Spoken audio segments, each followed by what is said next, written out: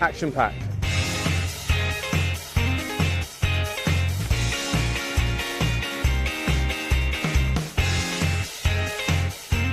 Countrywide.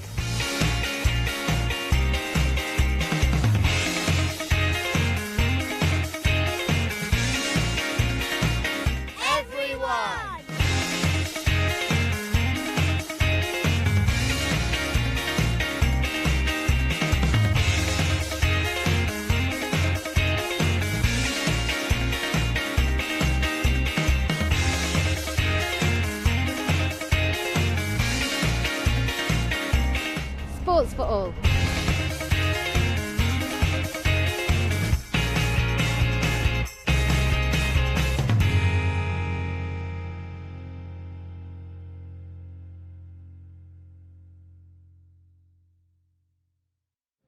Good morning and welcome to Chipley Park with Tiverton Foxhounds point-to-point, and it's my first visit here and it's fantastic. I hope you enjoy the live streamed action this afternoon. We've got 7 races, plenty of runners. I hope we'll have all the latest news, talking to personalities with runners, talking to winners, talking to anybody who moves really, basically. So we've got our first of 7 races coming up quite soon, so I'll give you the runners of that, and it's quite a healthy entry as well for that first race.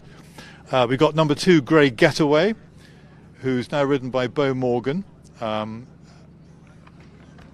Number 2 is Grey Getaway. 3 is Guerrilla Tactics. Finn Muirhead is on board. Number 4 is Jabir, Rob Harker. Number 6 is River Myth, Darren Andrews. Number 7 Steed Express is ridden by Fly McIntyre. And number 8 Where's Wilmer, probably be favourite looking at my intensive research with Matt Hampton on board. Where's Wilmer, been in terrific form. So pretty good lineup for the first race of the day. 6 runners go to post. That's due off in about 25 minutes time, which is excellent news. I've been actually out on the course, sort of digging my heel in, and it's been a dry week. I was warned that probably I'd be leaving here by tractor being pulled out, but no, not a bit of it. It's quite dry. I've parked up okay, and the going, I'd say, it's on the soft side of good. I'd say it's typical January, quite towering, dead ground we've got. So we've got all the action coming, and you can see last-minute preparations with quad bikes going up and around the track. But it's looking in great shape. I said Harker. It should be Hawker. Rob Hawker on Jabir, winner of 2 out of 14 point-to-points and placed on several occasions. He was a conditional jockey actually for a while, Rob Hawker. I mean, I think he might have been a conditional twice and then came back to being amateur status. But anyway, we speak to him. We'll do that. I'll be talking to Simon Knott a bit later on about the betting. He is the betting supremo, and we can just get a taste of that right now. Simon James. Right, Chipley Park, Tiverton point-to-point. How is it normally for you? That's a very good meeting. It's one of the first ones that you get real good clash of some good horses running today. Yeah, the Open's a fantastic race. I've been told there's some big money coming. Are you ready for it? We are. We're always ready for it. Let's lay those shorties. Good man. No, right, this fella, Dave Sims, is the reason that I'm in this game at all. So thanks very much, Dave, teaching me tic-tac in the Boar's Head back in about 1981. Or was it a bit after that? Yeah, same. That was it, 81. Got me the job with Jack Lynn because you couldn't be bothered going to Taunton because you wanted to play Skittles. Turned my life around, mate. What have you got to say for yourself? Unlucky. He owes you, Dave. Yeah, he owes me a pint. He's not as talkative, is he, on the camera, Dave? No, too right, I ate it. Well, thanks, Dave, anyway. No problem. Gives a taste of the betting action for the afternoon. I'll be talking to Simon Knott a little bit later on. Well positioned here by the winners enclosure is just over to my right. The winners will coming in there. We'll be able to get a good look at the horses in the parade ring. And I'm going to talk to my first guest of the day. I'm delighted to welcome, if he steps up to the microphone, Nathan Rahman is here. We have spoken before, Nathan, actually, haven't we, some time ago? Yeah, quite some time ago. Step nearer the microphone so we there can we hear go. every word you say. But how are you? Yeah, not too bad, thank you. Yeah, really happy to be here. And have you ridden here much before? Had one ride here, was it the start of 2019? So it was actually my first ride back after having a bit of an injury. So yeah, quite a nice course. I like it when jockeys say a bit of an injury. You broke your back in 2 or 3 places, didn't you? I mean, it was a very serious injury, yet you rode, what, 4 or 5 weeks afterwards? I can't believe you did that. What was it? I fractured 3 vertebrae and shattered 12 transverse process, so like the intricate bones in your spine. But yeah, no, I came back about 4 or 5 weeks later. I forced the doctor's hands a little bit and came here, and then went off back down to the military races. I mean, you rode in the Grand Military Gold Cup at Sandown not long after that injury. Yeah, I did. It was a sentimental journey for a nice trainer down in the southeast, Rob Varnum, who's having a bit of success now. Rode a pointer for him.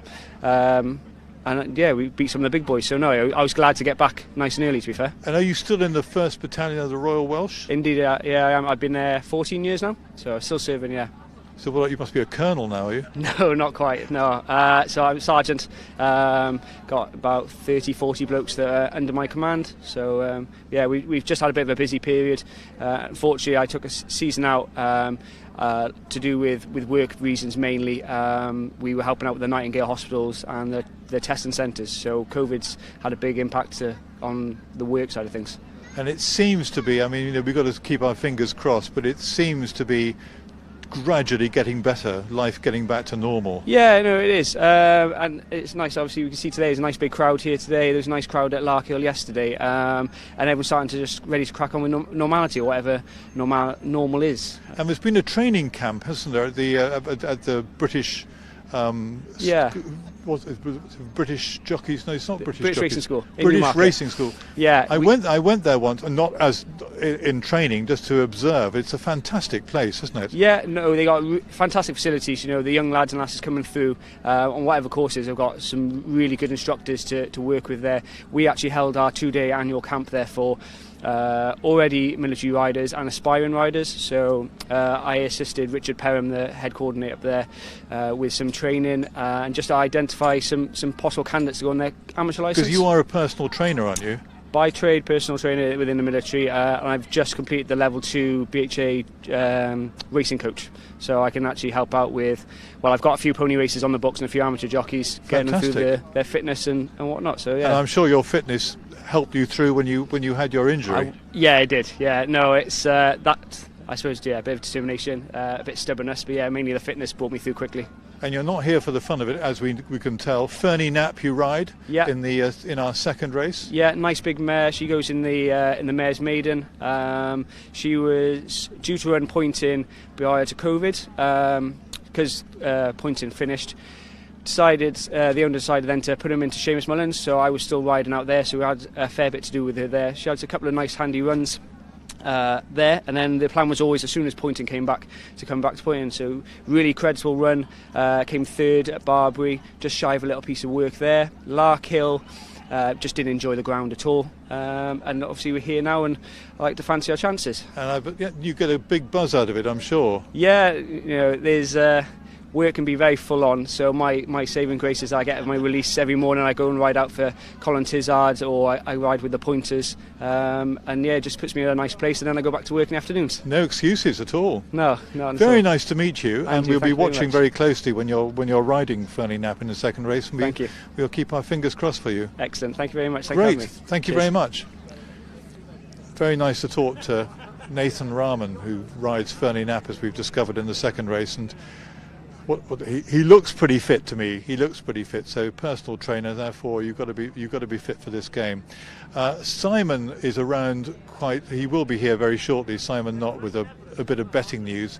I saw him. He just sort of poked his head round the corner and then disappeared again. But we'll see. The horses will be in the parade ring behind me quite soon.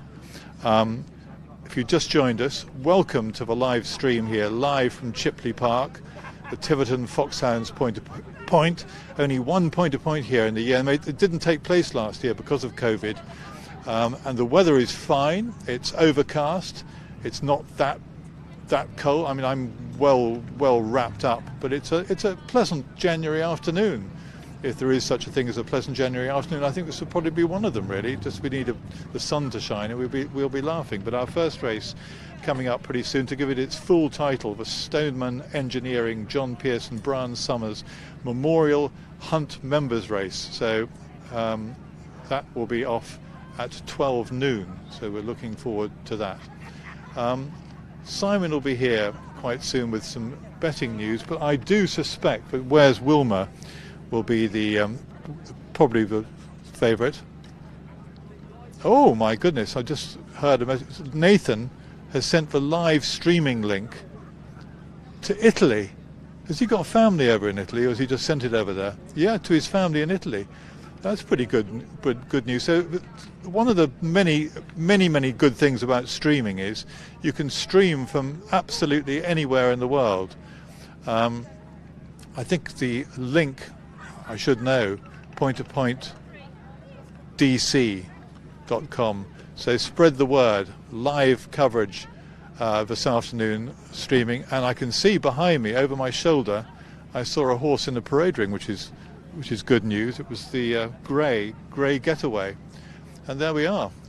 We can have a look at one or two of them we can try and get close up and look at many as we possibly can. Just walking away from us, as Grey Getaway was the first horse that I caught a glimpse of, 8-year-old Grey Gelding with Matt Hampton on board. Was trained by Paul Nicholls at one stage and cost one heck of a lot of money originally at the sales, £190,000 back at Cheltenham sales in November 2018.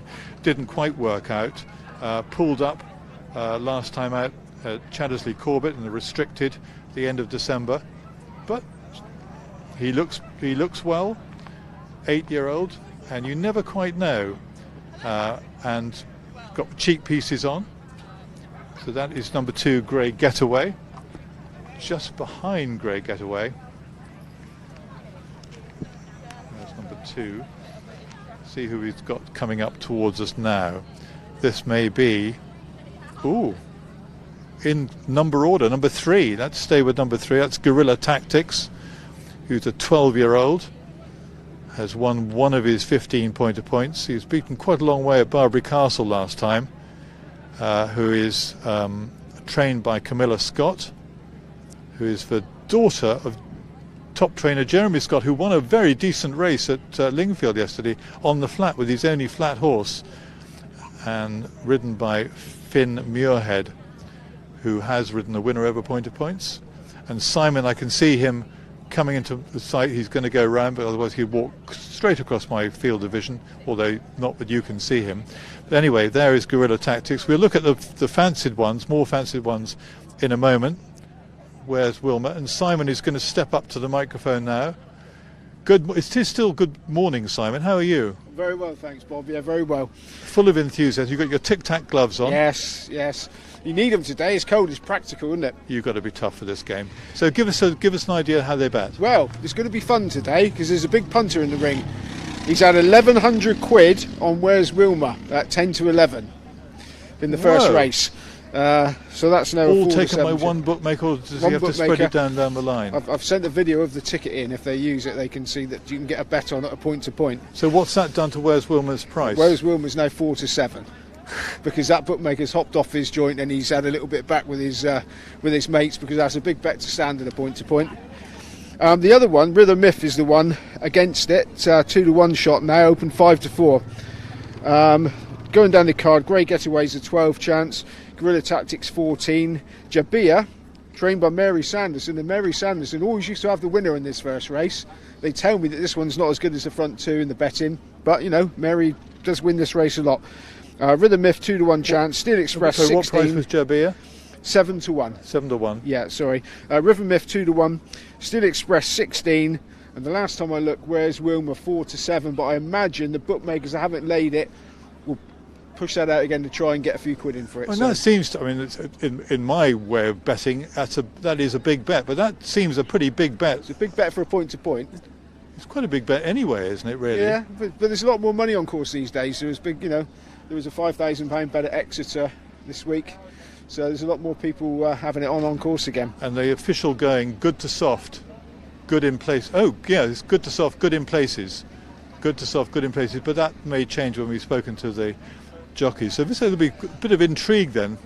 Yeah, and I think this guy, he's known for having a few. Do you know the investor? I do know him. And is he a known big hitter? Yeah, he bets in those sort of figures at the local tracks, but this is a point-to-point. So it's all about how much other money you can take to bet what they call betting up to it. And you've got a job to bet up to £1,000 potential loss at a point-to-point meeting. Especially there's a lot of bookmakers here today, so I think there's 15. So it'll get shared around amongst them because there's no exchanges to bet into. My lonely nights at Wolverhampton, you can get 5 or 6. And most of them are not doing an awful lot. No, I'm glad he's turned up. It'll be exciting. Fantastic, Simon. More from you. Well, whenever you want to speak to us, come and do so. We ought to have a look at Where's Wilma, number 8, if we can possibly do that. She's a 12-year-old mare. She's been in terrific form. And 7-4 on, the latest price we had for Where's Wilma. But a pretty good rival, I think, is number 6 River Myth, who I hear can be a bit highly strung and might go to post early, River Myth, so I want to just keep a lid on her. But she's ridden by Darren Andrews. She seems to come here in pretty good form, but she hasn't run for a while, so that a recent run is against her. So that's for seen in the parade ring. We'll try and get a close-up of who's that going through there. That's number 7 Steel Express going through. We're looking for number 8, but jockeys are coming in. I see 6 River Myth just walking past. But we'll get a good glimpse of Where's Wilma as the jockeys prepare to. Where's Wilma's jockeys there in the centre there with the light blue and the cross belts. Matt Hampton is on board. There he is. Talking tactics. I'd have thought they'd be reasonably straightforward. Get out there and do the job. See number 2. We had a good look at number 2. Number 7 Steel Express, and still looking for Where's Wilma. We'll try and get a close-up of Where's Wilma when we can. But at the moment, they won't be that long before they start heading down to post. It's now 10 minutes to. That could be her. It is. That is Where's Wilma, 12-year-old, walking around in a very sort of relaxed and sort of proprietorial way, really, with a bit of swagger. And I wonder how nervous the punter is, who's had a grand on Where's Wilma, knocking the price sideways to 7-4 on from 11-10 on. But River Myth, I think, will probably be a lively contender. Jabir also is a 7-1 shot. Rob Hawker rides, but just walking away from us there is Where's Wilma. We try and get a look at number 4 Jabir, but I like the look of Where's Wilma a lot. She looks in great form and quite heavily populated parade ring, and the jockeys will be given the instructions to get mounted quite soon. Just looking at them behind me now. Number 7. There's number 6 just going past us. We maybe just stay with River Myth if we possibly can. Yeah, there's River Myth. That's the last of a trio there. And she seems to be quite, well, I mean, I've been told she's quite highly strung, and she's not going to post early, but she seems to be quite relaxed at the moment. A Midnight Legend. What a great stallion he has, passing on that gritty determination to his progeny. Trained by Stuart Sampson. He's won 10 points as River Myth.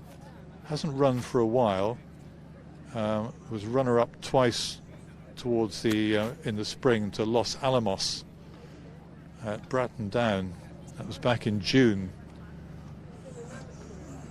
on probably much quicker ground, but I don't think the ground's going to be much of an excuse today. There's the grey we had a look at a bit earlier on. Grey Getaway just going past us with Matt Hampton on board. Right behind me, I heard a noise behind me. That was River Myth. Just came across to say hello. It was River Myth, and River Myth is behaving. I've been told that River Myth can. You've got to keep a lid on River Myth, but the lid seems to be on at the moment. There's number 4, Jabir, who we wanted to have a look at a bit earlier on. Looking at him now, 10-year-old. He's won 2 of his 14 pointed points. He's been placed on several occasions. He raced under rules actually. He was trained by Nigel Hawke for a while. He ran at Worcester back in April of last year. He got beaten 34 lengths, 6 of 9 in a 2.5 mile race at Worcester, but capable on his day. Rob Hawker is riding. As I say, he used to be in his day a conditional jockey, a very good tidy rider as well. Good crowd here, look at that round the parade ring. And we can just go back and see how the bookies are coping up with Simon.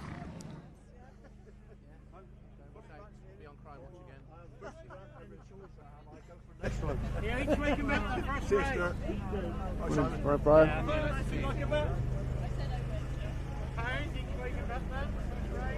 Best looking bookmaker on the course, Dave Spice. There he is.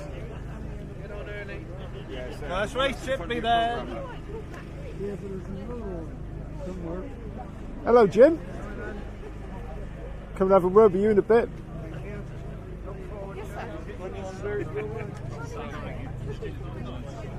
Richard.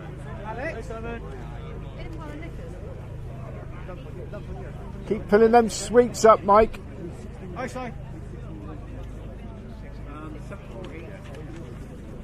Right, Q.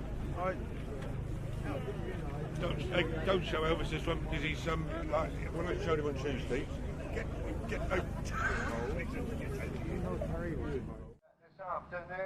They look pretty cheery, the bookmakers there. They may not be in a few minutes' time. I've just been joined, as we're looking at the horses going down, Donna Harris, who's well, I read your preview, Donna, with great interest. I figured, is there a big mention of one of your horses here but in the first race? Well, my tips in the first would be Where's Wilma, obviously with her good strike rate so far this season, and she deserves to be odds on. You're not the only one who fancies Where's Wilma. She seems to be in good form. To have already to have won so far this season, she's got to defy mares, top weight. The other mare that I like in this is River Myth. She's got a mare's weight allowance, and I think it could be a good battle between the two. Between River Myth and Where's Wilma? Yes, River Myth hasn't had to travel far. She's literally, I think, just down the road with... She hasn't had a run, though, this season, has she? She hasn't. She may need the run in this ground. I think could be a little bit tiring. It's a great sight, isn't it, across beautiful, absolutely beautiful. There's a good crowd here, and you the have best to say... turned out is Jabir. Jabir's running about 6 to 1, I think, at the moment. Grey Getaway, I do like the Getaway horses, but didn't do anything first time out this season. Might be one to watch. I would say my money's on Where's Wilma. Okay, thank you. I'm sure we'll speak more during the afternoon. But looking at the runners down at the start, there's Where's Wilma. I was really impressed by Where's Wilma in the parade ring. Just sort of walking around with that rather sort of an air of not invincibility, but an air of her saying, well, I'm pretty good. I'm the one to beat, and that's how the form looks. There's her nearest rival, or one of her rivals, not her nearest rival. Nearest to us is Steel Express, who we haven't looked at. Fly McIntyre is on board. Did win under rules. Won a bumper at Exeter way back in 2015. There is number 4, Jabir, who is the best turned out. Well, whoever judged the best turned out, I think they've done a pretty good job. He looks in very good form indeed. And a relaxed and smiling Matt Hampton down at the start. It always looks good. Shaking hands with obviously someone he knows pretty well. done at the start. Simon, have you got any late betting flash, Simon, or not? Well, the bookmakers are just a bit terrified, really, because the one that laid the £1,100 They looked quite bet, relaxed, actually, when we saw them well, just then. he's only managed to get 220 quid back on it, so he's got this as a nasty big red loser in his book, and it's now solid 4-7 chance. Where's Wilmer going down? Grey Getaway 14, Guerrilla Tactics 12, Jabir 15-2, Rhythm Myth 5-2, Steel Express 16, and the favourite 4-7. So there's absolutely nowhere for that bookmaker to go. And there's been no real opposition, has there, to Where's Wilmer, because River Myth, as you say, opened up at 2s and now 5-2. River Myth actually opened up 5-4 in the very early skirmishes. Really? Yeah, but you know that big bet has just knocked it all bandy. So, and there's no exchanges for them to hedge it back on. No, this is sort of not only is it sort of grassroots racing, it's sort of grassroots betting as well, isn't it? It certainly is. Yeah, it certainly is. None of you are going to hedge your bets on the exchanges. None of that sort of stuff. No. Great, thank you very much, Simon. You're welcome, Bob. It's good to have a big bet on Where's Wilmer. I can hear some barking dogs, which is great. A lot of people come here with their hounds. You may hear that barking hound in the background, maybe supporting Where's Wilmer. It's not too long to go, about a minute before the off. Mark Dennis is our commentator here today, and the assistant starter you may have recognised on it is Giles Hawkins, who used to ride quite a lot, actually, Giles Hawkins, so good to see him in action. I think it may be him, but Matt Hampton said hello to down at the start. But the scene is set. This is my first race I can witness live here at Chipley Park, and what a fantastic day to come racing, really. It's calm, it's quiet, there's not much wind, it's not really that cold, and the most important thing is it's dry. And the course I walked a little bit segment of the course, and it looked in fantastic shape. Good inviting fences, 2.5 circuits they'll have to run, and at the moment they'll just be called out and in line to set off on their journey. And I suppose the punter who's had that whopping big bet on Where's Wilmer will you'd be a little bit anxious. I certainly would be very anxious indeed. There's a little bit of a public address noise in the background, but that's the fun of the fair, isn't it? So the goggles will be coming down quite soon. It's approaching, it is just going midday now, so I think we're going to be off for our first race of the day, the Stoneman Engineering John Pierce and Brian Summers Memorial Hunt members race. And the so runners now just filing up onto the course. They're filing out onto the course, so let's go and join our commentator, Mark Dennis. And the tape goes back then, so we're away. So we're away for the first of the day here at Chipley for the Tiverton meeting, and Grey Getaway led them out over the first of their 18 fences.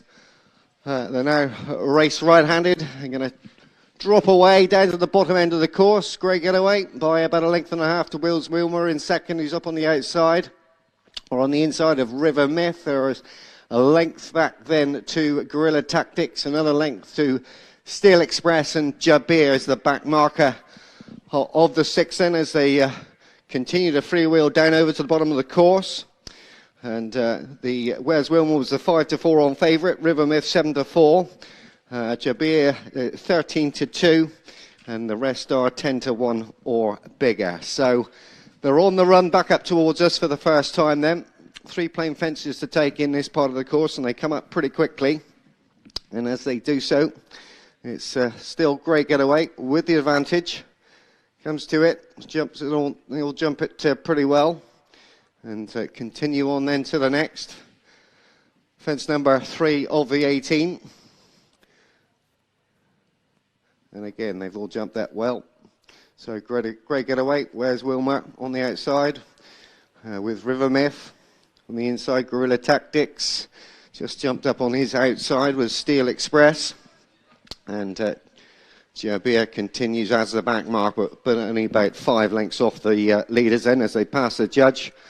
2 full circuits ahead of them to race, and Grey Getaway with the advantage onto another plain fence as they continue to climb to the highest point on the course and race right-handed. So Grey Getaway, Ben Morgan by a length and a half then to Wales Wilmot, the money-on favourite, River Myth. 7-4, prolific winner River Myth, 110 over in recent years.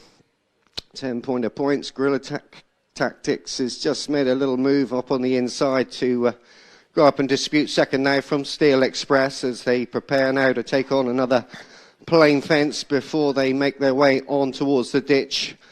And they're all over that safely.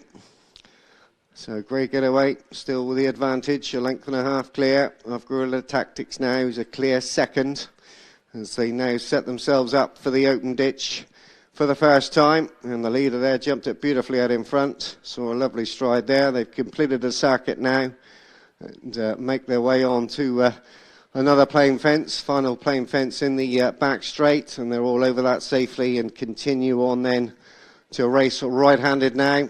So Grey Getaway, River Myth now up into second, Guerrilla Tactics 3, Steel Express 4, Where's Wilma just shuffled back a place or two, is back to 5th now. Jabir continues to whip them in at the back as they now continue to freewheel down to the bottom end of the course once more and prepare then to race right-handed and come up into the home straight. So Grey Getaway on the inside, River Myth now just taking a little closer order. There's a little bit warm on the way to start, River Myth. Darren Andrews mounted out on the course, but they got down to the start okay as they continue on then. They're over that safely and continue on to another 2 plain fences before they pass the judge for the final time. So Grey Getaway, as he has from Flagfall, still around about 2 lengths in hand. So that'll be the final fence in a circuit's time, and they're all over safely and still nicely grouped up then in this members race. So Grey Getaway just a little bit reluctant to pass the paddock entrance, just had to be galvanised to head out onto the final circuit then, which has allowed Steel Express up on the inside to just shade the lead as they take the next then. And they're all over that safely. Steel Express then with a fractional advantage. Grey Getaway ridden back up on his outside. Where's Milmer's now up into 3. Guerrilla Tactics on his inside in 4.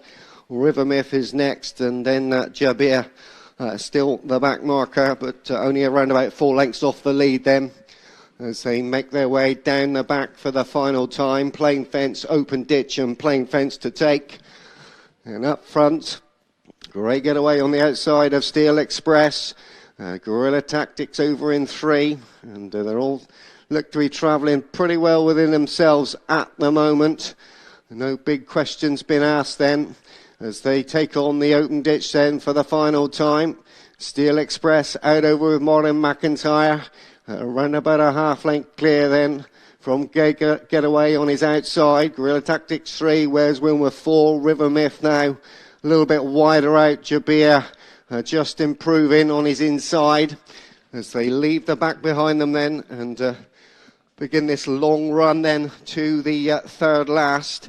So they're over the far side. So Grey Getaway with the Steel Express with the fractional advantage over Grey Getaway. They're a length and a half clear then of Where's Wilma, River Myth and Guerrilla Tactics. And Jabir still the back marker, much as they have been from Flagfall.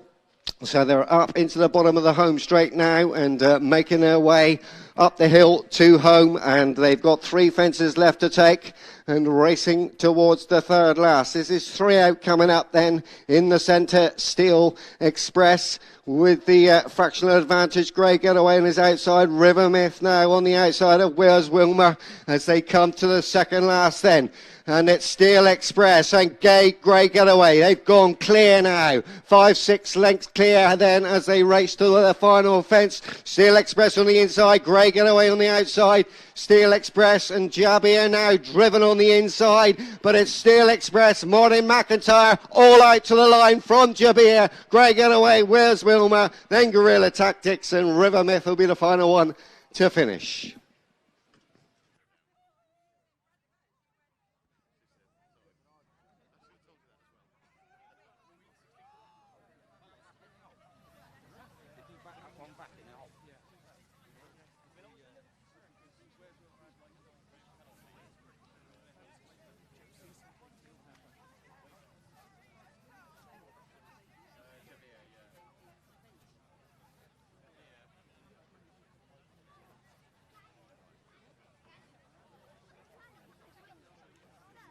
Absolutely.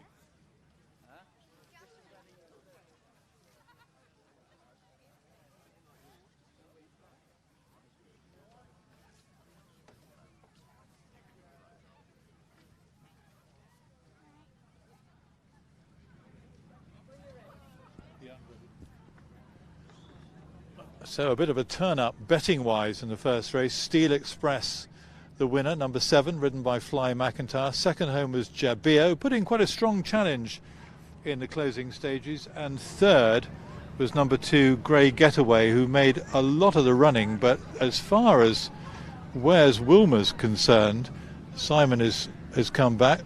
I'm afraid the favourite never at any stage, Simon, looked like winning.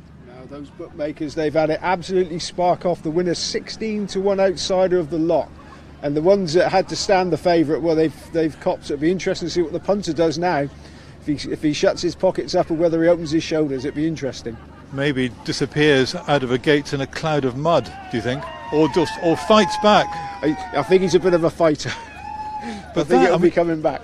We can have a look at the closing stages have a look at the replay of that, but the winners returning to the here we are, and at this stage you could see Where's Wilmer was really being driven for all she's worth by Matt Hampton and not making an awful lot of progress.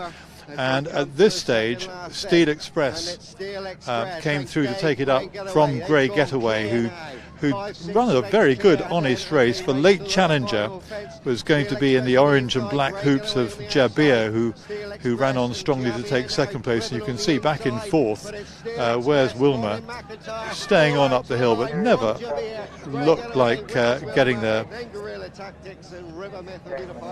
Grey Getaway just hanging on to third place. So, and there are the jubilant scenes in the winners' enclosure. Steel Express wins this, 10-year-old. Hadn't shown an awful lot of form really. Won a bumper back in December 2015. Ran in 3 or 4 chases in 2020 and didn't do an awful lot. So, well done to all concerned. Owned by Nigel Mackenzie, Richard Denning and Sue Quick. Trained by Mike Vanstone, who'll be absolutely delighted and maybe just a trifle surprised. There is Fly McIntyre, who will be I'm sure we'll be seeing plenty more of him during the afternoon. He rides, in fact in the second race he rides Arctic Millie. We'll give you the runners for the second race quite soon. In the second race, which is the Mares and Fillies Maiden, there are 3, 6, 8, 9 runners declared, which is good news.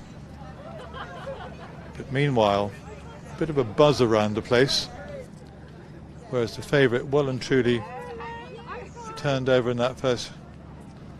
Mike Vanstone. He's dashing off to Donny. Is this him here? It is. You're going to Doncaster right now. Right after the race, we're going to Doncaster with 3 folds.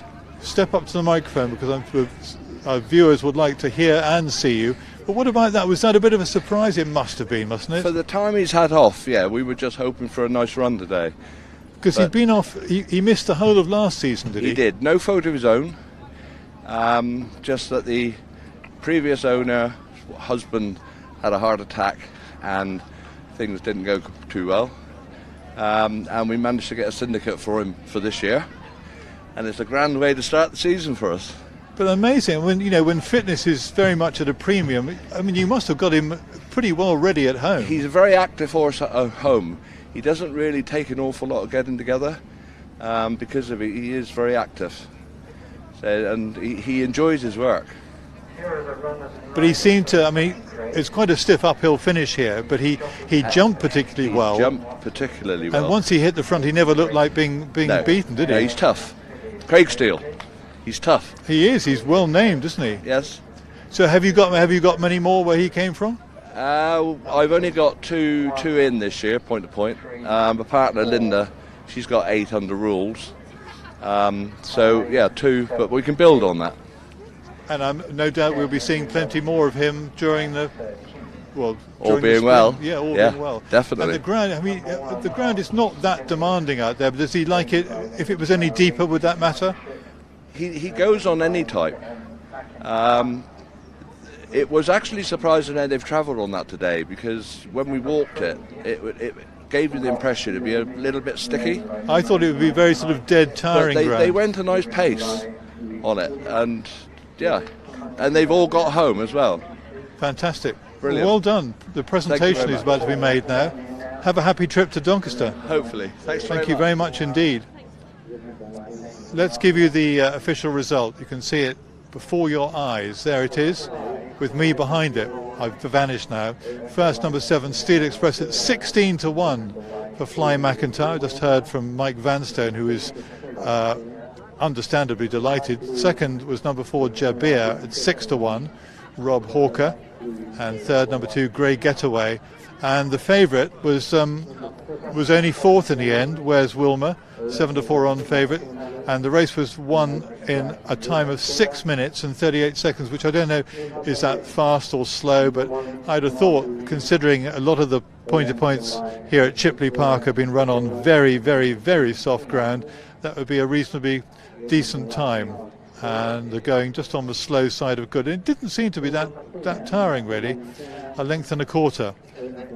And the presentation has taken place, I think, behind me.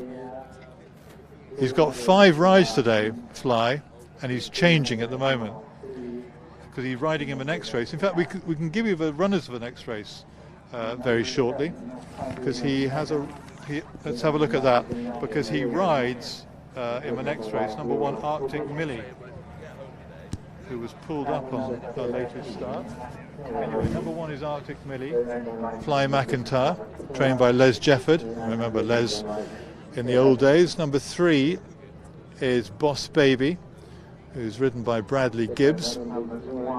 4 is Fernie Knapp. We heard from Nathan Rahman a bit earlier on, so good luck to Nathan. He'll certainly be fit, being a very, very fit-looking personal trainer. Number 5 is Highland Glory, who's ridden by Toby Wynn. 7 is Homemade, the mount of Vince Webster.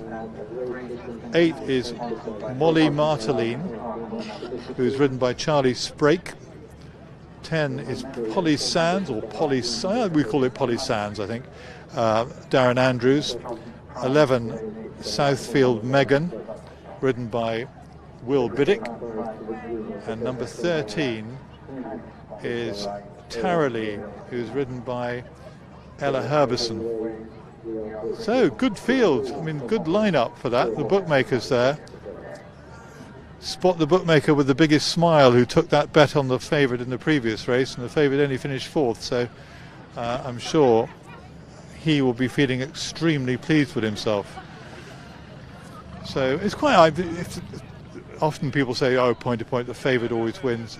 It's nonsense, really. It just shows the outsider of the entire field winning that race at 16-1.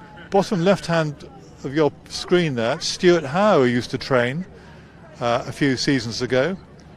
He's here. I think he used to be involved in this point-to-point, but he's here as an onlooker today. I was having a chat to Stuart a bit earlier, and he had some good horses under rules, and they've weighed in for that for our first race. So that is, was a good lively buzz to proceedings here. And a good crowd. I arrived early on when there weren't many cars in the car park, but I think looking round was a lot of happy, smiling faces here, and a lot of the whole thing about the essence of a point-to-point is the actual. It's a family day out. Bring a picnic. You can look at that. Cars lining the rails. And quite soon we're going to be talking to some of the winning owners of the first race, Nigel Mackenzie, Richard Denning and Sue Quick. All three of them, they're all coming. So if they can sing, even better. But our next race is the Jockey Club and Clark Wilmot Solicitors maiden race for mares and fillies. Looking forward to that, and just a chance to welcome viewers to the live stream from Chipley Park here, but Tiverton Foxhounds point-to-point, and you can follow it pointingdc.co.uk, and that'll give you all the information. Pass it on to your friends, because it's a great service. There's nothing like being here in person, but sometimes you can't be everywhere at once. If you're doing something else today, you can still tune in and enjoy the pointing. I've done that. Well, I think streaming is the big future, really. I've watched cricket on streaming. Everything seems to be streamed now, and I think it's very exciting that pointingdc.co.uk with the point-to-points down in this part of the world. If you were with us last weekend at Buckfastleigh, Cornelius was here. I'm standing in for Cornelius today. There's someone with an enormous trophy, talking to Rita, who does tireless work for us here on our live stream. The worst thing is when you see someone walking away, oh no, I don't want to go and talk on the telly. But it's nice when they do, and we will be talking to some of the winning owners. And I think, talking to Mike Vanstone, who was the winning trainer of that last race, it was a bit of a pleasant surprise for that. This is Richard Denning coming our way here, holding an enormous. Stand up to the microphone, please, Richard. It's very nice to see you. And you. Holding it's a fine trophy. It is indeed, yeah. Well, it's quite long versed. You don't get a three-handle one that often, do you? Not that often, no. And a clock. We might have to take one off. Hold your clock up to the camera, it's quite good. I don't know. With three owners, we might have trouble splitting the clock. And is this Nigel coming along here? This is Nigel, yeah. And Sue Quick as well. You must be over the moon about that, aren't you? We are. Well, the horse has been in for a year, so we've recently partnered with Sue to get the horse back out, and first out and he wins. But to come after a lengthy layoff, being off the whole of last year, to come out and win against some horses. I mean, the favourite never got a look in there. No, quite strong. It's quite a strong field. And Wes Wilmer's been winning all over the place. Yes, yeah. So, we hope the future will just bring more of it. So what had Steel Express shown you before today? Well, shown Sue really, because Sue, step up to the mic. He first won his first race as 3-year-old in Exeter. Yeah. And he's had quite a good, strong. He won a bumper at Exeter. He did, his first bumper in his 3-year-old. But that was back in 2015, so it's been a long time between trophies. Yes, but he's been good. He's been up there the first 6. Every time he's raced, he's always. I think it's sort of an advert, but you've got to keep on plugging on. You've always got a chance. Yeah. I mean, he showed it today because the way he stayed on up the hill, because it's quite a stiff finish here. You go 3 times round there, going up that hill. 3 times, yeah.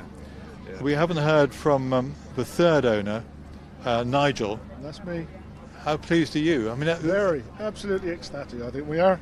Yeah. And have you owned winning point-to-pointers before? We've had point-to-pointers now for probably 20 years. 20 years, yeah. And the last one we had was Lawson Storms, and he won for us 4 times. We retired him last year, and we went in a partnership with Sue this year. And what is I mean, this is an obvious question, but many people, point-to-pointing, what is the joy of point-to-pointing? I can, Great. Oh, it's great. Amazing atmosphere, great. people. Yeah, amazing atmosphere, the people around you, and winning's just the icing on the cake, really. Absolutely, a nice bit of icing as well. I bet when you woke up this morning, I bet you didn't think you were going to win the first race today. No, we not didn't. At all. Not at all. No. And if it's not a rude question, 16 to 1. Did you have a few quid on him? £1, yeah. You got a winning ticket there. A lot of noughts on the end. They're not enough. Not enough, that's for sure. I've had him since he was a 3-year-old as a present from my husband. Really? For a 40th wedding anniversary present, a surprise, and it's the first time I've never backed him. I've always backed him in every single race, but I didn't get there today. Well, the motto is never back him again. Well, there you go. Thank you so much for coming up. Anyway, many congratulations. Well done. You have to share the trophy, won't you, and the clock. Nigel, Richard and Sue, who are the very proud owners of Steel Express in our first race of the day. And Simon has returned because I don't know whether the big hitting punter is going to try and make a comeback. So what's happening in the market here, Simon? It's absolutely tremendous up there, Bob. They've opened Boss Baby, the even money favourite, but it wasn't Boss Baby they were after. Highland Glory, 10 to 1. In they went. 9 to 1, 8 to 1, 7 to 1, 6 to 1. All the prices down. It's now even money. Highland Baby. There's not the big punter, other punters. They've all gone in, and it's even money from 10 to 1. That is amazing. It's tremendous. And is that quite a lot? I mean, quite a lot of money would take. Yeah. They've to have it on at 10 to 1 is enough to knock it around, So their Boss Babies. Let's see what it is out there now. It's a second favourite now, Boss. It's odds on now. This thing, Highland Glory. So it's absolutely fantastic up at the ring, and the big punter's still not surfaced. So that means Boss Baby is drifting because only because they've only laid the one horse and they've laid it at 10 to 1. So now it's all in a bit of turmoil there. So going down the card briefly, they go Arctic Millie 5 to 1, Boss Baby even money, but that'll be on the drift as far as I can see it there now. Fernie Cap 12 to 1, Highland Glory. Odds on now 4 to 6 up there. Homemade 10 to 1, Molly Martelane 12 to 1, Polly Sands 5 to 1, Smithfield Megan is 3 to 1, and Tarley 8 to 1. But you can expect all of those to be on the drift as the bookmakers desperately try to lay other horses. It's fantastic. It's made you sort of light up, hasn't it? Yeah, it's brilliant. Is that quite unusual? They've got nowhere to go. As soon as somebody's laid it, the others are watching. They shorten it up, then the bookmaker that's laid it's lumbered with it. That's Freddie down there. Freddie loves pointing. I'll get back up there, Bob. You better get cracking. I don't know whether the microphone will come low. Freddie, come up to the microphone, Freddie. No, I think he's camera shy, Freddie. He's down there somewhere. No, he doesn't. It's the old theory, you can take a horse to water, but you can't make him drink. What's that? You're going to point here. Can I talk to you, Freddie? If I come down to your level, come here to the microphone. What do you like about point-to-pointing? Oh, I think we'll... Anyway, he loves point-to-pointing. If I was confronted with a woolly microphone when I was... How old is Freddie? 2. Well, for goodness sake, I mean, 2 is quite a young... That would be my youngest ever interviewee, really. But I'm sure he's a bit of a talker at home. Anyway, thank you very much to Freddie. The runners are in the parade ring, so let's have a look at some of the horses here. In particular, the one that's been very well backed. Boss Baby was the one that opened up as favourite, number 3. But as Simon was saying, the money for Highland Glory, number 5, 10-1 the bookmakers had on their boards to start with, and now 6-4 on. So let's have a look at the horses coming past us.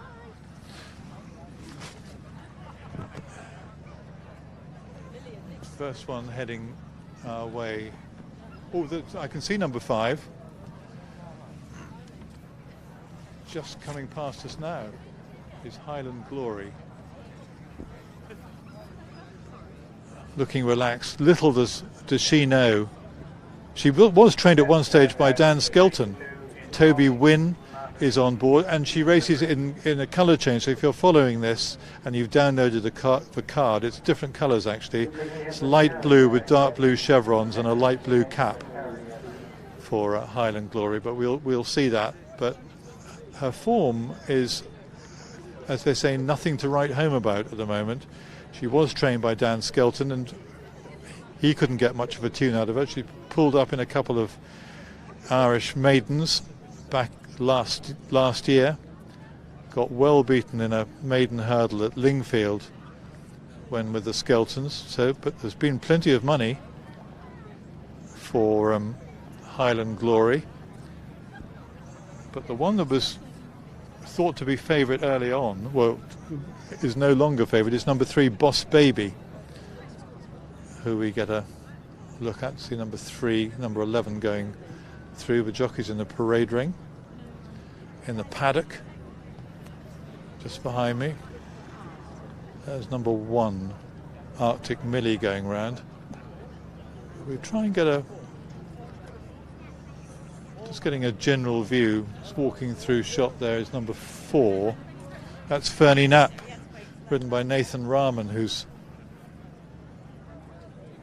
we spoke to a bit earlier on. He's ridden 4 point-to-point winners according to my records. Number 3. Yeah, let's follow number 3 round, because that is Boss Baby, who's been placed in 3 of her 5 races. She's been off, hasn't raced since May. Mind you, it made no difference to that previous winner. And she was a 2-1 on favourite when she last ran. She was second in a maiden back on the 8th of May. And she returns here, but she's a bookmaker's friend, I would say, Boss Baby, because she's been a beaten favourite. She started favourite in 5 of her last 6 runs. She's got the multi-talented Bradley Gibbs on board, who's ridden. I can hear the shout behind me of jockeys get mounted, which they will be doing very, very shortly. Donna can just step up to the microphone just for a second. Are you surprised by this incredible move in the market for Highland Glory? Yes, I would be. I saw it at 6-1, although the young lad, he did ride in an amateur race the other day. So I think it's an open race. A lot of these maidens haven't run yet this season. I was saying Boss Baby has started favourite many times before and never really delivered. I know, plays form in Ireland, but comes from a good yard. Bradley Gibbs. Is she your most likely winner, do you think? I think it could be between her, Boss Baby for Bradley Gibbs, and Will Biddick on Southfield Megan, I like. A homebred by Mrs. Yeoman, Angela Yeoman, or the Southfield line. Dylan Thomas sired.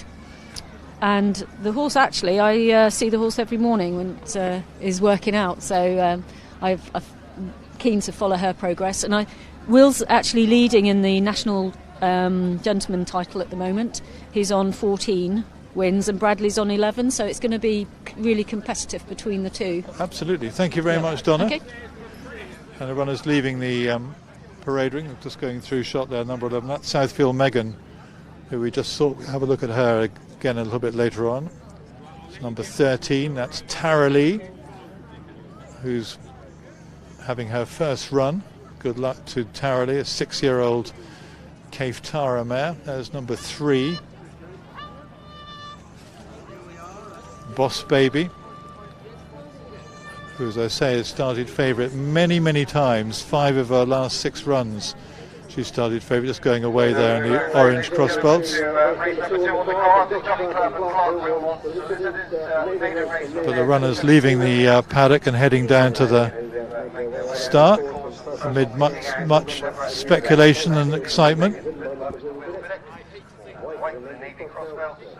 That's number 11. Saw briefly there Will Biddick.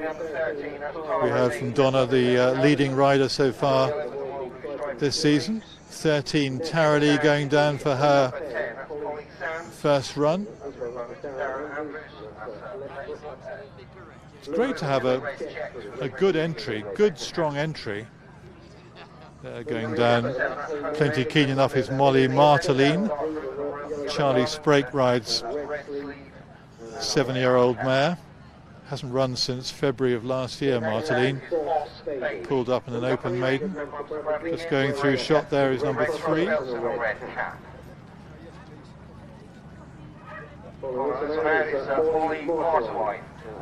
8, Charlie Sprake, Navy Cerise House, Steve's Reverse, and a Navy Cap. Next name is Arctic Milling, number 1, Mr. McIntyre. Cars all the way down the great viewing. It's a great viewing course, Chipley Park. I was told Luke Harvey, who I work with quite a lot, unfortunately. He's a local boy here, and I spoke to him during the week. He said, "You'll really enjoy Chipley Park. It's a marvellous course," and he was full of enthusiasm. His brother, Dominic Harvey, is a steward here today, and he rode. I think he rode in a few point-to-points, not particularly successfully, but there's a lot of racing history in the Harvey family. A trailer there full of stewards, just veering out to the left there. Homemade, who's probably a little bit inexperienced, number 7.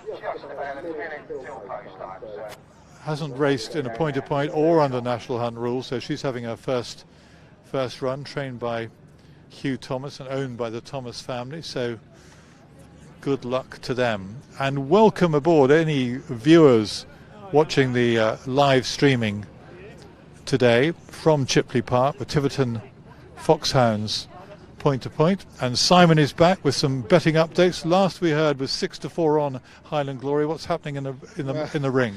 Well, they're in absolute turmoil, to be honest with you. The big punters come in, and he's had a monkey on Boss Bay at 5-4, the original favourite, a monkey being 500 quid. So with that bookmaker, is that the unsuccessful punter from the first race? It is. So he's bet that. So with that bookmaker, you can get 7-4, the one they've backed, because they haven't laid it. Highland Glory, the prices are so different up there. It'd be difficult for the guy to get an SP. So what's the best price you can get Boss Baby? Boss Baby is a 5-4 chance, but it depends who's laid it. So, it's just literally in turmoil. And what's the best price for Highland Glory at the Highland moment? Glory 7-4 with a bookmaker that's laid the 500 quid the other one, but it's odds on with others. It's literally a case of, if you've laid the gamble, you're trying to get the other one in. But Will Biddick's mount Southfield Megan, that was 3-1 when we last heard. Yeah, but they've all drifted. Southfield Megan's out to 7-1. I'll go quickly down the card. 7-1 now. Yeah, in the face of this other money, it's lively money from Wales. Apparently, they're telling me. So they go down the card. Arctic Millie 8-1. Boss Baby, whatever, 5-4. They've laid it at. Fernie Knapp 12-1. Highland Glory anything from 7-4 to odds on, depending if they've laid it or not. Homemade 10-1, Molly Marteline 12-1, Polly Sands 7-1, Southfield Megan 7-1, and Tarlee 16-1. Probably beat all those prices if you shop around. It all depends on if they got clobbered with the gamble or not. You are right. I mean, the market is in a bit of turmoil, isn't it? It depends on if they've laid 10 to an even money shot at 10-1, they're in big trouble.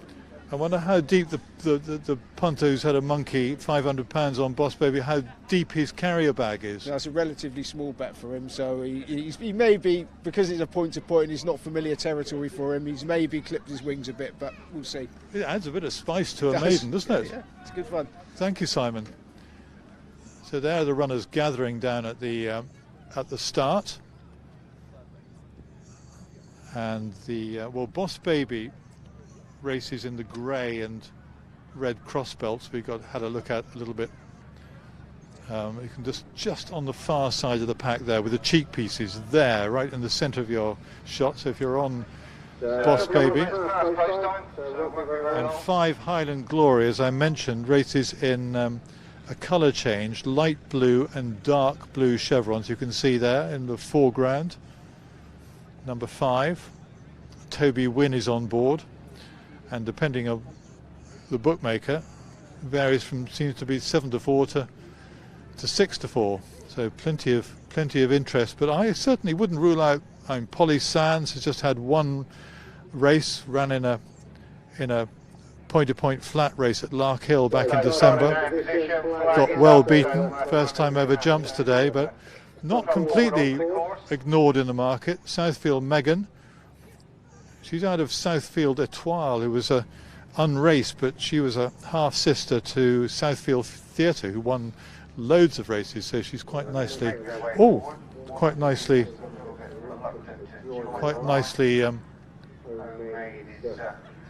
the flag is up. I think they're going to be underway very, very shortly with Mark Dennis. Doesn't seem to be that much urgency. Yeah, here we go. Let's go and join Mark. So Homemade is the one that's just planted at the start and has not jumped off. So Homemade has been left at the start. So the remainder 8 are over the first safely and are racing now slightly right-handed to race down to the bottom end of the course. So Boss Baby with the advantage from Polly Sands just shows in second from Highland Glory 3. And Fernie Knapp is next in 4, and there's a bunch of 3 together. So Molly Marteline on the inside, just preceded by Arctic Millie. Southfield Megan's a little bit wider out, and Tara Lee just the back marker, round about 10 lengths off of the leader at the moment. And I think I'm right in saying, I might have missed it, but Homemade has in fact jumped off, but about 100 lengths adrift of the field. But the rest of the men make their way up towards these 3 plain fences in the home straight before the finish line. And they're over the first of them. That was fence number 2 of the 18. So Boss Baby vying for favouritism with Highland Glory as they cross the next, and they're over that. Tara Lee was a little bit untidy on landing, just pecked on landing for Ellie Herbeston. Had to pick him off the floor as they cross the next then, and they're all over that safely. And now settle down to race past us then. Boss Baby, Highland Glory and Polly Sands, that's the front rank of 3. Arctic Millie is 4. Molly Marteline is next, with Fernie Knapp racing on his outside is Southfield Megan, and Tara Lee a little bit wider out as they cross this plain fence to climb up to the top end of the course. We'll look back, and Homemade has been pulled up, just making his way home, I think. So Homemade on the way home.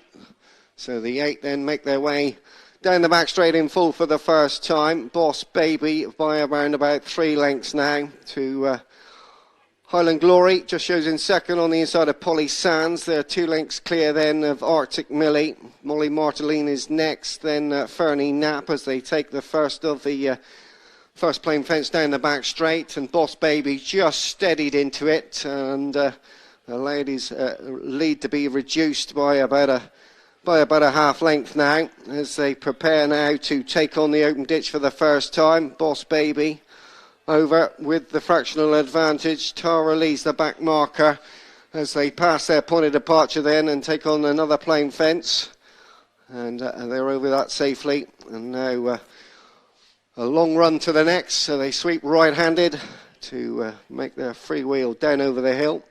So Polly Sands now just with a fractional advantage from Boss Baby.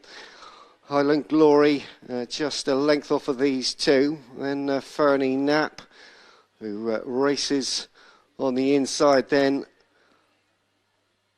of, so they take the turn, and it's Arctic Millie on his outside. They're a line of 3 as they turn into the home straight then and make their way up back towards us.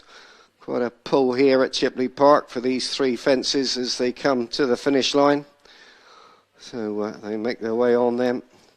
So up there, Boss Baby. On the inside, on the outside, Polly Sands. These two vie for the lead. Back on the inside, Highland Glory and Toby Wynn. Just fractional favourites. They're even money, 2-1 on in places. Highland Glory. No real form in the race card at any rate. But anyway, they're over what will be the final fence in a circuit's time then. And race past the judge with a circuit left. So Highland Glory up front with Boss Baby. Polly Sands a little bit wider out. Then there's a 2-3 length gap. Then back to Arctic Millie. Fernie Knapp is next. Then Tara Lee's moved a little bit wider. Molly Marteline's right up on the inside, scraping the paint. And Southfield Megan is just in between these two back markers as Highland Glory then leads the charge down the back straight then for the final time in this Mares and Fillies maiden. Boss Baby up on his outside, also going up there is Polly Sands now. So things bubbling up nicely up front as they prepare then for this first plain fence, then the ditch and plain fence in the back straight. So Highland Glory comes to it, jumps it well, jumped it better than Polly Sands. Tara Lee now goes up to dispute third with Arctic Millie. Then as they continue on then down to the ditch, and Highland Glory jumped that again pretty well. Southfield Megan's the back marker of the main group as Tara Lee.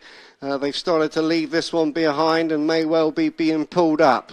Has been pulled up, Tara Lee. So Highland Glory then has asserted as they exit the back straight then and race down to the bottom of the course. He's gone 8, maybe 10 lengths clear then of Polly Sands in 2. In 3 is Arctic Millie. Then Southfield Megan going to try and run on from the back. Fernie Knapp's in behind this. And then Boss Baby's made lost ground back in about 6th now. So they take the turn to come up the home straight then, and Highland Glory has gone clear. He's Toby Wynn. Looks to have got all the angles covered at the moment. 3 fences remain then, and they race up towards the third last. 3 out coming up then for Highland Glory. Out over, pops it well enough. Polly Sands over in 2nd, then Arctic Millie and Southfield Megan back in 4th. They're clear of Fernie Knapp. 2 out then for Highland Glory. Comes to it. Now tackled by Polly Sands, who's trying to conjure a run up on the outside for Darren Andrews. So final fence coming up. Southfield Megan on the inside. Highland Glory being tackled on all sides now. Southfield Megan though comes up on the inside to tackle Highland Glory. Polly Sands back in 3. Southfield Megan ridden patiently by Will Biddick takes the Mares and Fillies maiden from Highland Glory. Polly Sands, Arctic Millie and Fernie Knapp be the final one to finish.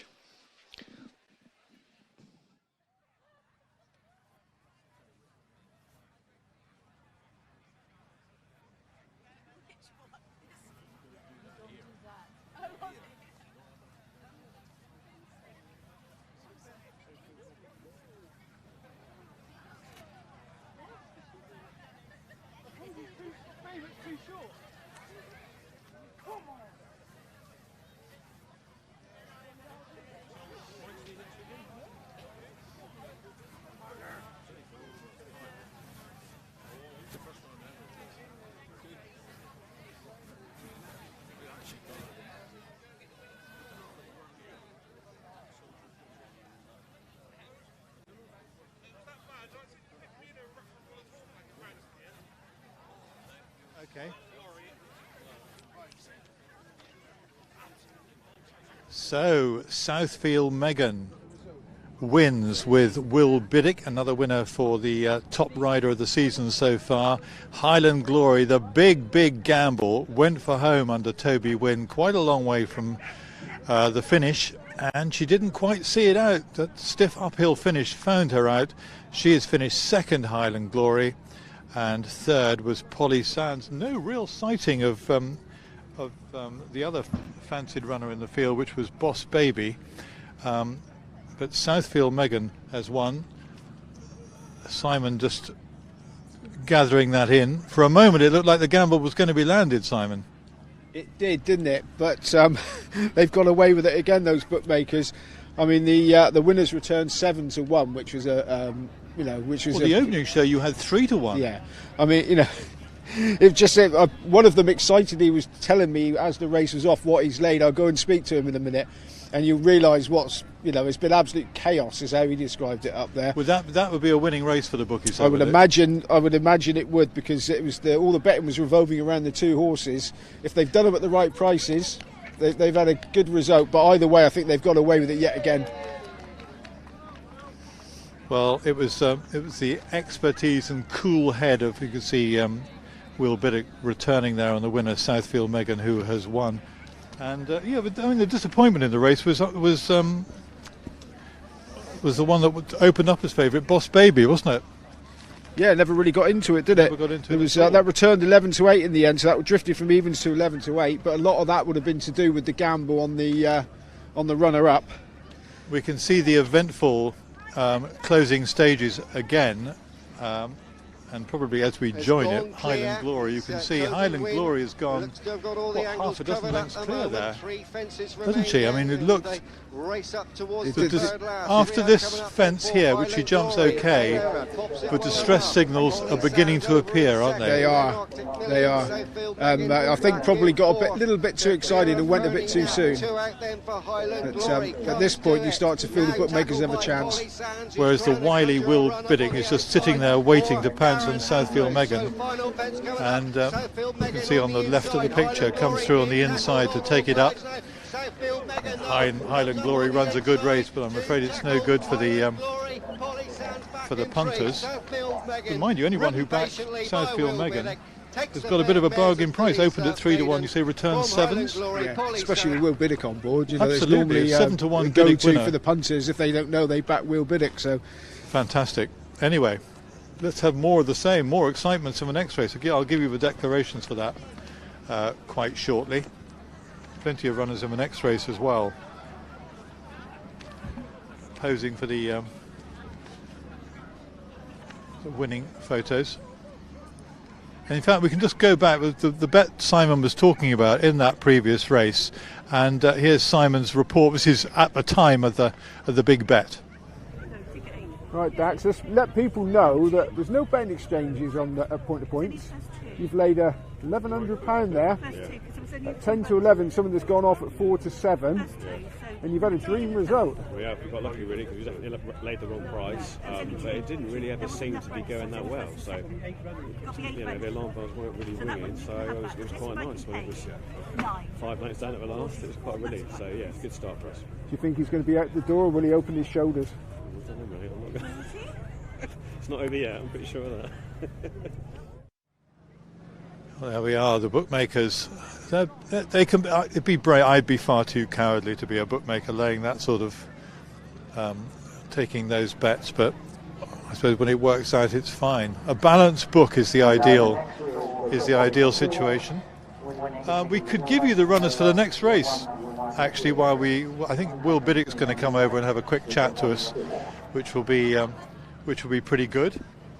Quite soon, but the runners for the next race, there are plenty of them as well. There we go.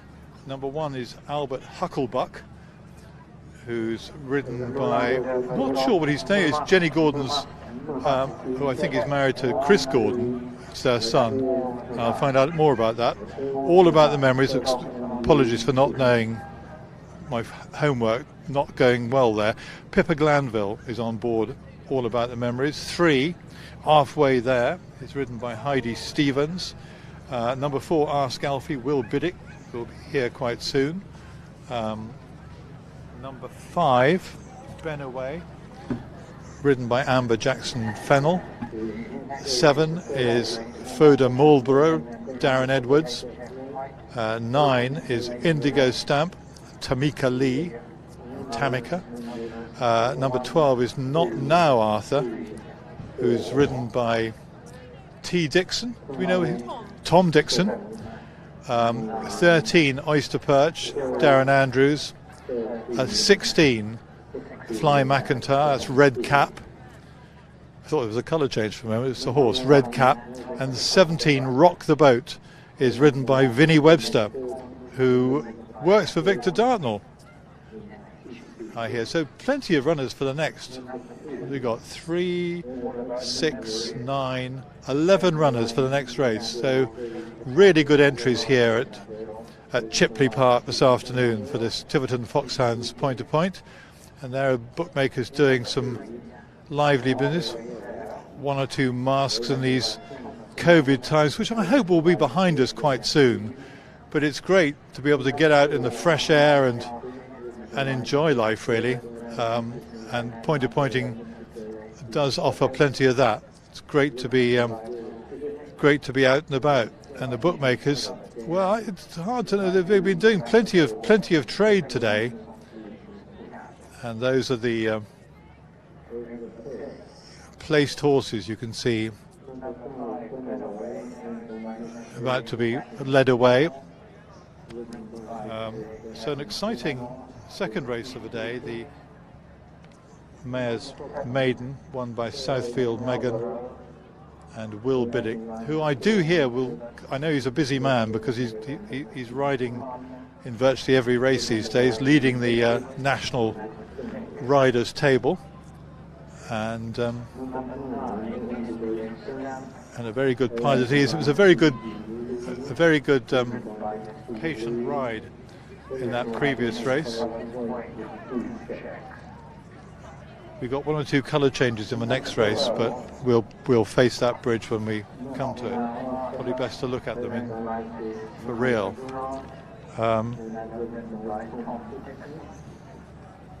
There's Will Biddick there, talking to the winning owner, Angela Yeoman. I did mention that Southfield Megan is out of Southfield Etoile, who never raced, but she was a half-sister to a very, very good horse indeed, Southfield Theatre.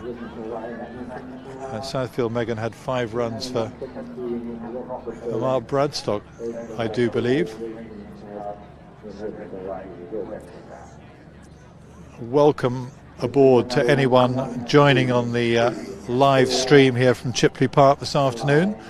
Hope you're enjoying the action. It's certainly been exciting racing so far, and I hear in the next race that number 9 is going to go down to post early. That's number 9, which is Indigo Stamp, and Tamika Lee will be going down to post before the others. I've just seen her go through. I think she's almost. I saw a rider going into the parade ring rather early, and that must have been Tamika Lee, who was going through quite early. You can see 1 or 2 of the runners coming into the parade ring now. Just on my. You can't see him, but I can. Indigo Stamp, and a very big, strong horse, Albert Hucklebuck. We'll have a look at number 1. Quite shortly. Going through. Seem to be going round the wrong way. Number 9 then.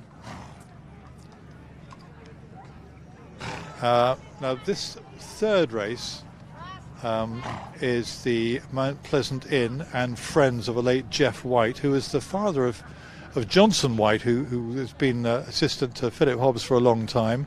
And Simon can tell us more. Okay, here we are at Tiverton Point-To-Point yet once again. Yes, Charles. And thank goodness it's not raining. Absolutely, and you're sponsoring the third race, the Mount Pleasant Inn, one of the best hostelries in the whole of Devon. Yes, well, I'm very, very glad for you to say that. It's always a pleasure to do this, because at the end of the day, this is so much a community thing, and we feel that we're very much part of the community. Excellent. Well, good luck, Charles. How many years is it you sponsored this one? Oh, I'd hate to think now. I think our first one was sometime in the mid-90s. So yeah, we've been doing this for a few years now. I must say it's always entertaining to be here, and just look at the people today. And the Mount Pleasant is situated between Witheridge and Tiverton in no man's land. That is absolutely correct, yes. Out in the middle of the sticks, but very close to everyone. And a very wonderful place it is too. Thanks very much, Charles. All right, cheers then. Bye then. Oh, you can't do that. Okay, the runners are in the parade ring. I nearly got a steward in front of the cameras there, Dominic Harvey, who's brother of, I was going to say the great Luke Harvey, but brother of Luke Harvey, and he is a steward here. But I know racing under rules, if I suddenly got a steward on just to have a chat about the time of day, I'll be given the right talking to. Now, I'd love to know what that horse is there. It's got blinkers on, for sure. But we'll find out more when he or she comes past us. He comes past us. Oh, I can almost see a number. Big prize for the first person to see the number. Anyway, the runners are in the parade ring. See number 5 going out, coming round, which is Benaway. We'll get a betting show with Simon quite soon. And the one coming towards us, well, there's number 5. That's Benaway, 0 from 2 in point-to-points. And the one I was trying to identify is number 7. That's Further Marlborough, ridden by Darren Edwards. Big, strong chestnut, 7-year-old. Ran last weekend actually at Buckfastleigh, finishing tailed off behind Jeremy Central, but has been placed on several occasions. That's number 5, Benaway. Amber Jackson Fennell's on board. Sadly, I hope we didn't get overexcited. Will Biddick is a busy man, and he's riding in this next race. And we might speak to him during the afternoon. Let's hope we do. He rides Ask Alfie in this race. But let's see one or two of the runners in the parade ring. That's number 13 going through shot. That's Oyster Perch. Oyster Perch, who's trained by Mr. and Mrs. Kitto. Louise Kitto. Saw Stuart Kitto here last weekend, not here last weekend, at Buckfastleigh last weekend. Was trained by Bob Buckler some time ago. 8-year-old mare, ran over hurdles and in bumpers, 0 from 5,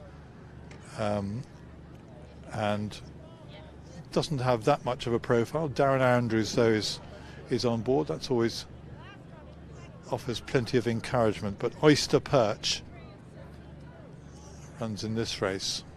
Looks well, looks keen to get on with life. Plenty of video footage being taken on phones around the parade ring. Just in front of us, number 9, we can have a look at there. It's Indigo Stamp, who I think is going to be going down to post early. 11-year-old, been off since running at Cherrybrook in April. It was a long shot then, and he finished in mid-division on that. Got beaten quite a long way on that occasion. But we have had the first race was won by the 16-1 outsider of the field. That's number 9, Indigo Stamp, 11-year-old. See who else we can get in the parade ring. Try and see many as possible close up.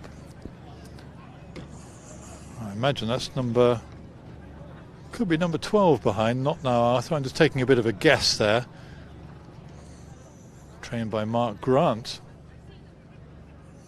a former top flight jockey, and ridden by Tom Dixon, and not Zach Baker was in the race card, but he is probably doing other things, is Zach. Let's see who comes. That is number... Missed it. Let's try and pick up. That's number 5. That's Benaway, who was trained, a 9-year-old now, but was trained by Jessica Harrington. Ran 9 times for Jessie Harrington. 0 from 9 under National Hunt rules. 0 from 2 in point-to-points. Comes over from my neck of the woods, actually. It's for Heathrop, point-to-point today at Cocklebarrow, but has come over here today, ridden by Amber Jackson Fennell. It's number 5, Benaway. but hasn't got a particularly strong profile in this race. Mind you, one or two of the others haven't got that strong a profile. I suppose halfway there, I'd like to have a look at that one who finished second last time out. You may have seen on the live stream finishing second at Wadebridge earlier this month. That's number 5 going through shot. There's number 7. We just have to wait a bit to get number 3 to come through. Simon will be reporting on the market to see if the bookmakers have been bowled over with more big bets. We've had a £1,000 bet in the first race, which was a victory for the bookmakers. The punter who lost that grand had a £500 bet on the horse that finished second in the second race, so he's on the back foot. Just going through shot there. I think that was number 3 halfway there. Might try and stick with that one. Anyway, the jockeys are in the parade ring in the paddock behind me, and they'll be going down to be given the instruction to get mounted quite soon. This is the Mount Pleasant Inn and friends of a late Jeff White. Let's give you the official result of the previous race, which went to Will Biddick on Southfield Megan, returned 7-1. That's 7-1. Priced up at around about 3-1 on the opening show of betting. All the money was for Highland Glory, who led approaching the led over the second last and just had no more to give. Ridden by Toby Wynn was second, and third was number 10 Polly Sands at 10-1, ridden by Darren Andrews. 3 lengths and 1.5 lengths the winning margin, and the time was 6 minutes and 38 seconds for that Jockey Club maiden race for mares.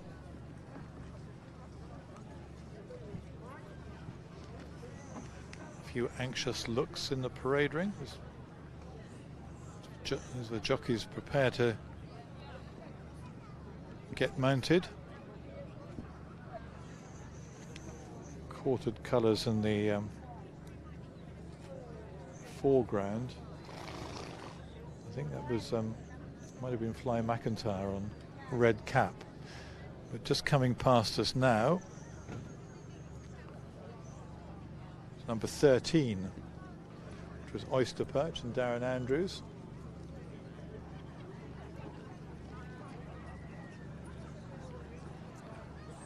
Number 7 in the reddish colours is Ferda Marlborough and Darren Edwards.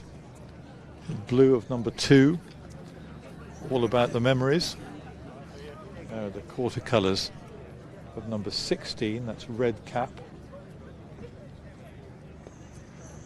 Red Cap is out of a mare, Officer Penny, was a half sister. My ears pricked up, well, my ears, yeah, they pricked up when because she was a half sister to Simon, who was a really good horse, trained by Mercy Rymel, owned by Mercy Rymel, not trained by Mercy Rymel, some seasons back. Good, very good horse indeed was Simon.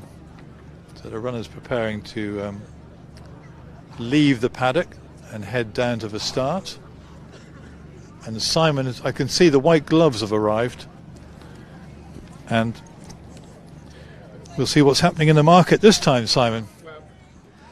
Luckily, Bob, it's a bit calmer. I've just been getting the feedback from that last race, so that's why I've been delayed there. It's all a bit calmer this race. Nothing much has happened at the moment. They bet. Red Cap is 5-2 favourite, closely pursued by Ask Alfie 11-4. Down the card, Albert Hucklebuck 9. All About the Memories 33, Arvway there 4, Ask Alfie 11-4 I've said, Benaway 25, Foda Marlborough, that was a bit of a tip last time out, didn't do much, that's a 10-1 chance. Indigo Stamp 20, Not No Arthur 5, Oyster Perch 20, Red Cap I said 5-2, and Rock the Boat 4-1. But I say it's all a bit calm after the last 2 races. I'm not surprised, because it was pretty turbulent in there, wasn't it? It was, and some of the bookmakers have given me some bookmaking horror stories, which I'm sure punters will find quite pleasing, that they were really on the ropes there. One of them said he would have had to go home had that gamble been landed. So, and there was a lot. I mean, I'd say approaching between the third last and the second last, it looked like being landed, didn't it? Yeah, it did. Well, some of the Shrewdies that were on said they knew their fate because they know this course, and you can't kick for home that soon. And they sort of knew they knew what was going to happen, and it was a bit painful for them to watch it. It did happen, but yeah, it's been really good fun so far. They could do with a bit of downtime this race, but you never know, it may have happened by the time I get back there. So, well, you can scoot on back and see if there's any big gambles being landed. Well, not landed, being placed. That's the main thing. But the runners, they seem to have circled this parade ring quite a few times, but it's good because you get a good look at them here, and we can have a good look at them on the live stream. That's number 2, All About the Memories, who's a 33-1 shot, and behind that is number 16, Red Cap, who's been well supported. Simon was saying around about 5-2, ridden by Fly McIntyre. Number 3 there is halfway there. I thought that would have a bit of a squeak. Finished, got beaten 4 lengths at Wadebridge in a maiden. That's Albert Hucklebuck. Was trained by Chris Gordon back in the day, only a 6-year-old actually. Going through shot there is Ask Alfie and Will Biddick, who won the previous race.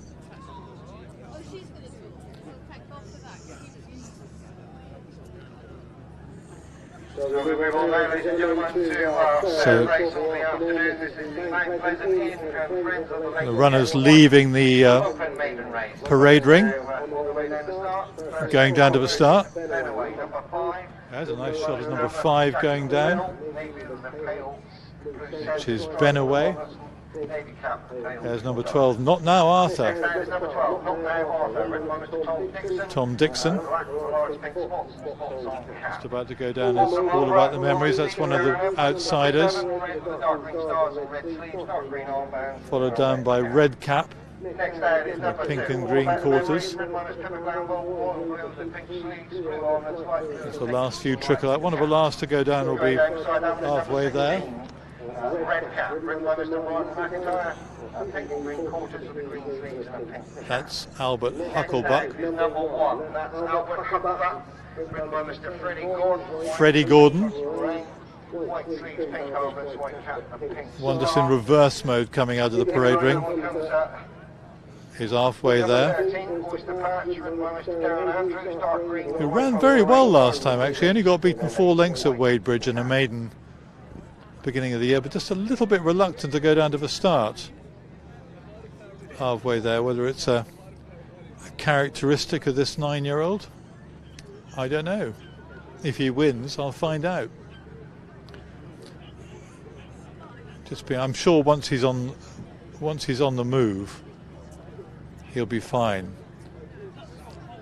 Say I, an experienced armchair jockey. It's rather nice on the horizon, looking at number 9, Indigo Stamp. 20-1 shot. Ridden by Tamika Lee, who's relatively inexperienced, I think, as a rider. But you've got to start somewhere. There's Rock the Boat.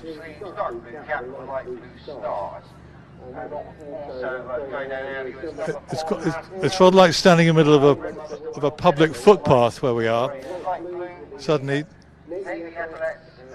a few point-to-pointers, the public, come marching through. Maybe they've always marched through this way, and why not? I don't mind. That's Albert Hucklebuck and Freddie Gordon, who I think I'm right in saying is the son of Chris Gordon, trained by Jenny Gordon. So finished second at Fontwell in a bumper year before last, but was beaten a long way in a long distance hurdle. Hasn't run over fences yet, but ground wise will be fine. And you know, young horse, unexposed really. I would put Albert Hucklebuck as a possibility. Certainly you can see highlighted against the horizon, looks fit and ready to run for his life. Standing still there in front of us is number 5. We've had a look at number 5 before, which is Benaway, who's one of the big outsiders. Amber Jackson Fennell on board, and number 2 is All About the Memories. Oh, Simon is back with a smile on his face. Does that mean something's going on in the market, Simon? It's all relaxed up there, really. The big punter's come in. He's had a monkey on red cap at 5-2, but after the last couple of races, it's all sort of paled into insignificance. Is that the big punter? Yeah, but 2 of the bookmakers have said they literally would have had to go home had the last one won. They'd have run out of money. So does that happen that often? No, they don't. But they don't come here expecting the stand horses to lose a lot of money, but they will take the bet. So I mean, going home after 2 races would be pretty humiliating, wouldn't it, really? It would have been. Yeah. Anyway, they're still in business. They are still in business. So what's happening? Right, I'll just go down the card. Nothing much, to be honest, this race. Albert Hucklebuck out to 12-1. All About the Memories 4:040, halfway there 4. Ask Alfie still 11-4. Benaway 33. Full de Malbrew, that was a tip last time at Buckfast League. Disappointed a bit, but that has been backed again. So that was the race that Jeremy Central won. Yeah, never got into it, but there was some quite clever people touting it. So that, potentially Indigo Stamp 20-1, Not No R for 8, Oyster Perch 20, Red Cap still get 9-4, Rock the Boat 4-1. The only big bet, 500 quid on Red Cap at 5-2. So Red Cap favourite at the moment. Yeah, but there's not a lot going on there, to be honest with you. Well, they're gathering and looking in readiness for this this race, which is due off at 1:10. Running a tiny bit late, but it's Sunday afternoon. Gathering at the start. Great to see a really good turnout. I mean, the entries have been excellent today, and they're just being guided onto the course, and we'll get a commentary from Mark quite shortly. One just moving sideways towards us is Oyster Perch, one of the outsiders. So the 2 to look out for, really. Red Cap and Fly McIntyre, races in pink and green quarters, just in the middle of the bunch there. And Ask Alfie, number 4. I think there was a colour change for Ask Alfie, but we'll soon find out. Yes, one just in behind I think it's in the blue colours, light blue. Yes, number 4 there, light blue with the black epaulets and hooped sleeve. That's Ask Alfie and Will Biddick. An interesting contender, really, Ask Alfie. I put a tick about that one.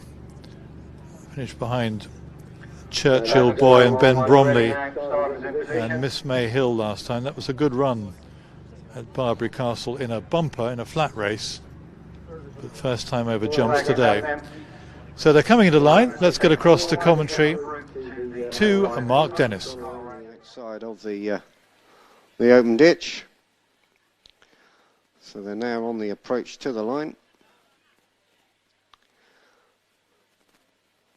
Flag is down then, so we're away. They jump away from the start then, 10 runners and riders for this open maiden race, and take on the first of their 18 fences. And Benaway was the one that led them out over it, but they're all tightly grouped up as they leave the back behind them pretty quickly. Rock the Boat is the back marker. Fuda Mulborough now has got the lead, but a half length from Benaway. Oyster Perch is 3.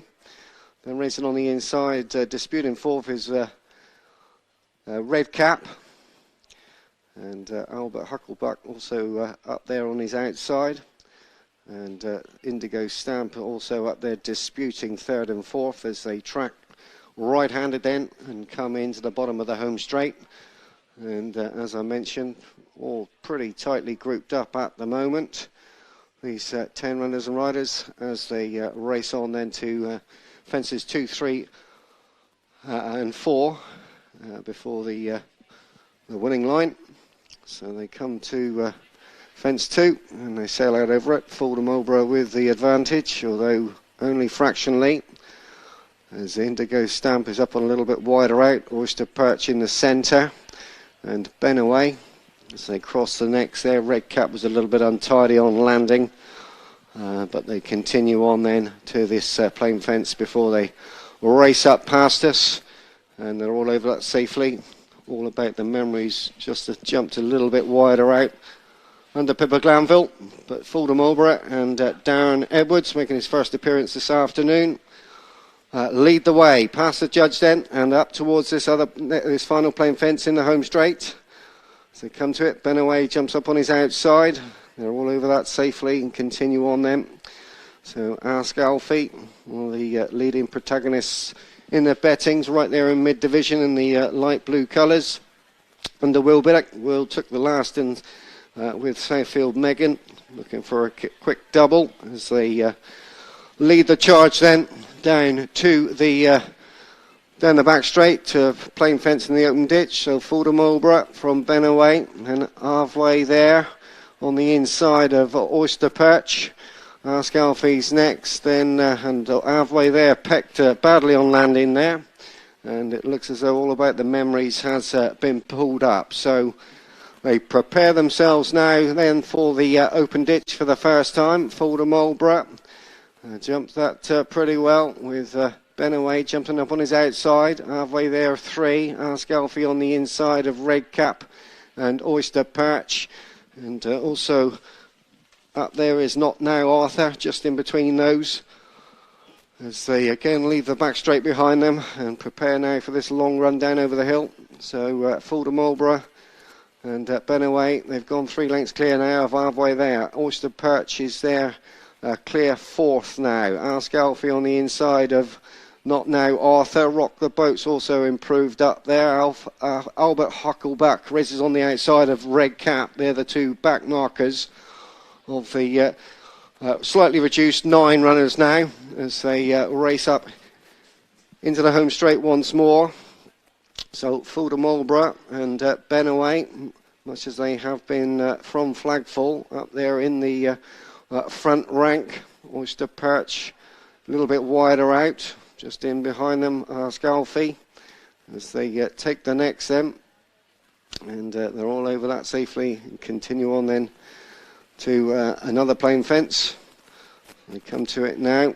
Fordham Marlborough, Benaway, wider out. Rock the Boat goes up there now to join the leaders. Indigo Stamp's a little bit wider out as they cross the next then, but there's only about 8 lengths between first and last then of these 9 as they continue then to climb up past us, past the judge. A circuit left to race then in this open maiden race. And plenty in with chances as they race away then up to this final plain fence. Benaway and Fordham Marlborough, Rock the Boat. Then on the outside, Indigo Stamp, halfway there. Travels quite sweetly on the heels of the leader. Ask Alfie is back in 6th now. And then Albert Huckleback been outmanoeuvred there by Oyster Perch. Red Cap is next. And, Albert Huckleback is the back marker. And Not Now Arthur's a little bit wider out in disputing 8th now. So they continue on down to this plain fence in the back straight. First of them, halfway there, jumps up on the inside of Fordham Marlborough. Fordham Marlborough, though, goes back up there just to shade a fractional advantage as they set themselves up for the open ditch for the final time then. So they come to it now. Fordham Marlborough kicked into it vigorously by Darren Edwards and goes on by about 3 lengths now as he comes to the final plain fence and just got a little bit tight to that. And that's the line halfway there. They're back up on the inside. Benaway is 3. Ask Alfie's 4. Rock the Boat is next. Indigo Stamp is in behind this. Then Not Now Arthur. Follow these through is Oyster Perch, and they're going to leave Red Cap, who looks as though he's being pulled up. Albert Huckleback continues, but is some way Getaway detached now from the main group as things hot up nicely up front. Folder Mowbray, ridden very confidently by Darren Edwards, led pretty much from flagfall, is tackled on the outside by Halfway There. In behind them then Ask Alfie, Rock the Boat and Oyster Perch. They're 3, 4 and 5. They're clear then by some 6 or 7 lengths from Benaway now, who leads the charge of the tail enders. 3 out coming up then for Folder Mowbray, out over safely from Halfway There. Ask Alfie now being given the hurry up by Will Biddick. 2 out then, Folder Mowbray jumped it really well and is clear. 10, 12 lengths clear then as he runs on to the final fence. The only danger looks to be in front then, and he's over it safely. Looks back over his shoulders, not going to see any dangers at all. Ask Alfie's running on well for second. Halfway There's run a real good race back in 3. Rock the Boat continues. Oyster Perch is next, then Benaway. But Folder Mowbray's going to take the Open Maiden.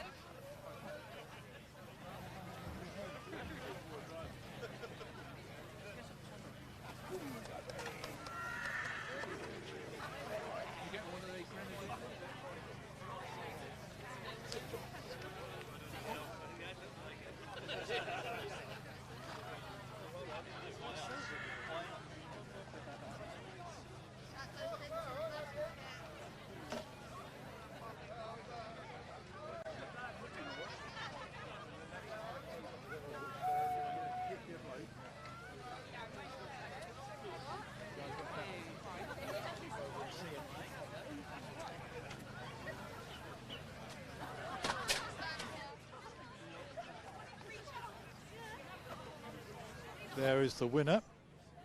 Quite an interesting ride there by Darren Edwards, because Further Marlborough was challenged on more than one occasion, but just kept on putting out a bit more and charged up the pretty stiff hill towards the finish here and had the race in firm control. Only ran last week, may have needed that run behind Jeremy Central last weekend at Buckfastleigh, and he'd been placed in 3 of his 8 starts, and he's come good today. Only a young horse, 7 years old, and he's done very well, and looks to be some happy smiling faces there winning this Mount Pleasant Inn and Friends of a late Jeff White Open Maiden, posing for the photo, which will remain. I hope we get a word with Darren Edwards, because it was quite an interesting ride. He gave him a really good ride, because relatively inexperienced, didn't do much over hurdles, was well beaten at Wadebridge 2 runs ago, and quite a long way behind last time. And here is the winning. Paul, stand by the microphone is very low. We just put it up a little bit. Oh. Must have been a jockey here last. No, it's a 2-year-old actually. All right. Well done, fantastic. Super job. Yep. They transformed them a little bit today. And did he need those? I mean, he's had a couple of runs already. He ran at last weekend. He hasn't been putting too much into the races, and he ran last week and came out of it so fresh. It was a spur of the moment entry on Monday to enter him again, because he was fresh, and put the blinkers on and try and get something out of him. Because he's only a young horse. He's only 7 years old. Yeah, that's right. Yeah, he's always shown ability at home. I've never been sort of worried that he wasn't worth training. But he was trained for a bit by Jeremy Scott, wasn't he? Yeah. Last year when the racing stopped, we just put him up there to gain half a season. Yeah. And give him some experience, carry on the season really, because we had him at second and third last year when we ran him, but he didn't. He just didn't flourish until today. He seems to have the will to win because he was taken on a few times. Yeah. Well, he just woke up today with the blinkers on, put some effort into it, whereas normally he'll just sort of switch off and hack on round. It's quite a long way home up that hill, but he stayed on. In fact, once he started going uphill, I mean, he started pulling away. That's right, it wasn't in date really. Yeah. Jumps nicely. Darren said it sharpened his jumping up a lot as well. So how would your season pan out from here onwards? Would you run him again pretty quickly? I've always thought he needs soft ground, but last week at Buckfast League you couldn't get any softer, and obviously that didn't play to his strengths. Much better ground today. But it's just an application of effort was all that was needed. And Paul, how many horses have you got on the go? We've got two pointers, and we've got, like most people, you've got a few in the background, but two pointers that are running. And it's great when it all works out well, isn't it? Fantastic. It is. And coming into the race, did you think you had a bit of a chance on the back of those two runs? I didn't jinx them today. It's the first time I haven't been to the bookies. It's the first time you haven't been to the bookies? Yeah, so I didn't burden them with that today. Funnily enough, I spoke to the winning owners of the previous race, and one of them, she said, first time that she'd never backed the horse, it won, so maybe that's the thing. Well, you could have got 10-1. I know. He's put in a good effort, but I'm just glad he won, really, because I've had faith in the horse. It's fantastic. Anyway, well done. Thank you very much, Robert. Paul. Okay, Paul Nicholas has won pretty well, and we've got Rachel Holdsworth coming along because she's speaking on behalf of the sponsors. We have to drop the microphone. Rachel, good afternoon. Hello. You are representing Ineos, who do a lot of sponsoring. Yes, they do. The nearer you get, because it's quite long background, so we just put there we go. Okay. So tell us about that. I mean, how are things going as far as from the sponsorship angle? Oh, really well, really well. Ineos is a name that a lot of people will be familiar with through their involvement with top-level cycling, Formula One, motor racing, etc. Lots of sports that they're involved in, and so this, of course, is their first involvement in point-to-point racing. So this season we are sponsoring a series, the Ineos Grenadier Mixed Open Series. And we have 16 I mean, races. It's great. I mean, sponsorship gets your name out there, doesn't it? Which is obviously what it's all about. Yes, very much so. And the people that are here today, the point-to-point audience, this is the Ineos Grenadier in its natural environment, really. So we hope that a lot of people will come and see it. Often in the very wet conditions you can get at Chipley, I think probably the Grenadier is the one vehicle to get you out of trouble. Yes, indeed. Yes. And how much sponsorship are you doing this year in other sports? Still continuing doing, I mean, with Formula One and other sports like that, and racing as well. Yes, actually the America's Cup and all sorts of sports that Ineos are involved in.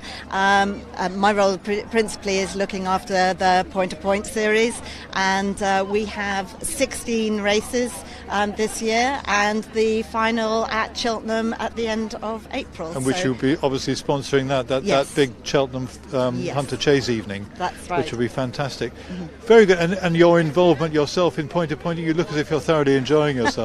Yes, I very much enjoy a day at the Point-to-Points, and I've been to many over the years. I think it's a great grounding, isn't it? I mean, I think my first taste of racing was at Point-to-Points as a child, and I think it's just a wonderful sort of starter to get you interested, in which a lot of people, it's exactly the same as it's always been at Point-to-Points. I think it's family outings. Yes. and Yes. a lot of enjoyment to be had. Yes. Oh, yes, indeed. And what with the availability of pony racing now, youngsters can get involved in riding, and if they get the bug and get interested in racing, they can come along and take part in point-to-points too. Eventually. Yeah, pony racing has become really popular, and it's such a good grounding for up-and-coming young jockeys, isn't it? It is. Yes, definitely. Rachel, thank you very much for talking to us, and I hope your race goes well. It's a small field, but it's a pretty select field as well. It's a very good turnout indeed as far as quality goes. Yes. Well, we're looking forward to a good race. Hopefully, they'll give us something to watch. Yeah. So if you win one of the races, that qualifies you for the big day at Cheltenham. Yes, it does. Yes. Great, Rachel. Thank you very much indeed. Thank you very much. Thank you. That is Rachel Holsworth talking on behalf of the sponsors Ineos. Just going back to that previous race, just get a result caption if we can, because I wasn't quite sure what was second. It was Ask Alfie, that's right.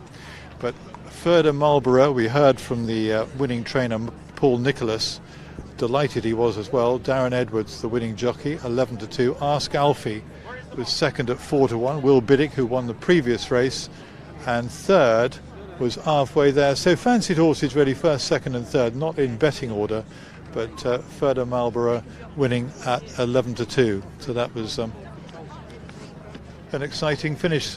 Winning distance was 10 lengths, our widest winning margin of the day. We've had some quite tight finishes, and the winning time was 6 minutes and 44 seconds. There are always some clock watchers out there, so 6 minutes 44 seconds. I'd have thought the going, compared to what you can get at this time of year, is pretty reasonable actually. It's on the soft side of good. I wonder, I wonder if we're looking at a Grenadier there. Ineos sponsor the Grenadier Mixed Open Championship, and we heard from Rachel Holsworth, and they have weighed in for that previous race. Now the runners for our next race, I mentioned a small but select field, and it is pretty select, and it also is pretty small as well. 3 runners, but it's a quality race really. Number 1 is Al Shahir, 10-year-old, who's ridden by Gina Andrews, trained by Tom Ellis. Number 8 is Highway Duel, who's in terrific form last year, ridden by Bradley Gibbs and trained by him as well. And number 13, Singapore Saga, a winner last time out, front runner. And Darren's going to come across and talk to us after the presentation. And Saratoga Saga, trained by John Hurd. So that is the mixed open coming up. 2 mares against Al Shahir. I can hear claps and handshakes and hugs. I think you're sort of allowed to hug nowadays, aren't you? What we haven't seen is the replay. Before we hear from Darren Edwards, let's see how Further Marlborough headed off his rivals, and there were quite a few on the way, as we can see in the closing stages. Further Marlborough at this stage hits the front and goes on to win quite nicely, wins by 10 lengths or so. Out over safely from Halfway There. Ask Alfie now being given the hurry up by Will Biddick. 2 out then, Fulham Mowbray jumped it really well and is clear. 10-12 lengths clear then as he runs on to the final fence. The only danger looks to be in front then, and he's over it safely. Looks back over his shoulders, not going to see any dangers at all. Ask Alfie's running on well for second. Halfway There's run a real good race back in 3. Rocker Boat continues. Oyster Perches next, then Benaway. But Fulham Mowbray's going to take the Open Maiden.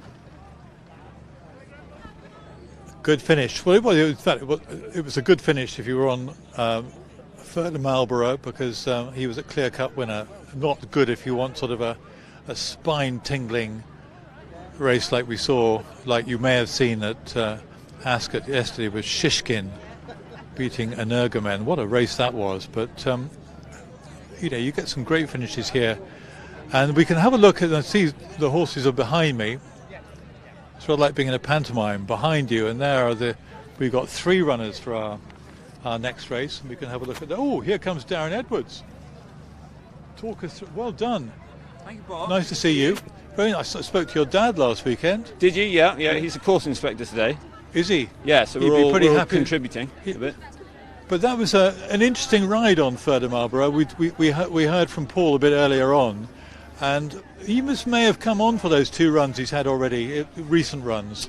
Yeah, I think he definitely would have come on for his first run when I rode him in December. He did actually only. My biggest concern coming into today was the fact that he ran last week at Buckfast Lee, which is where you were, and yeah, it was pretty attritional down there, wasn't it? So and the ground here is sort of chalk and cheese, isn't it? Really? Yeah, it's very sort of red soil here, and there's a bit of sand in it, and it dries out very, very quickly. I hear when it gets very wet here, you just get red mud. Yeah, if they'd had a couple of 3 hours of rain yesterday, it would have been a quagmire. So does he need that much better ground, do you think? No, I don't think. I think the biggest change today was the blinkers.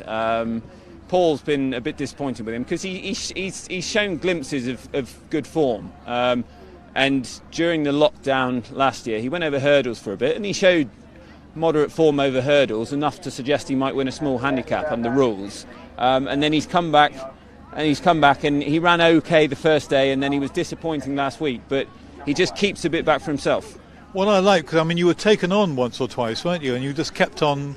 You shook him off. Yeah, well, we shook them off. He's like I say, the application of blinkers just really sharpened up his jumping.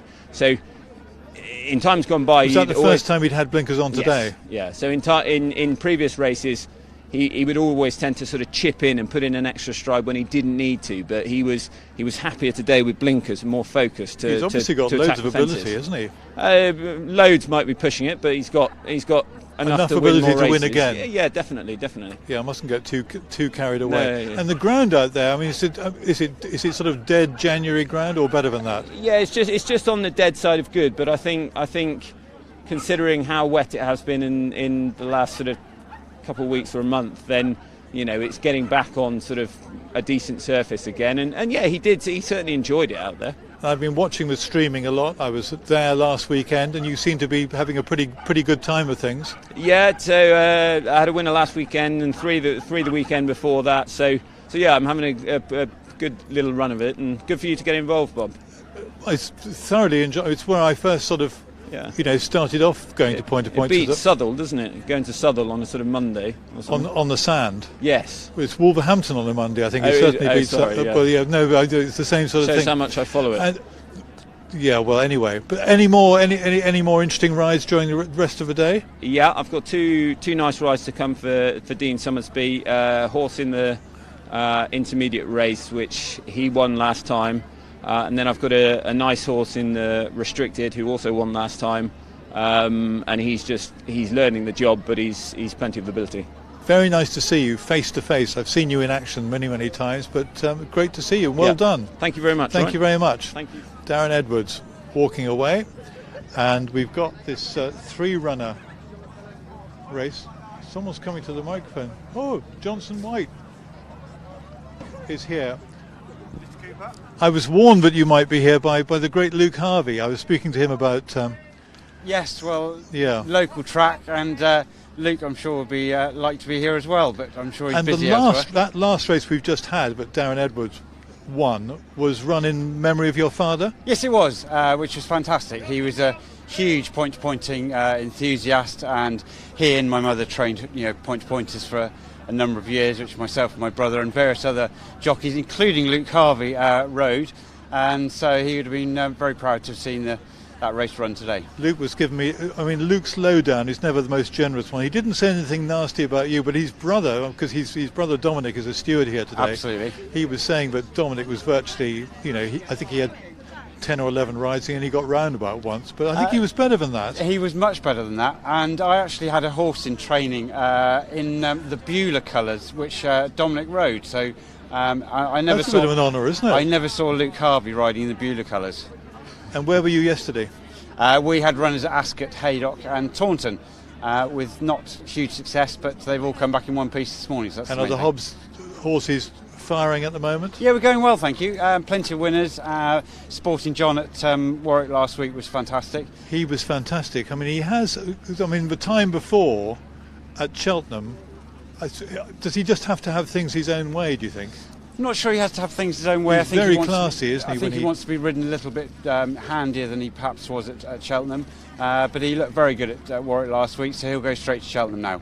Very exciting indeed. I mean, he's a very classy. Well, he is a classy horse, isn't he? He is very much so. He'll stay over hurdles this season, and we've got the option of going back over hurdles, over fences next season. So. And would that big race yesterday at Ascot be one of the best you've ever seen? I think it's certainly. I could certainly put that. I think down. It's one of the best I've seen, and it's fantastic for racing to have a Shishkin, a horse that people are talking about. Everyone's looking forward to them going to Cheltenham now, and it's a really good match, and could go either way each time they meet. And what's wonderful about point-to-pointing, it's at the grassroots level. This is where it all starts, isn't it? Very much so. This is where Energumen won at Lark Hill. Yes, absolutely, and it's where a lot of big names started. Philip Hobbs started point-to-pointing, I started point-to-pointing. Not that I'm putting ourselves in the big name category, but I'd put you in the big name category. It's a great place to start. Without the spotlight of cameras on everything, so they can see what you can do. You're one of the biggest names I've spoken to today. Anyway, very nice to see you. Really Johnson. good to see you, Bob. And, keep the good work going. Thank you very much, and yourself. Look at this, the information comes thick and fast. Number 13, Singapore Saga, is wearing the Oakhampton Rugby Club colours. So, I'm sure, on the live stream, Oakhampton Rugby Club will be watching and hoping their colours are carried to victory. So,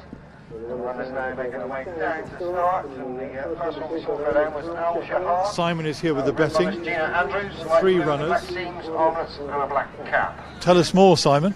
Well, there's not a lot going on there, Bob. Al Shahir. You've been spoilt, haven't you? You've been spoilt by all that early action early on. I know, and it's some of the bookmakers are offering forecast betting, etc., just to try and cater, because most of the people here aren't professional punters or big punters. They're just having a bit of fun. So you've got Highway Duel is bottle on 1-2, which isn't really that appealing to most people, so there's forecast betting, but down the card they go. Al Shahir 2-1, Highland Jewel 1-2, and Singapore Saga, the outsider, a 3, 7-2, carp and a half. But I can see at the book there's not a lot going on up there at the moment. They're taking a breather. But you wouldn't completely rule out the outsider of 3, would you, really? I mean, no. She's a front runner. No, well, we've seen yesterday at Ascot, didn't we, that these small fields can be exciting races. So, but from a betting point of view, it's not probably going to set the world alight there. So the favourite is I'll go back and see if the big punter's been in. That might liven it up a bit, but at the moment it looks very thin up in the betting ring compared to the previous races. Okay, I look forward to your next report. Thank you very much, Simon. And we can talk. Simon was mentioning forecast betting. Let's hear a bit more about that. So the straight forecast, I've got to try and work my board out first. I can't work it out. It's first out here, second Highway, get 5-2, and so on down the board. Okay, Dave, so you're offering the forecast because there's only 3 runners here. You've got an odds-on shot. Is it normally popular? Not really. Just want to do something different, get a bit of value, that's a bit something different for the customers, so we'll do our best. Excellent, thanks, Dave. Good luck. On the forecasting. There you are, forecast betting in a nutshell. It's a good alternative when you've got a 2-1 on favourite, which we have with Highway Duel. You could back, say, for instance, the outsider of 3, Singapore Saga, in the Oakhampton Rugby Club colours, to beat Highway Duel and, get a good return. Al Shahir, I thought Al Shahir would have a pretty good chance, won at Charity Corbett by 17 lengths last time from Golden Toboggan. And Where's Wilma? Where's Wilma we've seen already today, but not winning, unfortunately for her supporters. Gina Andrews is on board, but there is number 13 in those colours I described, the maroon and yellow hoops and armlets, with Darren Andrews on board in the colours of Messrs Hurd, Hooper and Gardner. So tactics will be quite interesting here. Singapore Saga was trained by Philip Hobbs actually for a while, won over hurdles at Exeter back in April 2021. And I'm going to say hello via our fantastic streaming to Chris Barber, who is at Warwick today. He would have been here in front of the camera, I'm sure, but he's got a runner at Warwick today in the Hunter Chase. It's got a small field there. I think we've had more runners here at Chipley than in today's Hunter Chase. But anyway, very good luck to Chris Barber, who is watching, and Miles Osborne and Freddie Jingle, who rode his first winner last weekend at Buckfast Lee, and for his grandfather, Colin Tizard. And he's definitely a name to note for the, well, not for the future, for the present as well. Very good rider, so very good luck to Freddie, who is in action. So, it won't be that long. There's the doctor's smart vehicle. I hope the doctor will not be called for today. So far, I think there's been a pretty good completion record here at Chipley Park this afternoon, which is good to see. Good jumping, decent jumping ground, not bottomless. It was certainly very attritional ground last week. Simon's here with a last-minute flash of betting. Simon? Yes, well, they've bet the Highway Duel. It's 2-5 now. Mike Smith, the bookies, just told me that if the outsider of 3, Singapore Saga, wins, he might have to borrow some money from you, Bob, because they've all backed it. They've all latched onto the old outsider of 3 adage, and he stood his ground. He's in big trouble, Mike Smith, if the outsider of 3 wins. What price is Singapore Saga 7-2. 7-2. Yep. It's the Highway Duel, best price 2-5. 4-9, I can see in a place. It's very rare that a bookmaker comes asking to borrow money from me. Luckily, I didn't bring very much with me today, so we live in a cashless society, don't we, these days? There are bookmakers up there taking card bets. Do they? Yeah, there's a couple of bookmakers that are taking card bets. As long as they got an internet signal, they can do it now. It's quite. I mean, I'm just thinking from a personal point of view, it's quite a dangerous way of betting, isn't it? I mean, you know, if you're betting in the old hard currency, you're sort of parting with the cash. If you're just doing a plastic card... I tell you what, though, it's better for the bookmakers than the punter that's been betting with them all afternoon asking for a bit of credit. That tends to go horribly wrong. Does that happen? That used to happen. They'd say, can I have the bet the last one, I've run out of money, and then they might go on the missing list for a while. I wouldn't have thought that would get past many bookmakers there if I said, can I have a bet? I've run out of money. Anyway... we will see, but anyway, the favourite's obviously going to be pretty hard to beat here, and that favourite 5-2 on, Simon was saying. Highway Duel. They're off and running! For this open race, and a race for the connoisseur. This only 3 in it, but all pretty high-class individuals. They're over the first safely, and race away on then right-handed.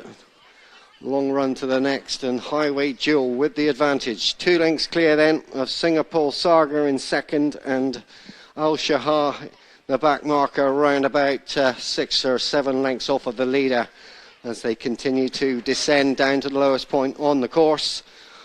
So Highway Duel, spoke to Bradley Gibbs in the changing room, says he hasn't got a lot of choice in the matter, but probably make it, which he has done.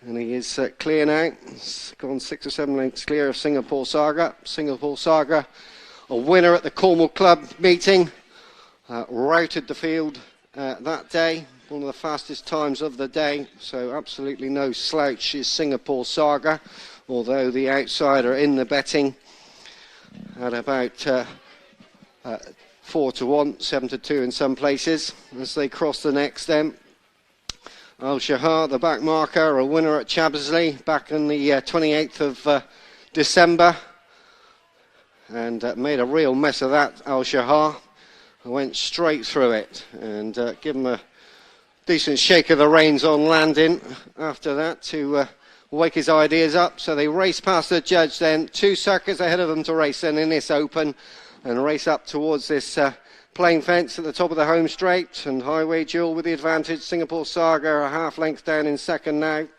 and about 2 lengths then back to Al Shahar. Gina Andrews and Darren Andrews, no relation. Darren on Singapore Saga and Gina down from the Midlands on Al Shahar, as they make their way down the back straight then in full for the first time then. So Highway Duel with the advantage. Decent gallop been set away from the start then for this open. They come to the first of the three in the back straight, and they all sail over that well, and Al Shahar was a lot better than he was at the fence in front of us, as they now prepare to take on the open ditch for the first time before they pass their point of departure. Highway Duel jumped up nice and left out in front as they continue on then to this final plain fence in the back straight. And again, they're all over that safely. Al Shahar just goes up to take slightly closer order on the inside of Singapore Saga as they leave the back behind them then, and begin this long run down over the hill. So Highway Duel, length and a half to Singapore Saga, similar distance back then to Al Shahar.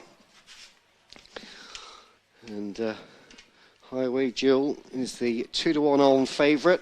Al Shahar 2-to-1, and as I've said, Singapore Saga 4-to-1 or 7-to-2 in places, the outsider of the three, as they continue to make their way up the home straight now and on towards these three plain fences in quick succession.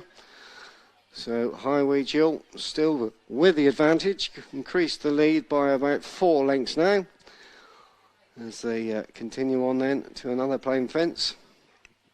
Highway Duel jumped that really well, cleared it with plenty to spare. Clear from Singapore Saga. Al Shahar still in third as they cross what will be the final fence in a circuit's time then. So Highway Duel, as I've mentioned, has set just a fair gallop. The conditions here at Chipley on the softer side are good. But been some of the best racing surface we've had here for quite some years, and they're almost a line of 3 there as they cross that one. So Highway Duel just takes them a little bit wider. Singapore Saga and Al Shahar, they could chuck a handkerchief over them as they begin their journey down the back straight then for the final time. So Highway Duel by a half length now to Singapore Saga. Al Shahar around about a length and a half off of these two as they prepare now to take the first plain fence in the back straight. They come to it now. Highway Duel sailed over it. The winner at Cheltenham back in May. That was the last time he ran, and his favourite to follow up this afternoon as they tackle the open ditch then for the final time. Highway Duel, Singapore Saga took a real chance with that. Darren Andrews did really well to stay with him as he hit that hard. So they're over the next then and are all clear. So Highway Duel, Singapore Saga goes back up there on the outside. Al Shahar right bang there on the heels of the leading two, as they prepare now to make this long descent down over the hill into the bottom of the home straight. And Singapore Saga now goes up on the outside of Highway Duel to take on the long-time leader. They're stride for stride then as they continue down and take the bend that brings them into the home straight. So Singapore Saga on the outside, Highway Duel on the inside. Al Shahar just in behind them, around about 4 or 5 lengths adrift. Gina Andrews now gets to work on that one as Highway Duel has asserted on the run towards the third last now. Highway Duel is clear. This is 3 out then, out over. Sails out over, and he's around about 4 or 5 lengths clear from Singapore Saga, who's hard at work now under Darren Andrews. Gina Andrews and Al Shahar back in 3 as the leader then comes into the second last. Got a little bit tight to it. Bradley Gibbs now looks over his shoulder. He's going to see he is well clear as he comes to the last then. So he comes to it. Highway Duel out over safely and is well clear. Singapore Saga and Al Shahar going to battle out for second place. So Highway Duel on the run to the line scores well in the end, about 8 lengths clear of Singapore Saga, who finishes in second, and Al Shahar will be third.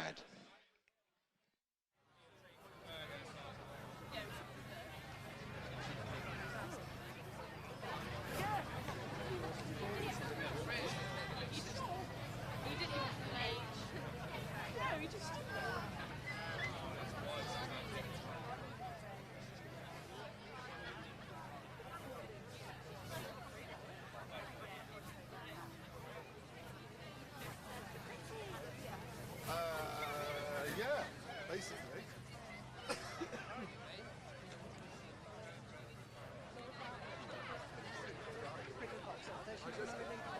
I'll get the runners and then I'll go back.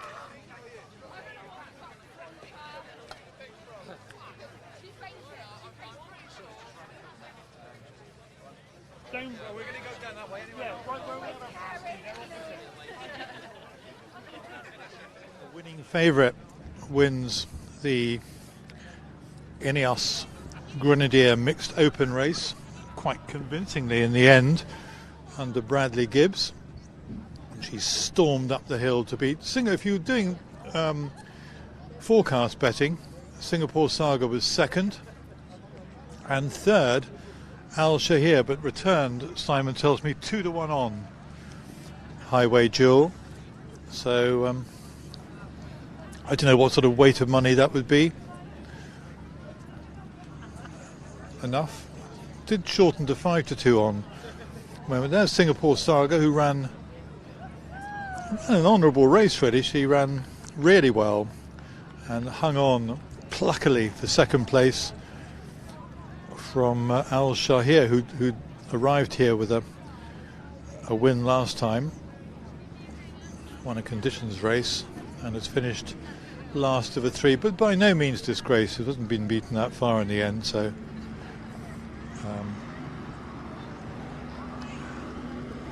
we can have a look and see how the favourite won this again. Highway Duel.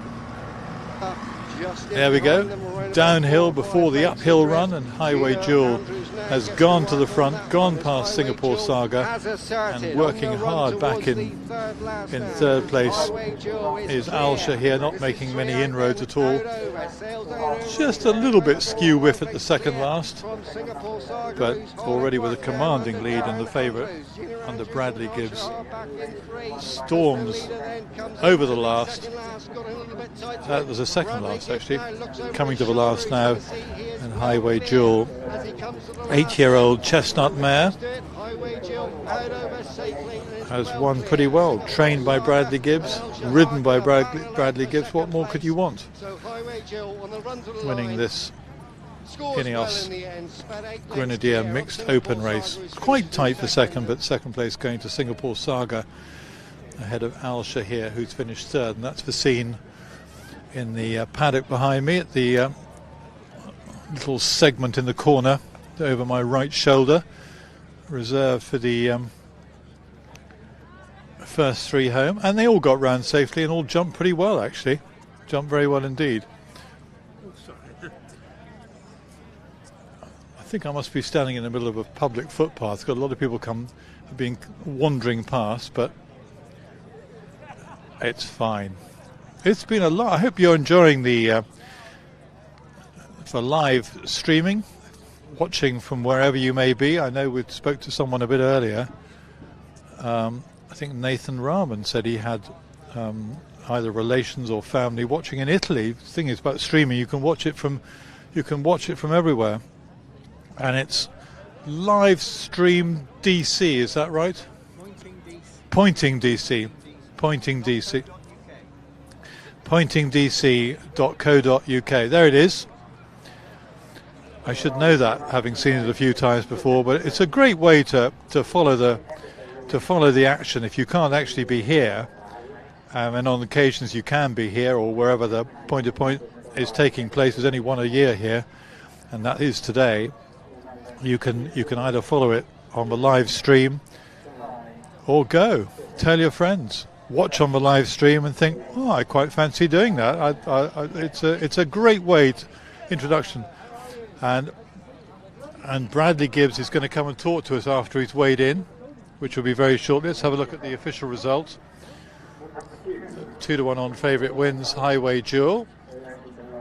Singapore Saga and Darren Andrews in second, and Gina Andrews third on Al Shahir. 7 lengths and just 3/4 of a length separating the second and the third, Singapore Saga and Al Shahir. And the time 6 minutes and 29 seconds.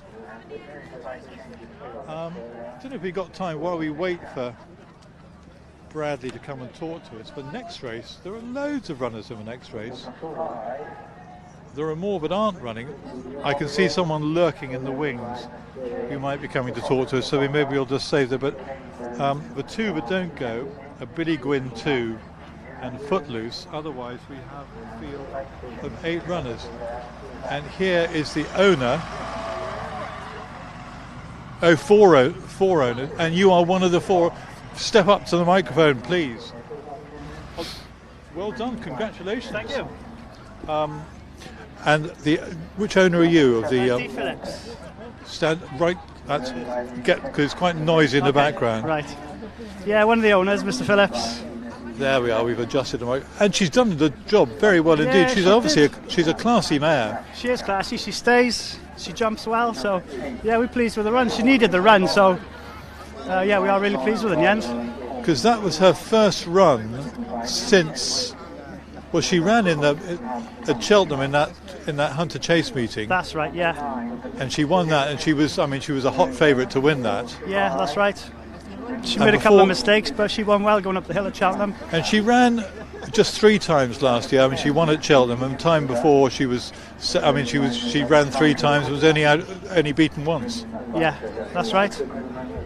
And how good could she be this year? Because she's only 8. Is she getting better with every run, do you think? Yeah, she's improved every run. She's been a lovely mare for us, to be fair. Brad's done a good job with her back home. And have you owned her from the word go? Yeah, from the start we've had her, 4 of us. One of the owners is actually in Japan watching the live stream. So really? Yeah, Corey. That's great. That's great news. Yeah. So. The thing is, with live streaming, you can watch it from absolutely anywhere. Exactly, that's right. And as far, so how did you come about? Did Bradley find her for you, or? Bradley sourced her over in Ireland with his contacts. We bought her when she was a 3 or 4 year old. We did, so we've had her a good while now. And what about your have you owned other horses as well? Yeah, we got Honey I'm Good running in the next race, so we've had quite a few horses. And what sort of chance would you give yourself in the next race? She got a good chance. Yeah, good chance. And what's the joy of point-to-pointing to you? It's a fun day out for all the family. Yeah, no pressure with the under rules racing, is there? So it's a nice day out. And do you follow the racing under rules as well? Yeah, we follow under rules. Yeah. And have you had any horses under rules? We've had a couple of horses under rules. Yeah. Dad, get off him! For God's sake! Is this these That's these Adrian, friends? one of the other owners. They are the other owners. Yeah, Adrian and Sid. Fine. So how many of you are there who own? 4 of us. 4 of you. So yeah, you've been put forward as the spokesman. Not really. I was just dragged in. You were dragged. Well, thank you very much for dragging you. yourself over. Cheers. Fantastic. Well done. Thank you very much indeed. And here we. Is that Bradley behind me? It is. Was watching in Japan, Dad. We could put the microphone near the fence, couldn't we, or not? He's talking to the. Is he talking to the press? He is talking to the press. What we'll do is we'll do the presentation over there.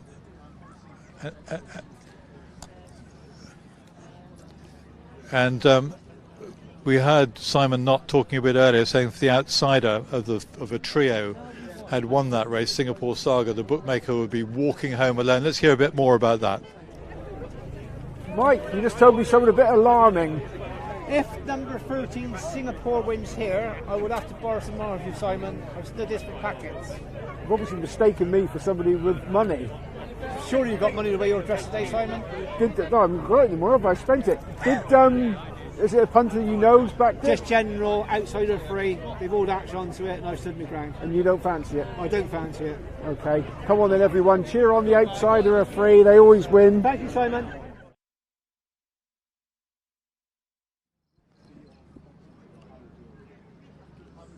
You can see that is Bradley Gibbs giving a lengthy chat to other owners, the Highway Partnership, who own Highway Duel, and that is the scene. We spoke to one of them, and the 2-1 on favourite won pretty well. Let's see whether we haven't given you the runners for the next race, which we might do while we wait for Bradley to maybe hop over the fence and talk to us, because there are plenty of runners here. Let's say only one or two come out from the original entries.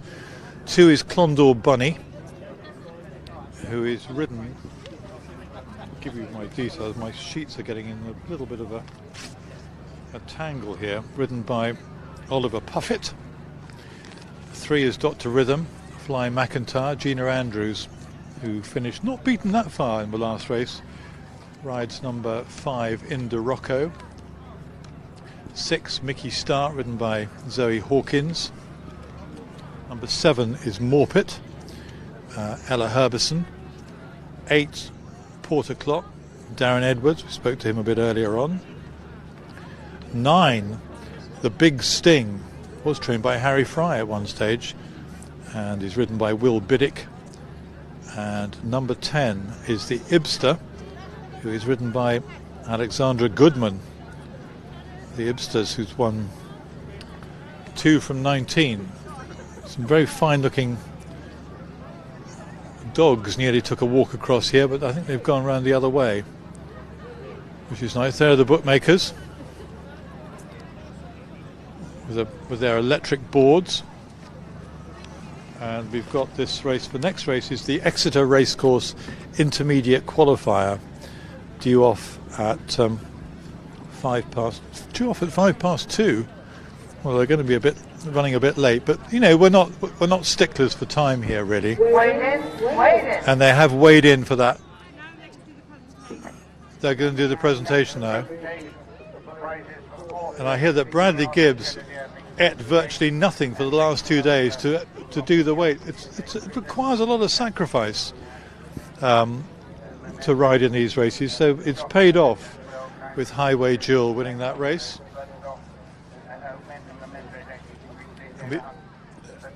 We've got viewers worldwide on the stream from Hong Kong. I'm trying to remember these. Ireland. I think we've got a viewer France. In Australia. What time would it be in Australia? It'd be in the middle of the night. So I hope you're having a good time in Australia and enjoying the action, and in America as well. So we've got a viewer in Singapore as well, or maybe more than one viewer in Singapore. So we've got a truly international viewership today on the live stream. Fantastic, and I hope you're enjoying the action. I'm certainly enjoying it here. It's my first visit to Chipley Park, and it certainly won't be my last. I think it's great. It's a great viewing track, very good indeed, and the racing has been really good. We only had 3 runners for that Open, the last race, but it was a pretty well fought race, and we've had plenty of runners in all the others. And we've got in our next race, we have 8 going to post, and it'll be interesting when Simon Knott reappears to get the betting for that one. I'd have thought, well, Dr. Rhythm hasn't run for a while. He's got Fly McIntyre on board, but when last seen was a winner, that was quite a long time ago. Started with Jack Barber, this one, back in 2017. In Dorocco. Ran up in the north, ran up at Alnwick, that's in Northumberland. Got beaten 3 lengths by a horse called Vinnie Lewis, Kelly Morgan's horse. Got beaten 10 lengths or so that was quite a good run. Trained by Tom Ellis and Gina Andrews rides. Mickey Stark, 11-year-old. Now, who are we looking at there? I'm looking at Smart Rug. I'm just trying to... There are a lot of people wandering around near and in front of us, but that's absolutely fine. And the horse we're looking at there, I'm not sure. We'll get a clearer view when it comes round in front of, in fact, behind me right now. Just coming behind me now is number 3. That's Dr. Rhythm. And The one we're looking at there looks to be number 5. It is number 5. That's Indirocco, mount of Gina Andrews. The one with the noseband is number 9, the Big Sting, so formerly trained by Harry Fry. I can see Simon. I see his white mittens before I see him, but he's here. This looks quite an interesting open betting race, am I right or not? Yes, it's very open, and at the moment there's not a lot occurring really.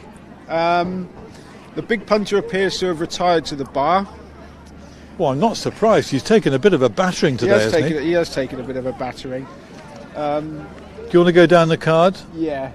Right, they go Clondor Bunny 20-1, Dr. Rhythm 4-1, in Darocco 3-1, Mickey Stark 25, 20 Morpet 5-2, Porter Clock, even money the Big Sting, and 20-1 the Ibster. But that's early skirmishes, and I can see that it looks like the Big Sting is now shade of odds on, 5-4 on. So support for the Big Sting. Will Biddick rides the Big Sting. It's won 2 out of 2 so far, so not surprising. Won at Lark Hill twice. Yeah, I was speaking to a Shrewdy, and he's not sure that the Lark Hill form will necessarily translate to this course, and he thinks it's a bit short, but it's got even shorter.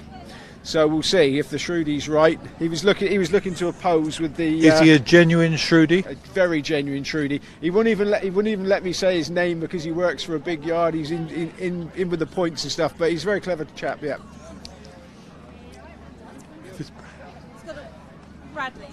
Bradley is here. Bradley Gibbs, who just won the previous race. Step forward, Bradley.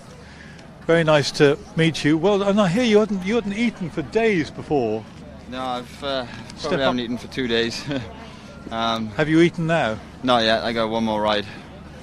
That must be quite difficult, isn't it? Yeah, it is very difficult, but I knew she was worth losing the weight for. So, like these intermediate mixed opens with 11 stone for the filly, you know, it's quite a good advantage for some of them. You know, she had 11 stone on her back today, and in some of the races, some of them had penalties. I know there were only 3 runners, but it was. I mean, they all had reasonable form, didn't they? Yeah, it was a good race on paper. It's just a shame there was only 3 that turned up. But look, she's gone there and done her job today. And is she an easy horse to train? No, she's a nightmare. Is she a nightmare? She runs away with me every day. She's hard work to keep clean. She always track washes dirty, but look, when you get her right, she's a good horse.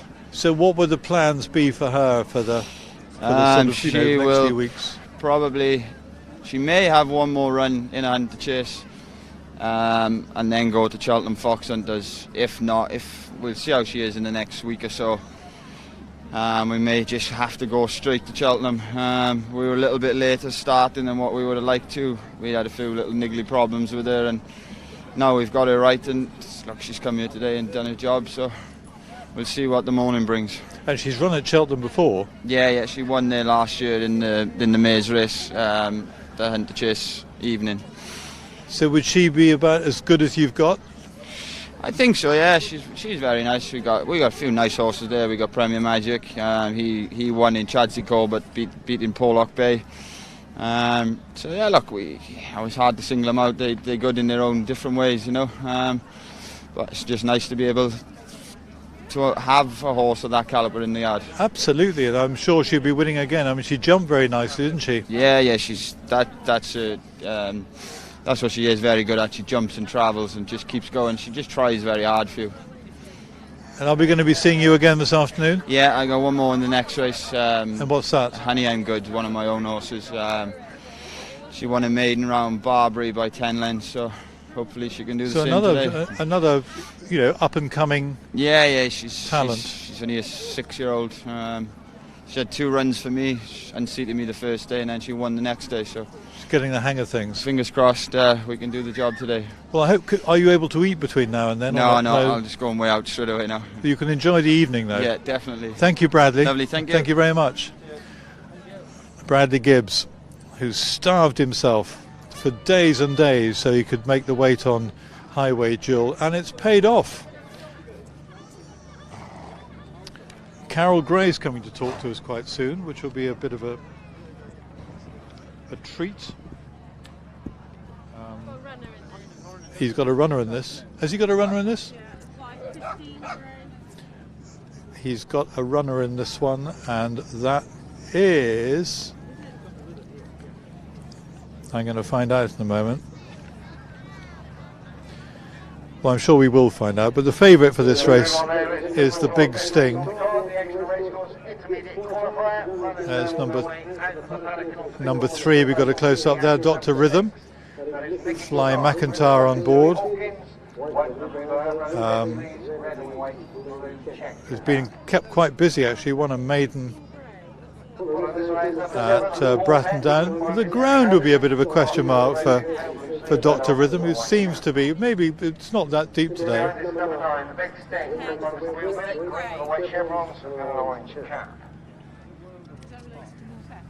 Next out is number 3, Dr. Rhythm, McIntyre, dark blue above quarters, dark blue sleeves and above armlets. So the runner's on the way to post. We can find a bit more from those wicked bookmakers over my shoulder. Okay, Jim Clark, a Dorset bookmaker in Somerset, betting at a Devon hunt. So what's going on? Well, they made me so welcome, I had to come. Have you been clobbered by these early gambles, Jim? Yes, I came for a quiet afternoon and it was less than that. Yeah, I bet you wish you had a good floor man on the firm. No comment. So is it better than you expected business-wise? Yes, it is, fine. Excellent. Well, good luck, Jim. Thank you, Simon.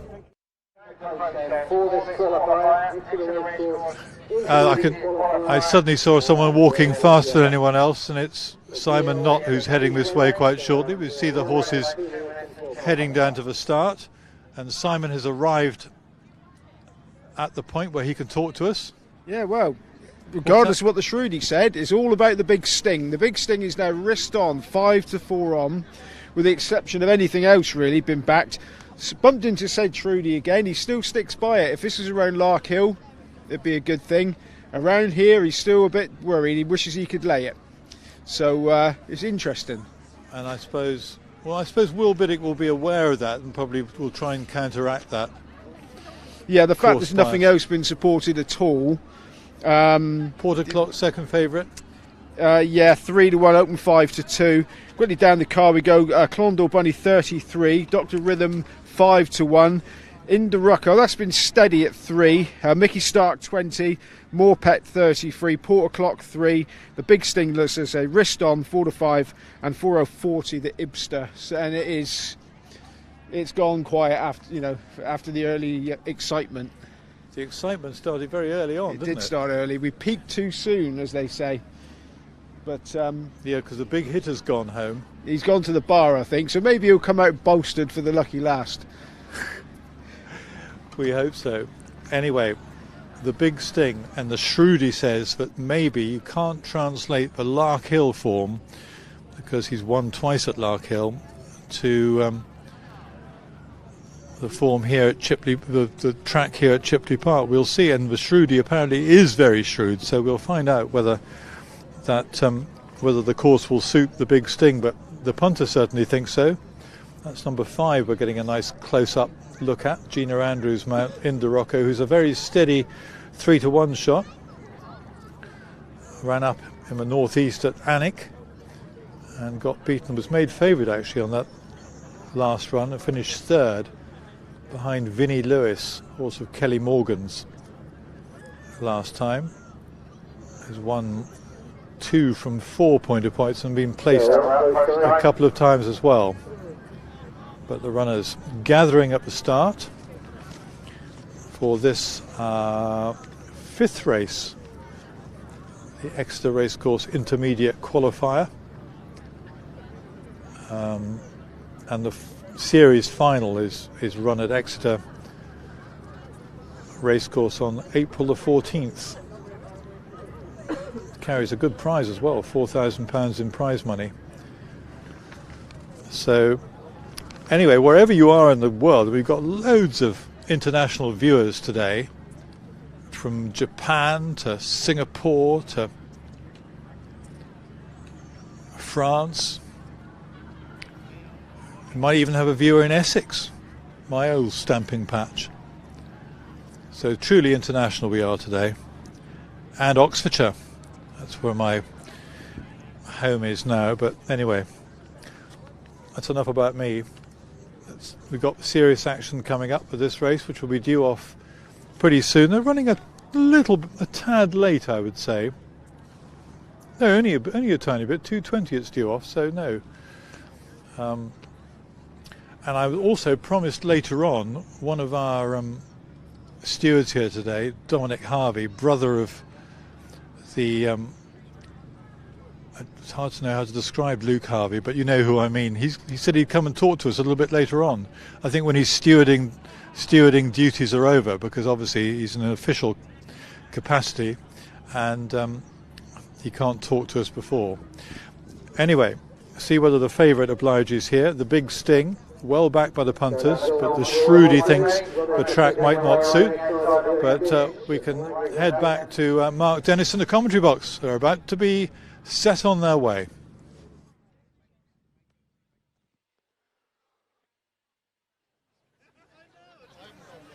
So flag is down and we're away. So they're away. Jump away from the start then for this Exeter Racecourse Intermediate qualifier. And 8 runners and riders take on the first of their 18 fences. And Porter Clock was the one who was a little slow away from the start and just fiddled the first fence.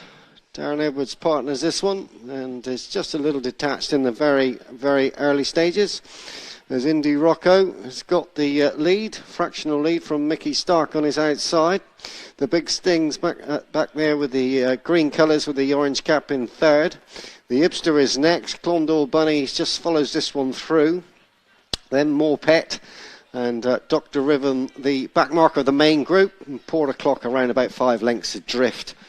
The back marker, so they're on the run up the hill then on towards these 3 plain fences, 2, 3 and 4 before they pass the finish line. And as they come to them now, so it's Indy Rocco and Gina Andrews with the advantage just from Mickey Stark as they prepare themselves for this next plain fence. As they come to it now, Mickey Stark and Indy Rocco pretty much jump and land together. The Big Sting just on their outside with the orange cap and sheepskin noseband as they cross the next. And the Ibster just made a fractional error on landing there.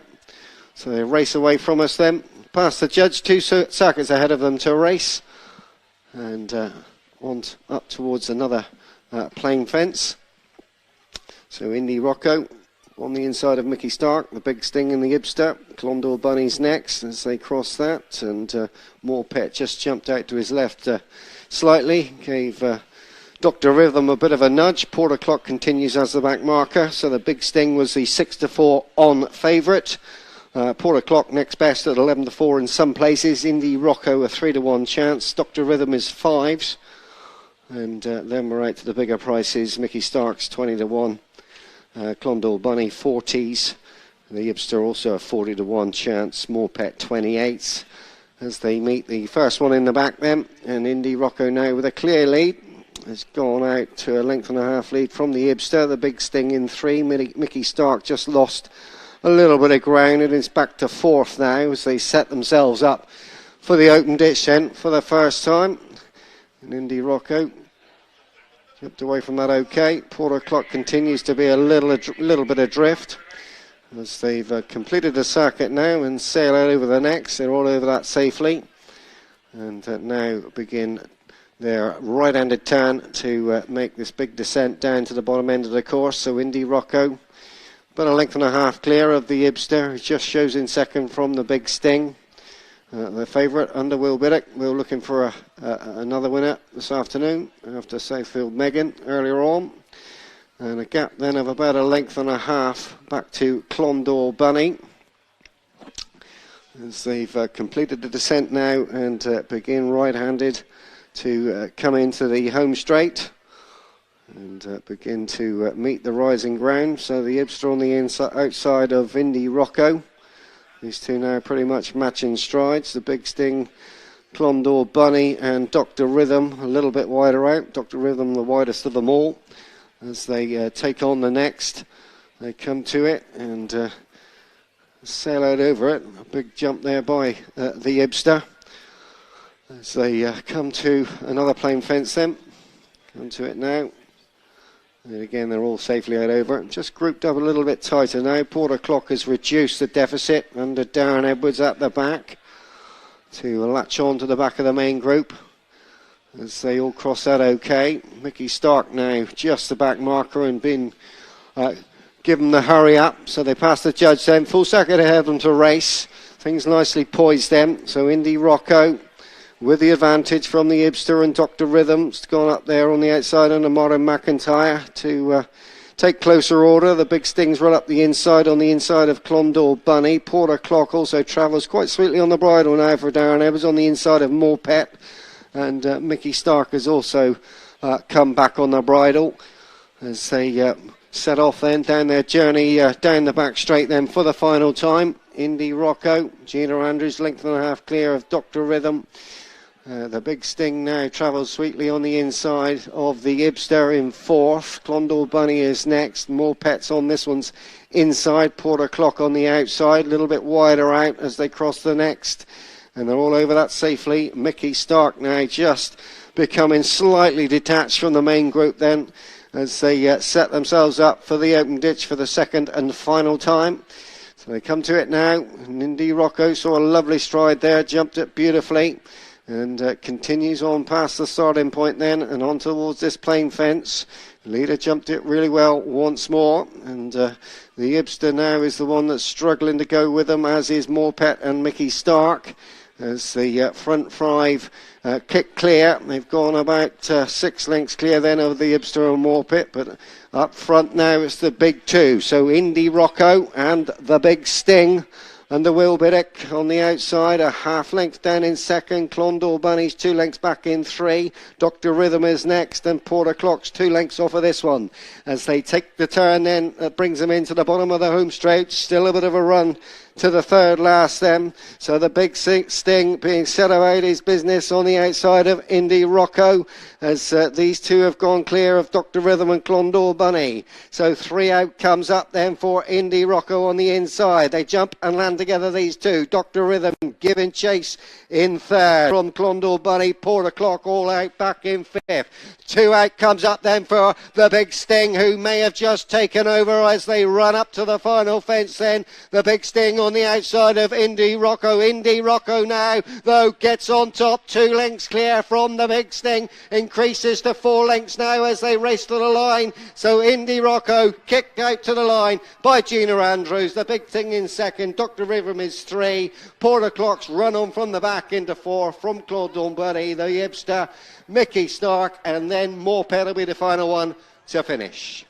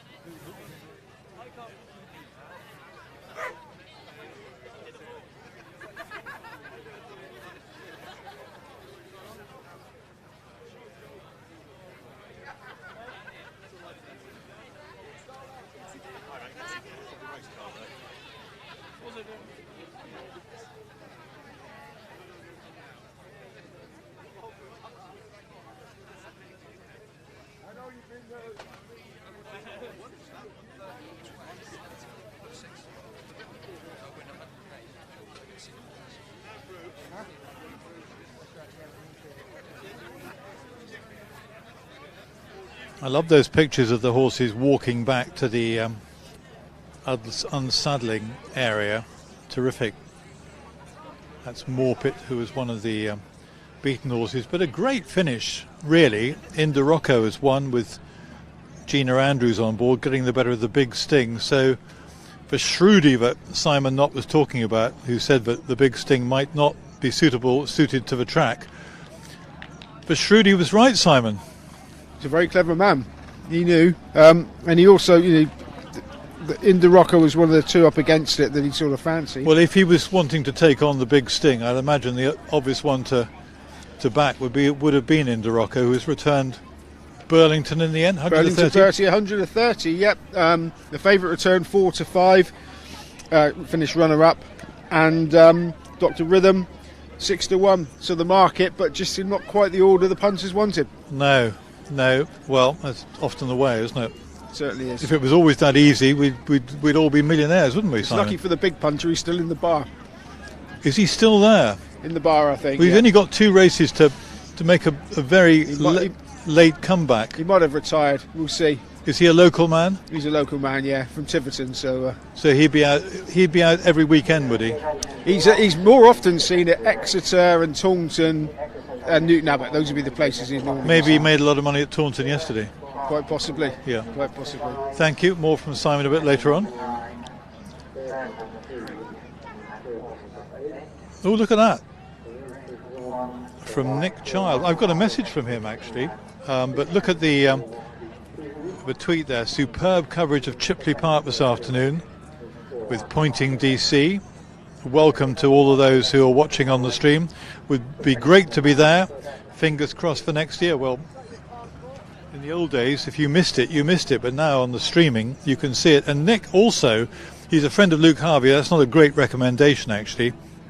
But he mentioned that a friend of his called Jeremy Cossey, who is a partner of Theresa Clark, it's his birthday today, so we'll say on behalf of all of us here at Chipley Park, many, many happy returns. And Rita came along with a message board.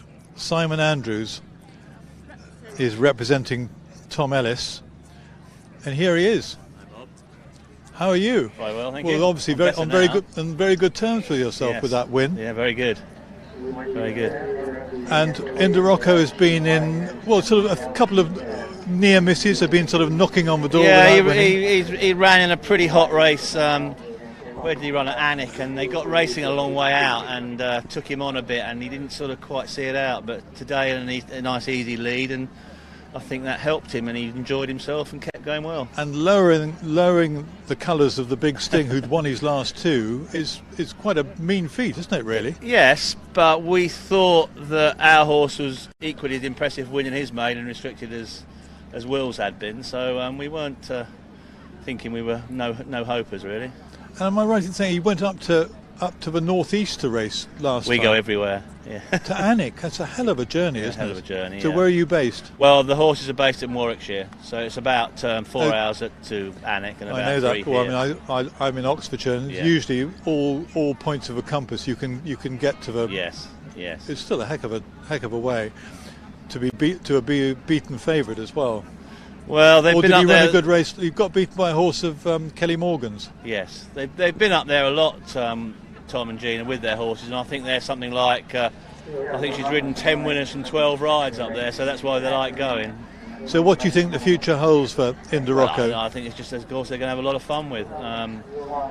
John Docker, legendary rider in his day, he owns a leg in it, and I think they'll stick to this job and hopefully win a few more now. And Gina got the job done well, didn't she? She's getting the hang of it now. Yeah, she's pretty good, isn't she? She's very good indeed. Great news, fantastic, well done. Anything else for today? No, that's it today. They've got a runner in a little while at Cocklebarrow in a maiden there, so hopefully that'll go well too. So, yeah. Yeah. Well, anyway, thank you very much for joining us. Yeah, thank you very much. And let's have a look at the replay. I think I'd like to see that again.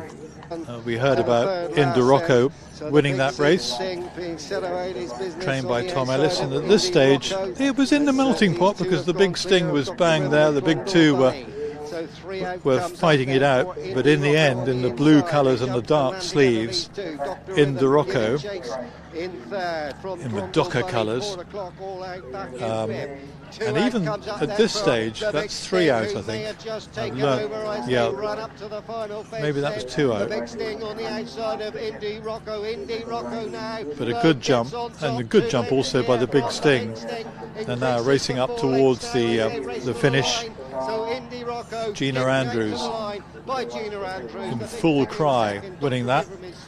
And the Big Sting. And third place was Dr. Rhythm, not that far away in third. 1 or 2 of them crossing the line in behind. You see, so number 6. So let's confirm that result. The bookmakers, they used to say they chalking their prices up for the next race, but they're sort of electrifying their prices up for the next race. Anyway, race 5, which is the Exeter Racecourse Intermediate qualifier, qualifies for the final on April the 14th. First, number 5, Inda Rocco, 130, the winner. Gina Andrews, Will Biddick has had a winner earlier today, but beaten there on the Big Sting, who was second, 4.5 lengths away. And Fly McIntyre on number 3, Dr. Rhythm, finishing in third, a further 4 lengths away in third place. The winning time 6 minutes and 42 seconds. And greetings wherever you're watching this live stream in the world. We've had messages but all over the globe, even in Australia, which it must be way into the middle of the night there, having tuned into Australia for England's thrashing. Oh, Gina's coming up. You can walk across this way now. Very nice dog, Gina, by the name of Honey. Honey. Step up to the microphone. That was a good contest in the end. It was great, but you came out on top. Yeah, definitely. Got in a really lovely jumping rhythm, and he stayed on really well. Like last time I rode him, I sort of got into a bit of a battle for the lead early on. He got very tired, although he stays very well. I think I probably got racing too early, and I was sort of keen today to, if I didn't get a soft lead, to sit in and get a lead. But I got a soft lead, and it's worked out really well for him. So were you on board when you were racing, when you ran up at Alnwick last time? Yeah, I've ridden him every time he's ran the point-to-point. He came from the Skeltons. He'd been running consistently well for them, but just wasn't good enough for them. So we bought him. We've had loads of fun with him. We had an ex-Skelton winner earlier on in the day, I think, but hadn't done an awful lot for Dan, who came out and won. But great, and I think probably Inda Rocco, and we heard, will just carry on, winning more races like this. Yeah, I think he should do. Is he quite straightforward? Very straightforward to train. He has been a bit fragile. He's not had the best of legs, but touch wood, we've had a clear run this time, and hopefully I'll give you a bit more fun yet. And this looks like another very successful point-to-point season for you. Yeah, no, it's going well so far. Yeah, no, we've had a really good start, and horses at home are all running well. So yeah, long may it continue. And it's virtually, the whole, your whole sort of life is taken up by this fantastic sport. Oh, literally, yeah. If we're not going and riding myself and watching it on TV, so no, we live for it and we love it. What do you think of the big race yesterday at Ascot? Amazing, wasn't it? Absolutely amazing. I was saying, like, normally when you get a hype like that of those big races, something always flops and it doesn't turn out to be as exciting. But you couldn't have asked for more yesterday. Usually, the great races are named great races after they've happened. This one was heralded as a great race, and it actually turned out to be probably better than anyone expected. Yeah, definitely. And neither horse has lost anything in defeat. Like if they ran against each other again, there's nothing to say that Nurjameen wouldn't come out on top. So I'll look forward to watching them again. So the Hunter Chase season is well underway. Are you going to be pretty busy in that as well? Yeah, I had a winner at Ludlow on in the week, whatever day it was, for Jamie Snowden. So it's off to a good start. Well done, Gina. Fantastic. Thank you. Well done. And the presentation, we got the presentation over my right shoulder.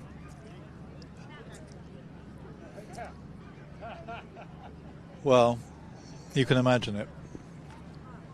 There. We saw a very big trophy a bit earlier on. Anyway, we've still got 2 live races to come.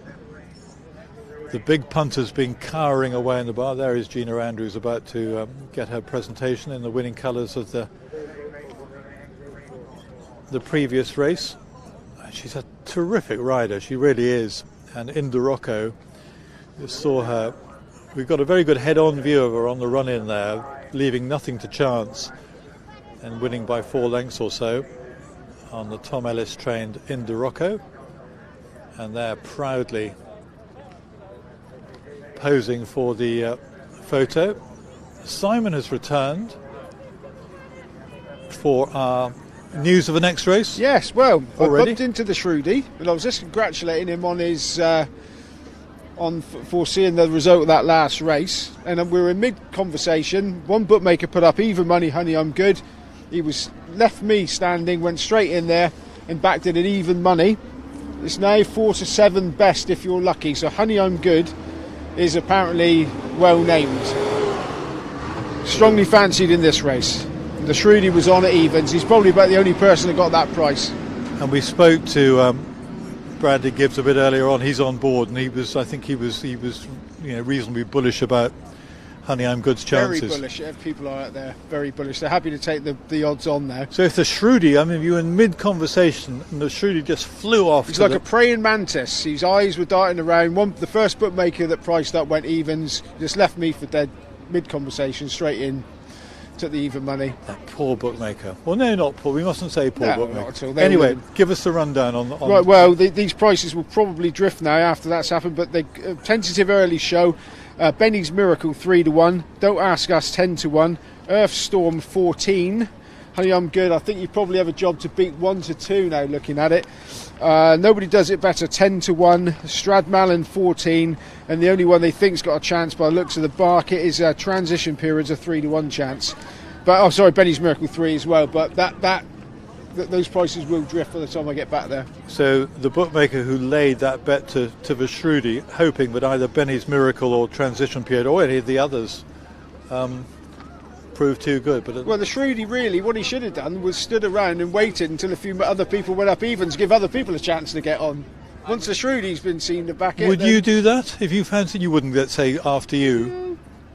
I don't know, but the trouble is if a known face goes in and backs at the first price they see, then everybody knows, so, you know. But he's done the bookmakers a favour by doing that. Thank you very much, Simon. He'll give us an update shortly as the runners in the paddock for this next race. Brian Carver I've seen here. Brian Carver is stepping up to the... haven't seen you for a long time in action because you've been injured. Yeah. How long have you been off for? Well, I got a fall in July and I broke my back. And you broke your back? Yes, in you July. Just say it just casually in conversation. But I've been back since then. I was back in the first week of October, and then I think it was the last weekend of October I ended up getting a fall at Fontwell and I broke my shoulder. So I've been out since then. But yeah, things are coming along well. Spending a lot of time up at Oaksey House. I'm there every Monday to Friday.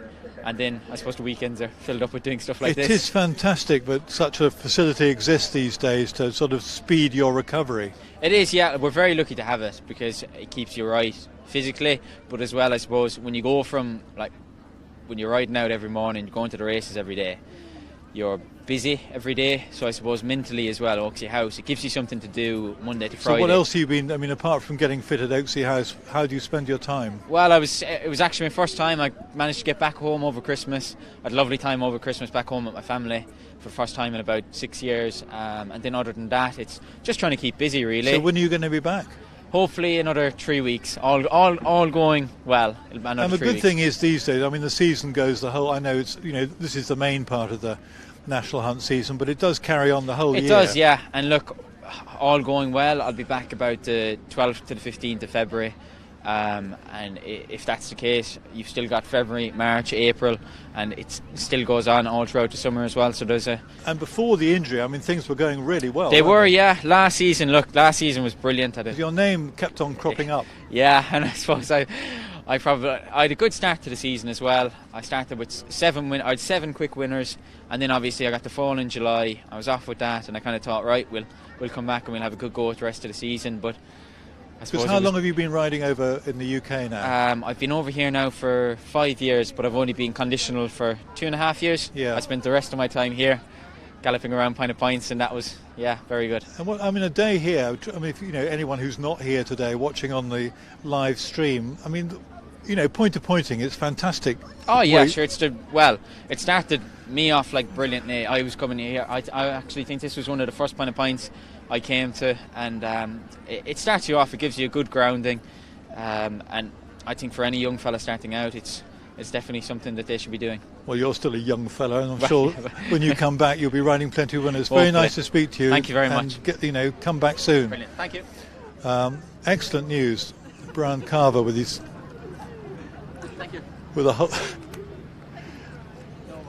getting a bit of ribbing there. There is number. I can share the runners with you now because I don't think I've done that so far. That was number 9 Stad Malin we had a look at. So let's have a look at them.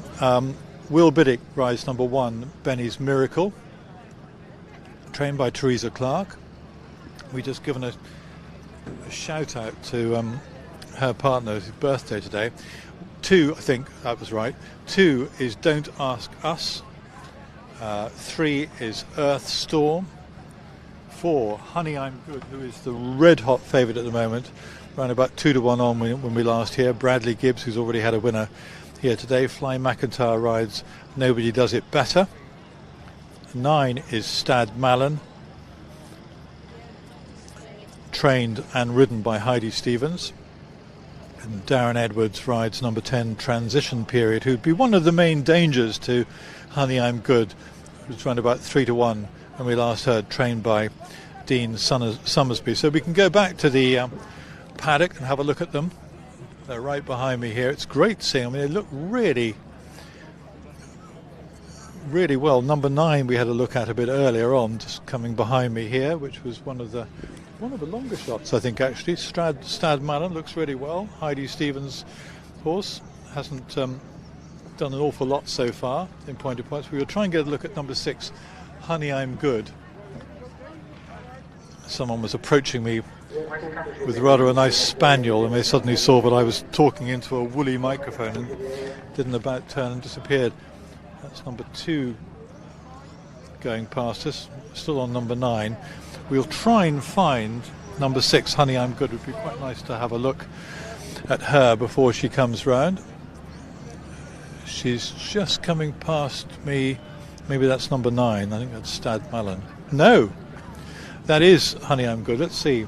Just going away from us there. Yeah, that is Honey I'm Good, who was a winner last time out, has been placed in some Irish Point-To-Points, but won at Barbary Castle by 10 lengths, won a mare's maiden, was odds-on favourite to do that, scooted clear, 3 from home, and won pretty well. And there's a slight colour change, you can see that. Bradley Gibbs about to be given the leg up in navy blue with a pale star, and hoop sleeves for the hot favourite Honey I'm Good. When Simon was last with us, he's returning now. This one was, I think, open 7-4 on, went about 2-1 on, and is now still 2-1 on. I think they all think if it stays. I've just done an interview with Richard Pittard, the bookmaker. If it stays, they think it will win. They think Honey I'm Good will win. Yeah, they do. Yeah, the favourite. So it was 2.5 miles that she won over last time. Yeah. So just a bit further. So that's today. the only question mark. A bit like the gamble in the second race, but I think they're sort of now they're just sort of ducking it. I can see it's 2-1 on generally now. So, well, with a good pilot on board like Bradley Gibbs, who knows, and if you were riding, you'd go for home too early, wouldn't you? Well, I would, and it wouldn't win with me on board, Bob, would it? It wouldn't get past the first. It would. And any other? I mean, the main rivals to Honey I'm Good were the top one, Benny's Miracle. Yeah, I can see Benny's gone out to 6-1 from 3s. Yeah, well, in places, it depends. Once again, it depends on if the bookmakers have laid the favourite, they'll push out the others to try and take some money. Transition Period looks to be a steady 3-1 chance still. So that would be the main danger to it. That one down at Weybridge earlier this month. Yeah, I mean, but general consensus is the favourite, Honey I'm Good. So we'll see. They're all a little bit defeatist, the bookmakers on this race. Well, the Shrudy gives the thumbs up to Honey I'm Good. It's good enough for me, good really. enough for me too, yeah. He was right in the previous race. Thank you, Simon. And talking, in fact, we can never get enough of Simon on screen, so here he is talking to a bookmaker. Right, Lorraine Pittard celebrating her 40th birthday today. I see you're bottle on this favourite, Honey I'm Good. What price did you lay early? Did you do the evens to the Shrudies? Why are you asking me? Because you're on the joint. 6 to 4 on. Hang on then, Richard. 6 to 4 on we played. You dodged the evens? Yeah, it was a massive price. It was never going to be. I mean, if it stays, it'll bulk up. And you think it may not stay? It's like its wind was over 2.5 miles, and it's quite testing up the hill here, so yeah, it might be like the one that gambled that it might get caught on the top of the hill. If it's 10 lengths clear with a one to jump, are you going to be shouting take 2 to 1? No.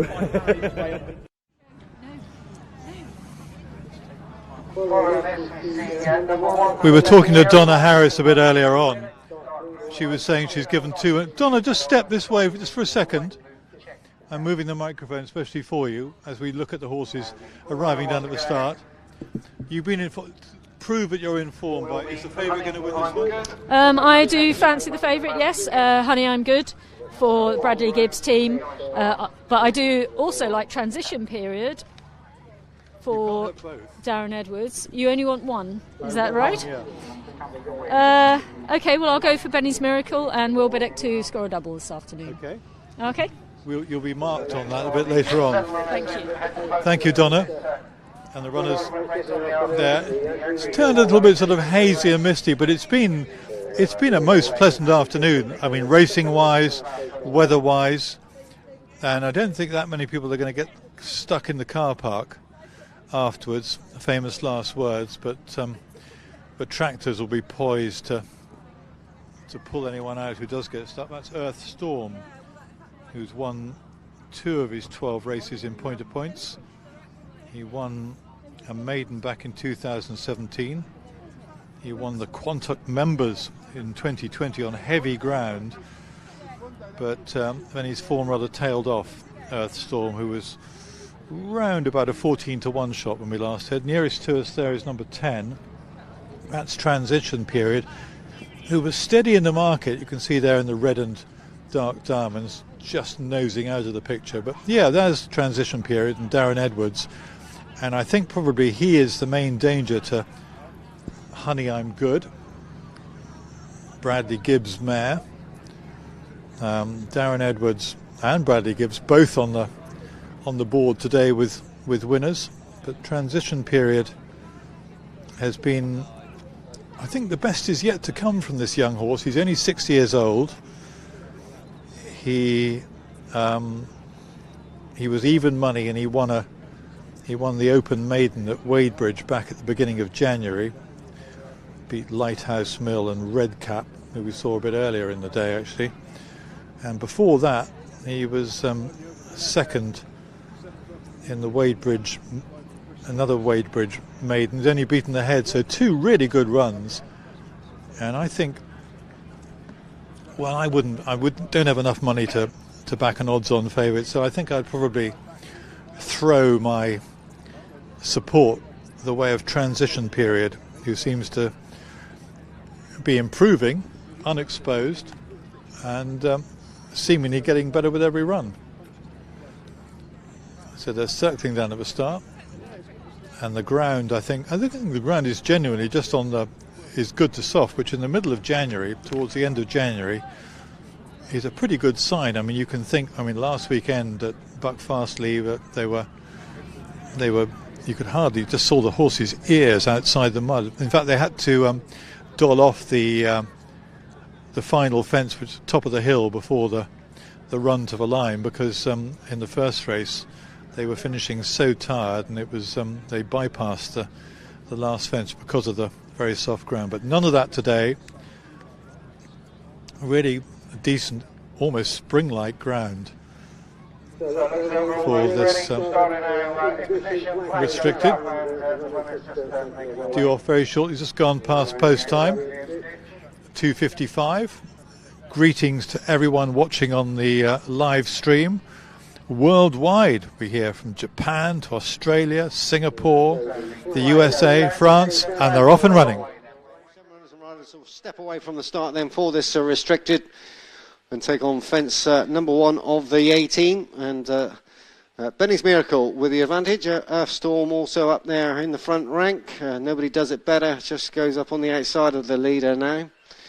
And also going up there is Transition Period, so plenty of competition for the lead. Just in behind them, Earthstorm's just shuffled back through them a little bit, and Stab Melon is next. Honey I'm Good. It's on the inside at the back, on the inside of Don't Ask Us. But up front, it's Nobody Does It Better now with the advantage as they complete the descent and race along the level until they start the climb up the hill. It was Honey I'm Good, the 6-4 on favourite when I sneaked a peek at the bookmakers. It's 2-1 Transition Period, 5-1 Benny's Miracle, 6-1 Nobody Does It Better.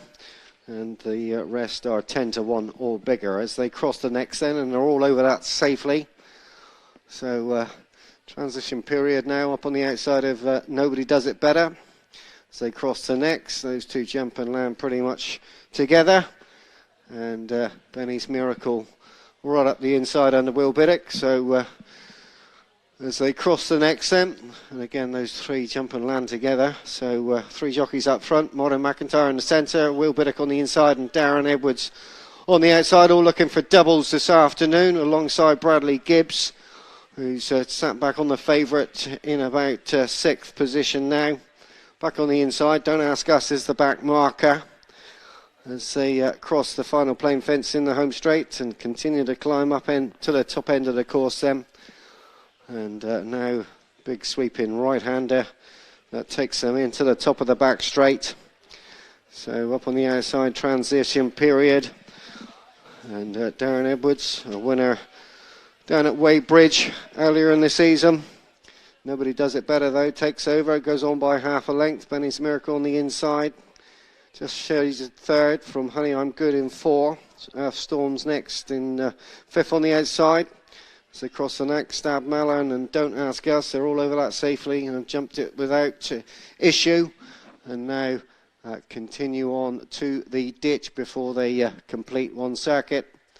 So Nobody Does It Better leads the charge towards it, jumps it well enough out in front. Transition Period disputes second with Benny's Miracle on the inside as they cross another plain fence. And again, they're all over that safely. And now begin their right-handed turn to head down over the hill once more. So Nobody Does It Better. And Modern McIntyre from Transition Period. Length back in second. On the inside, Benny's Miracle. Will Biddick, 2-length gap then back to Honey I'm Good on the inside of Earthstorm. A length then back to Stab Melon. And Don't Ask Us, Matt Hampton sat in at the back. And about 7 lengths off the leader as they race back into the home straight now. And on towards these 3 plain fences in quick succession before they run up past the judge for the second time. So Nobody Does It Better, jumps up well enough out in front. Just at the back there, Don't Ask Us has given a fairly vigorous shake of the reins on landing there by Matt Hampton, just to keep him up to his job. Just lost a length or 2. Just becoming slightly detached as they race on to what will be the final fence in a circuit's time. Nobody Does It Better, just jumped out to his left slightly there. And Transition Period is now up to join the leader. Honey I'm Good has improved a place or 2. Benny's Miracle's just ridden along for a few strides there by Will Biddick on the inside of Don't Ask Us now, who's come up back on the bridle as they cross this final plain fence in the home straight. They're over that safely as Earthstorm now has also bumped along in about 6th place. So they begin their run down the back straight then for the final time in this restricted. Real competitive race this, and no more than about 5 lengths split these 7 now as they continue their journey down the back, so nobody does it better on the inside of transition period. Length and a half end back to Honey I'm Good on the inside of Stab Melon. This is the first plain fence, so leader jumped it really well. Transition period was a little bit sticky at it, as Honey I'm Good now goes into a clear third from Stab Melon. Don't Ask Us is next, Our Storm, and Benny's Miracle has been driven along at the back there by Will Biddick. That was the open ditch then. They're all over it. Okay, Benny's Miracle still driven along as Nobody Does It Better leads the charge out over the final plain fence in the back straight and is joined on the inside side there by the favourite Honey I'm Good. There's transition period also goes up on the outside. Nobody Does It Better relegated back to 3 now, and hard driven by Martin McIntyre as these 3 have gone clear. They've gone about 6 or 7 lengths clear of Don't Ask Us, who goes into a good fourth now from Stab Melon, also driven. They've gone a long way clear of Earth Storm and Benny's Miracle, so they're at the turn at the bottom end of the course and race along the level now, and Honey I'm Good is living up to expectations at the moment. Bradley Gibbs looks over his shoulder. Transition period and Nobody Does It Better hard at work in second and third. Don't Ask Us still runs on from the back. That was 3 out then. Honey I'm Good out over clear, and Bradley Gibbs is giving the wing mirrors a good look in as he comes to the second last. Just runs down the fence slightly. Transition period is over in second, and Nobody Does It Better is 3. So final fence comes up then for Honey I'm Good. Again jumps out to his left, but he's okay now and driven up to the line. Clear by around about 8 lengths to transition period. Nobody Does It Better is booked for third. In behind this Stab Malin. Then we'll see Don't Ask Us. Benny Miracle is next, and the final one to finish will be Earth Storm.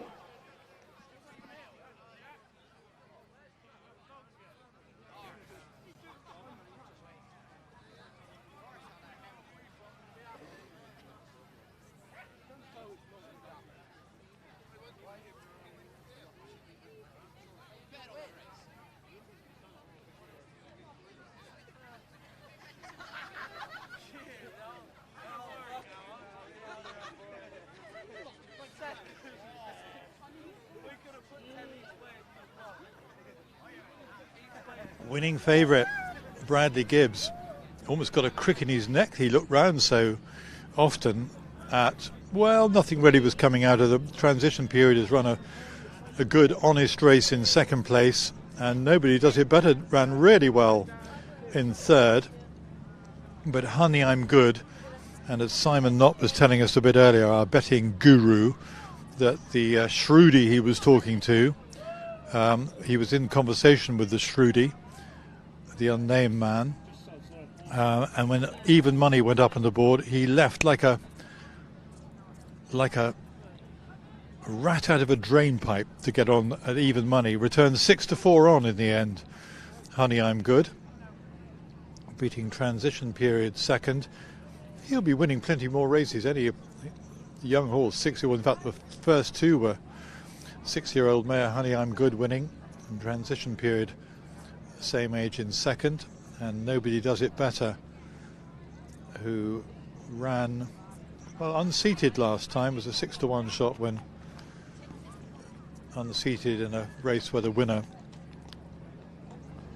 finished alone, but that was much more encouraging by Nobody Does It Better. Good close up at some of the beaten horses just walking away. Team Williams. Meanwhile,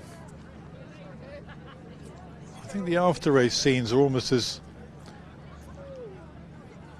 good as it gets. Point to point, see the steam rising, tired horses being led away, and the winner being cheered back to the winning corner there, just over to my right. Is Bradley Gibbs, who trains and rides Honey I'm Good, owned by the Good Honey Partnership, and smiles all round. I can tell you, I'll confirm the runners and riders for the last race quite soon, but it's a good healthy turnout for the last out of the 14 runners in our final race, but more of that. So we've had good fields throughout the afternoon as Honey I'm Good gets a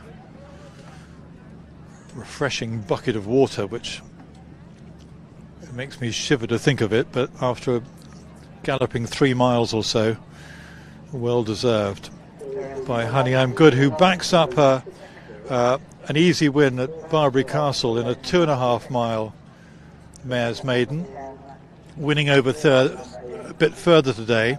I think the question mark was over stamina. Would she get home over the extra half mile? And the answer is absolutely yes. Whether it would have been so suitable on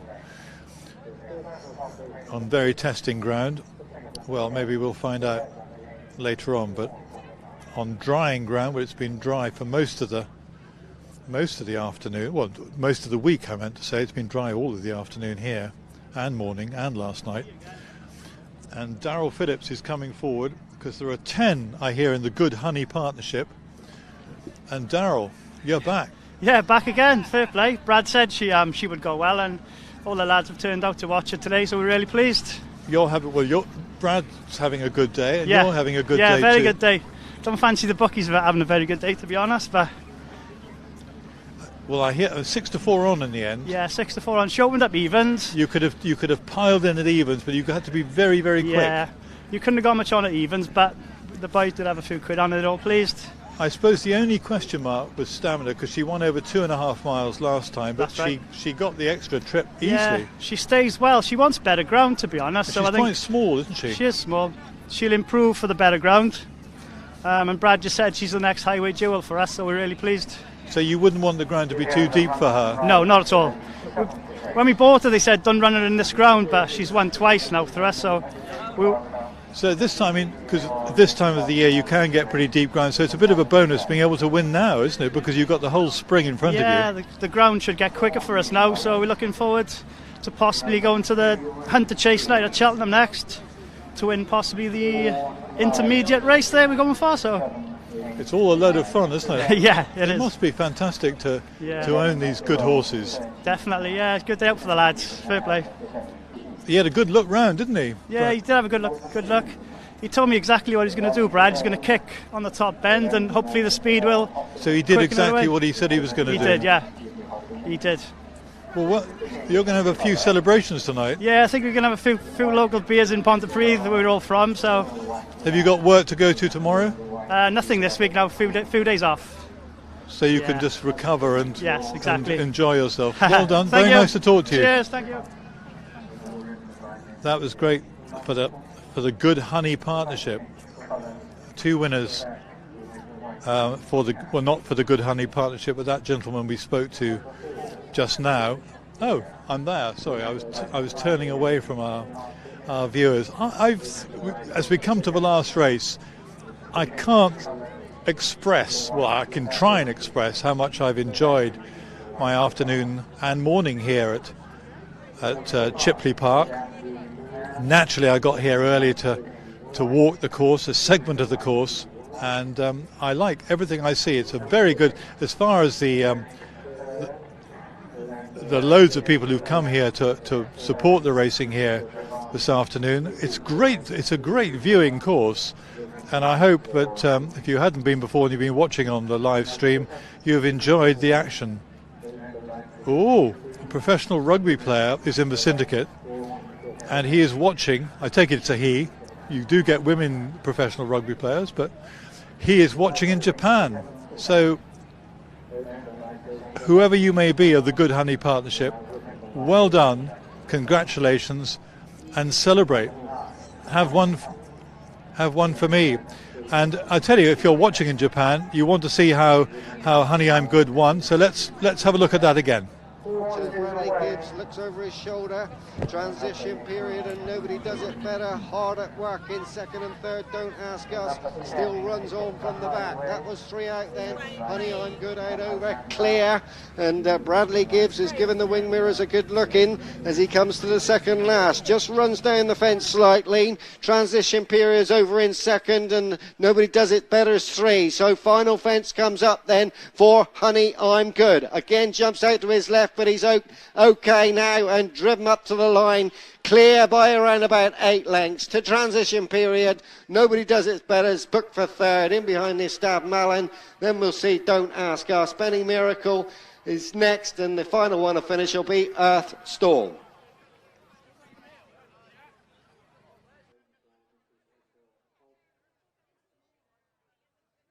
One there years ago. A very studious man looking at the race car for the final race, trying to get some inspiration for the finale, but we can confirm the result of our 6th race, the restricted, and it went to the favourite, 6-4 on favourite, number 6, Honey, I'm Good. Great news in Japan. One of the owners there, and we spoke to another of the owners just a few moments ago, just a few feet from where I'm standing. Number 10, Transition Period, was second at 5-2, and number 8, Nobody Does It Better, at 10-1, finished in 3rd place. I will give you, as soon as I can, the runners and riders for our finale. It's come round so quickly.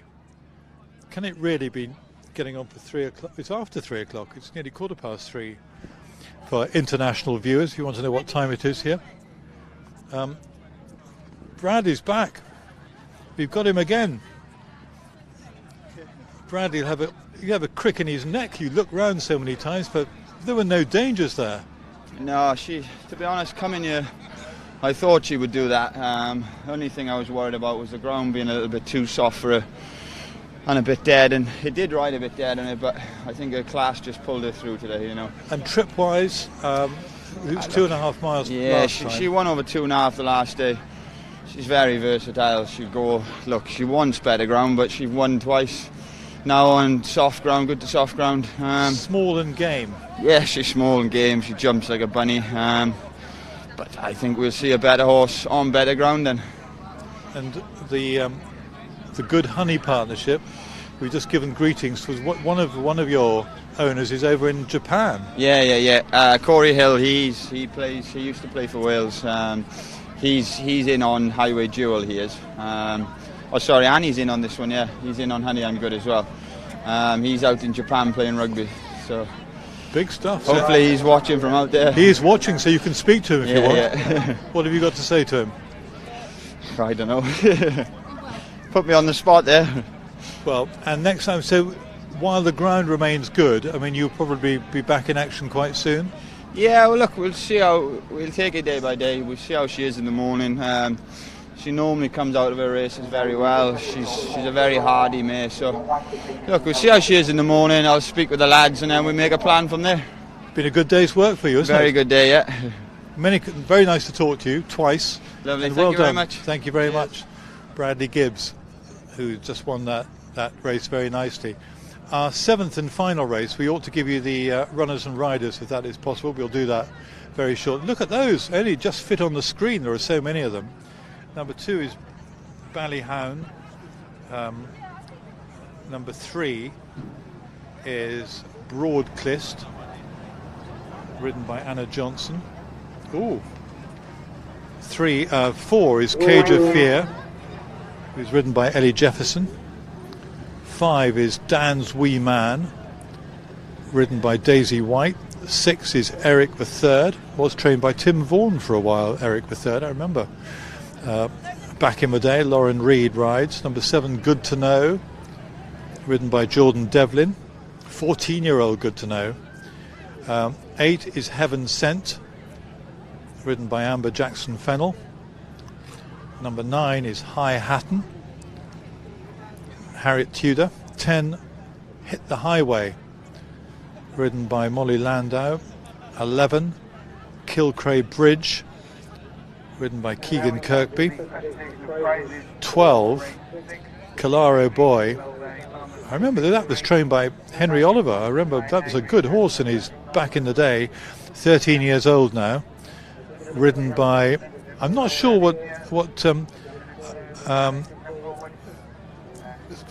rider's first name is, but I will find out. I'm ashamed to say I don't know. But and number 13 is Oscar Lantern, and there are more as well. 2 more.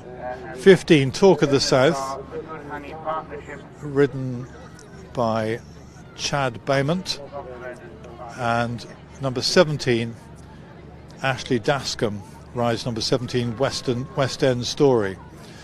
So, and the betting's going to be interesting here to see what's going to win the last. It should be pretty open betting.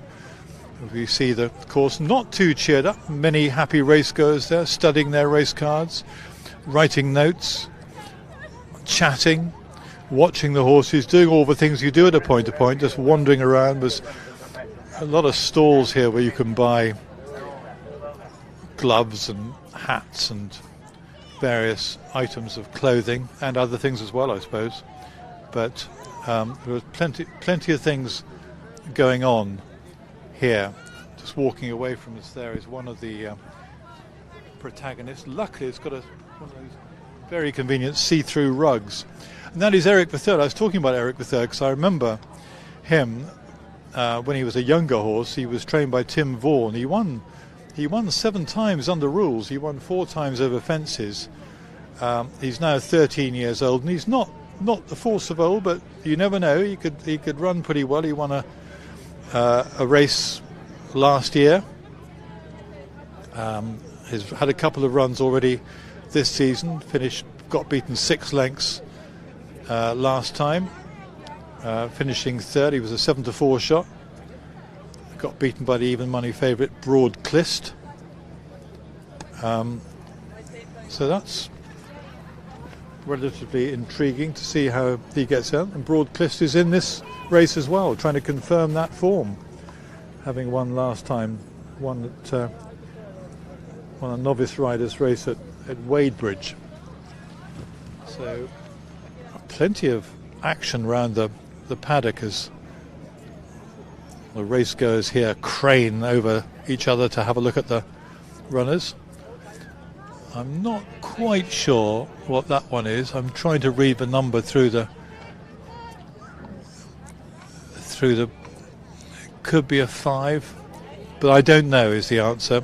If you don't know, but we're going to find out, because it's going to come round. There's a bit of a log jam behind me because there are so many horses. To see number 3 just going past, just walking away from us there, trained by Les Jefford. That was Broad Clist, who I was just talking about, who was a winner last time out. Comes here in good form. I can see Simon Knott looming on the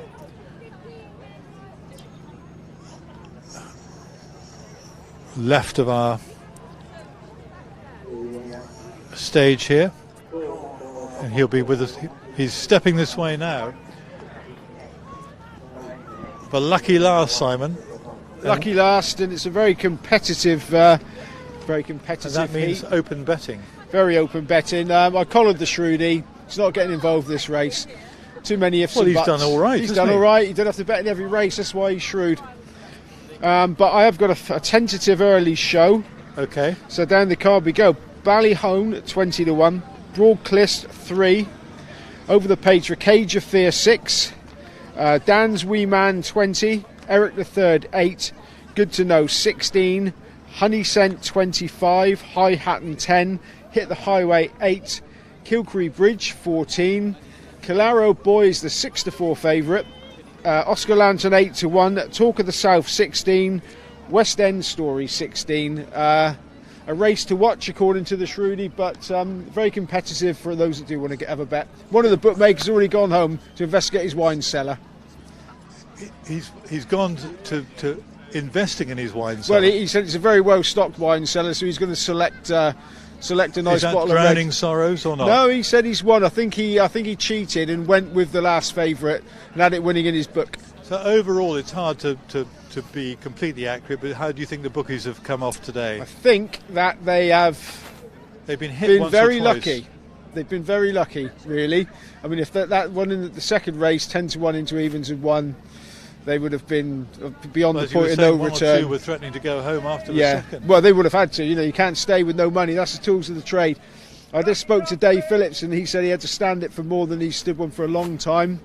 So, yeah, they got away with it there. There's been but the last couple of races gone against them. I would imagine that they still managed to win, don't they? But they've been lucky. Well, I think it's an irresistible betting race, this last race, with an open-looking market. And you were saying the favourite, 6-4 favourite, Calaro Boy, number 12, who was won a hunter chase for Henry Oliver. I seem to remember that one at Warwick when I think Zach Baker was on board today, and some colour changes, and was a jockey. I'm going to find out who it is on number 12. Lewis Saunders. I think it's, did I say it's Lewis? Let's say Lewis Saunders for the time being. I'll correct that soon. But Rita knows it pretty well, everything. If there was a mastermind subject, I think probably anything to do with point-to-point, she would be the world champion. So the runners leaving the parade, that's number 5 in the yellow colours, Dan's Wee Man, who was a 20-1 shot when we last saw, ridden by Daisy White, who's won a couple of times in point-to-points, but not for a while. So good luck to Daisy on Dan's Wee Man. Was trained for a while by Jennifer and Peter Mason, and one was placed in five times in 19 runs under National Hunt rules. That's number 15 going past us, Talk of the South, who's a 16-1 shot, who has been placed 4 times in 7 point-to-points. Seeing them coming out onto the course. That was number 10 about to go down to post. Hit the Highway. Number 3. We'll try and get a good look at number 12, Calaro Boy, who's the favourite. 13 years old is Calaro Boy, and Lewis Saunders, according to Rita. And the next one out, who's going to be next one out? That's number 4. That's Cage of Fear. That's one of the more fancied ones. Ellie Jefferson on board Cage of Fear, 8-year-old by Milan. Hasn't run for a while. 5, we had to look at Dan's Wee Man. Number 13 about to go down, Oscar Lantern. And just coming out onto the course, there's number 2, which is Ballyhown. We've got Broad Cliffs. They're very easy to spot. Number 8, Heaven Sent, with those 4 white feet. Phoenix Reach mare, 9-year-old. There's one on the flat and one over hurdles, actually, back in 2015 and 16. So as the afternoon draws to a close, our 7th and final race, I hope just our streaming viewers have enjoyed the action, and we say hello to those in Cornwall who went to the Hunt Ball at the Land's End Hotel. Hope you're recovering, my message reads. I imagine recovery is quite slow in that neck of the woods. There was another mention I was going to give, I wrote down earlier on, to the word karaoke appeared somewhere. I think it was the Blue Ball at Samford Moor. So if you're watching there on the live stream at the Blue Ball, I hope you've enjoyed the afternoon. And the evening is yet young. Plenty more fun to be had. Just the word karaoke makes me want to tremble, really. I was watching A.P. McCoy doing a karaoke attempt the other day, on Sky Sports Racing. He was singing a Killers song. In fact, he sang pretty adequately, actually. Anyway, the runners arriving down at the start for the 7th race for Tozer Solicitors and McVeigh Partners members race for novice riders, up-and-coming young stars. And the two of them have ridden. Anna Johnson, who rides Broadcliffe, must have won on Broadcliffe last time because she's ridden a winner.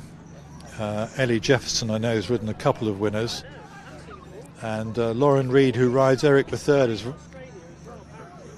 won 3 races, so one of the more experienced riders in the field.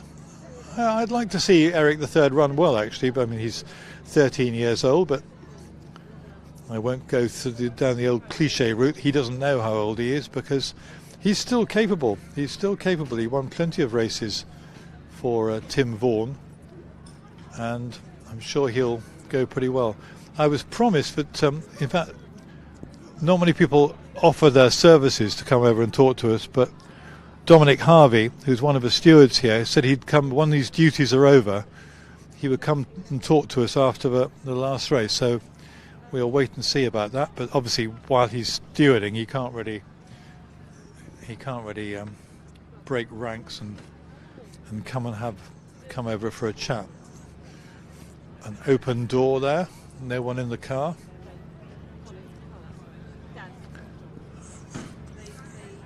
And there are the runners gathering down at the start. Let's see whether we can get a glimpse. I'll try and spot the favourite here, Calaro Boy, emerald green and royal blue stripe. Number 12, if you spot that one. Oh yeah, well, in fact, yeah, it is. Banging, standing dead still. Has got blinkers on. Number 12, Calaro Boy. As I say, he was trained by, he's another 13-year-old, like Eric III. He was trained by Henry Oliver. He won a hunter chase at Warwick back in May 2019, partnered by the very tall and very capable Zach Baker. But we hear that, I think it Lewis Saunders, and I'm humble apologies if I've got that wrong, but that's what we think for number 12, Calaro Boy. Should he win, we might talk to the winning rider. Anyway, the runners circling, and it must be quite, especially for novice riders, quite, the adrenaline must be running quite high when everything's at stake here, and the thrill of riding in a point-to-point, even if you're not going to win, it must be so exciting. My dream of being a point-to-point rider didn't last that long, actually. I just stuck to my bicycle and pretended it was my favourite point-to-pointer of the day. I used to have bike races with a friend of mine, pretending we were winning point-to-pointers. That's as near as I got to riding in a horse, let alone in a point-to-point. Anyway, it's great watching the experts do it. We've had a couple of winners for Bradley Gibbs this afternoon. Will Biddick's had one winner and been in the money on one or two other occasions. And generally, I'd say that most of the runners we've seen, and we've had big fields throughout the day, have got round and handled the conditions really well today. And the conditions have luckily not been too cruel and testing with drying ground. Mark Dennis is he's done sterling work from the commentary box today. Where would we be without the commentator? And he's got a good view. I was having a chat to him before racing. It's a good viewing track anyway, and he's done good work. But let's get across, because the final race, they'll be underway very, very shortly. Open ditch before they present themselves to the starter. But so the flag goes down then, and we're away. So they jump away from the start then for this novice riders race. 14, big field. Head towards the first of their 18 fences, and They look as though they've all safely negotiated the first and now race right-handed. So it looks as though it's Dan's wee man trying to pick out the spots. Dan's wee man and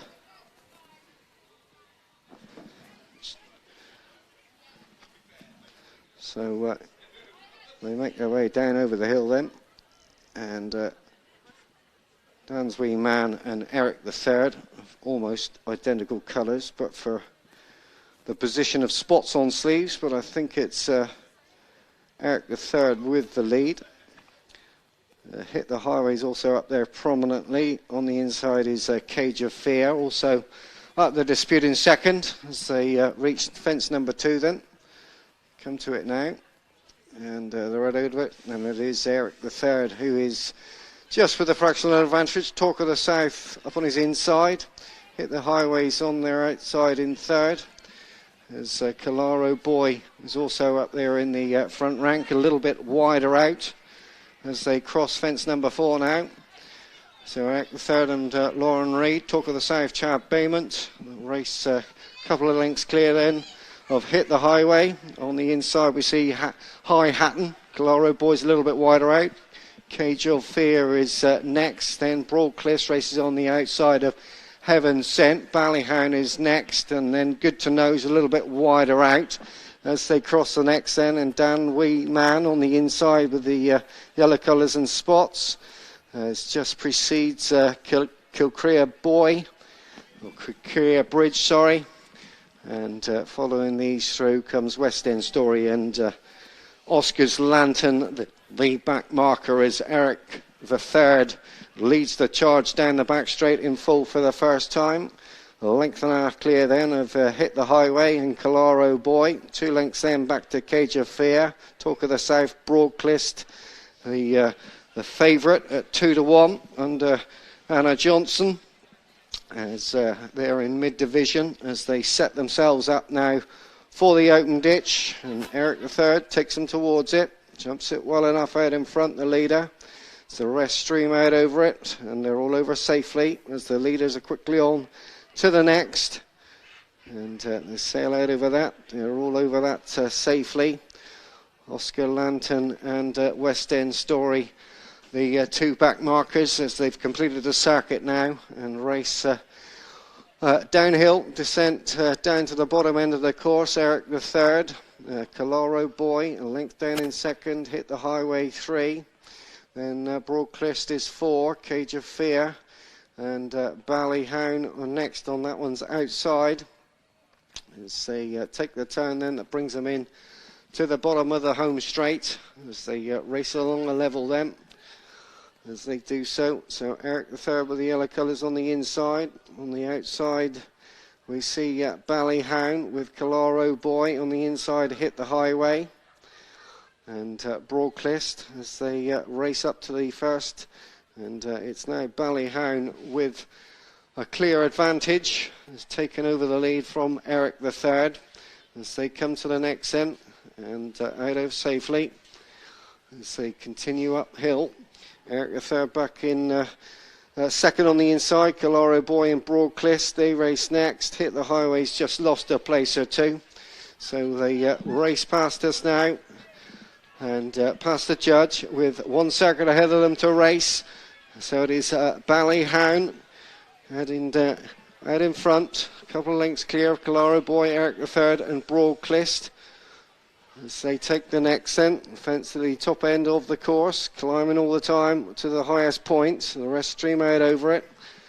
Oscar's Lantern now the back marker, but Ballyhound is going to lead the charge down the back straight for the final time, a length clear. Eric III now just shows in second from Calaro Boy. Cage of Fear is 4th. Then we see Broadclist 5. About 3 lengths then back to Heaven Sent, or Good to Know, sorry, on the outside of Hit the Highway.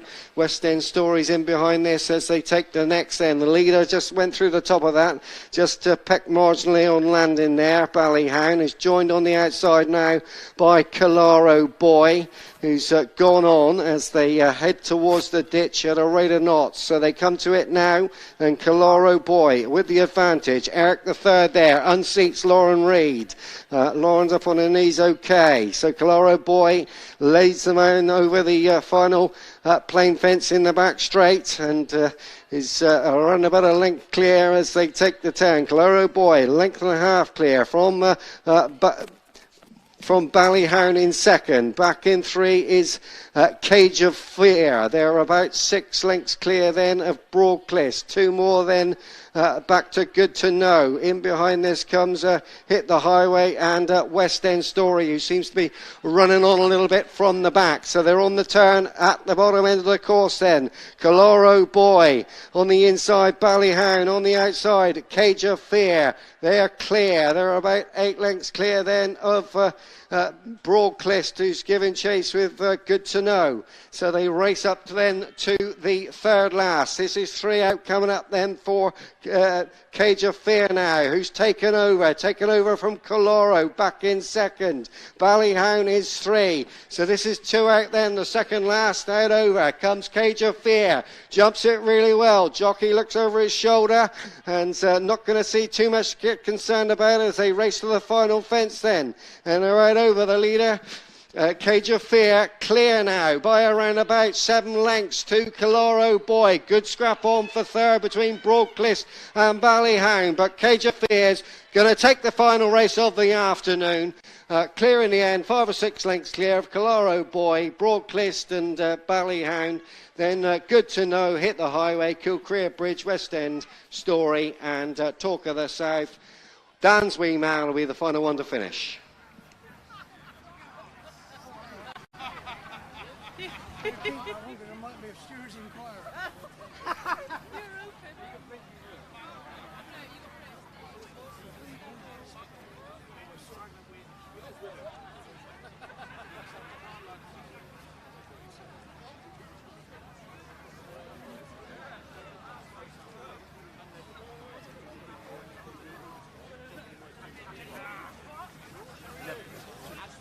I'm happy with that.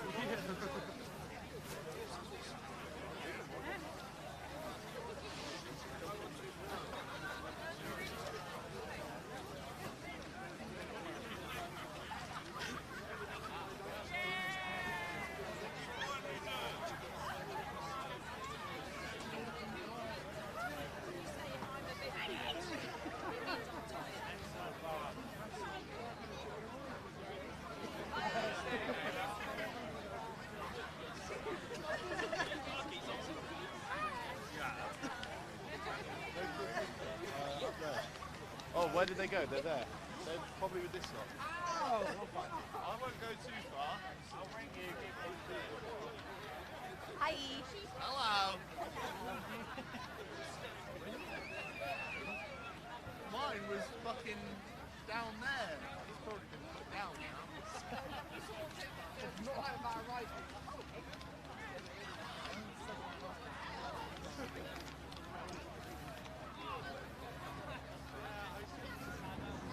Cage of Fear has won our final race of the day here at Chipley Park, given a well-timed ride by Ellie Jefferson, and I think because I'm, my facts and figures can be questioned.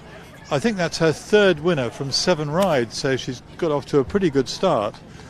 But Cage of Fear took up the running from Calaro Boy, the favourite, who made his bid for glory, the old boy, 13-year-old, but he just couldn't get up the hill really. It's quite a stiff uphill finish here, and he is finished in an honourable second.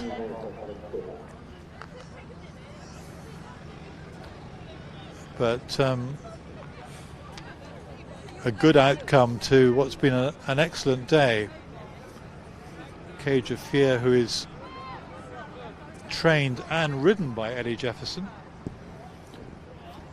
and owned by the 5 Go Racing Partnership. And well, let's see Cage of Fear's moment of glory just a few moments ago.